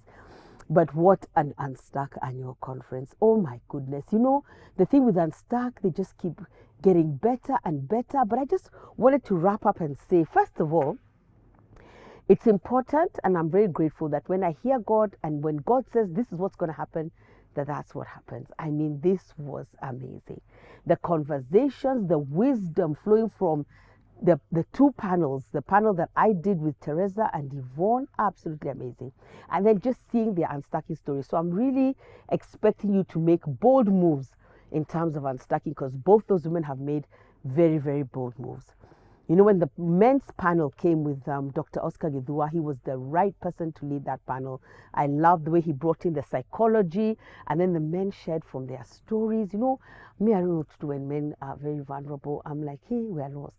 But the moments were so deep, so I don't even want to spoil it for you. You better watch it. And I'm so grateful that this is recorded so that it can always be there. It will always be there. Encourage, as I was watching, even the men and the women, encourage young people to watch this so that they don't have to go through all the drama that people have gone through. You have to listen, equip people, send it to people who are having issues. Immediately when I was watching it, I remembered a young man who lost his dad recently. I mean, that is what Eric's story just spoke to that man. I mean, this is amazing. I'm so grateful that we had Unstuck 2025. And you know, if you know me, I'm always like, okay, that's it, Lord. We've done 13 seasons. We have done very well. Clap for us, celebrate us, now release us. Oh gosh, he gives you the next theme. So I already have the theme for the 14th annual Unstuck Conference. I think 70% of the guests have already confirmed. So this is going to be amazing as we record this and we move in obedience. The other thing I was going to say is I run this program that people call PLF, the Purpose and Leadership Forum. And so season 34, I love the theme. It's called By a New Name. And it's taken from Isaiah 62 verse 2. The Bible says that you'll be called by a new name that the mouth of the Lord shall bestow. So I'm really looking forward to see who's coming for that season. It will start on the 10th of January. You need a deposit. Our numbers are all over the place. How to contact us. You need to contact us and get your place in PLF season 34. And then, of course, these days we do an in-person and then we do a global one, which is online. So I'm not sure what the online season will be called, and I'm not sure when it will start, but it usually starts around May. But in January, get ready, get ready, get ready. If you always feel that you need to be called by a new name, that your season is about calling you a new name, that your season must be called by a new name, then you need to register for PLF season 34, and then we'll be announcing the global online PLF in the same year. What we're going to be doing. I'm so grateful that we're advertising it now, because I feel like people need to pray about it. And if you felt something jump in your spirit, then you need to flow with that jumping and come and engage us in the Purpose and Leadership Forum. Like they said, please look out for us on all our platforms. Just Angie, you'll hear something from us there always on all the different things that we do. And I'm very grateful for all the different events that we carry out in this space and the digital platforms. Today we didn't even talk about the books. I've authored 3 books, the PLF manual, the Real You and Raw. And the Real You and Raw you can get even on 11 ebook platforms. And I think the Real You is also available in Swahili. And also, I think the Audible version is out. We have not done an Audible version for Raw, but there's also that. So you can look out for us, connect with us, and I'm just so grateful. So now the only thing that's left is to pray. So let's pray. Heavenly Father, thank you for such an amazing ride. I'm so grateful when you put things together, Lord, and piece them together and what comes out of it. I thank you so, so much, and I bless you, and I declare that all the stories that have been shared today on this platform, from the keynote speaker to the different panels, to maybe people writing things in the comment section, Father, I pray that we shall be unstuck, that we too will have everybody beyond, on the other side of this camera, will have unstacking stories, and they're going to share them, and everybody's going to have a defining moment that causes movement, Father. Help us to never stop moving, and always moving in the direction of the Holy Spirit, moving in the direction that God is calling us, so that we can clearly hear your voice, because the Word of God tells us that the sheep know the voice of the shepherd. So I pray that we will hear you clearly, and that which we need to do from this defining moment that has been Unstuck 2025, that we shall do. We shall execute with excellence, accuracy, precision, and in divine order. In Jesus' name we pray. Amen and amen. And I just wanted to say, your generations depend on it. Your generations are waiting for you to get unstuck. Somebody in the lineage has to get unstuck, so that the entire generation and the entire lineage can be unstuck. God bless you, and thank you for watching.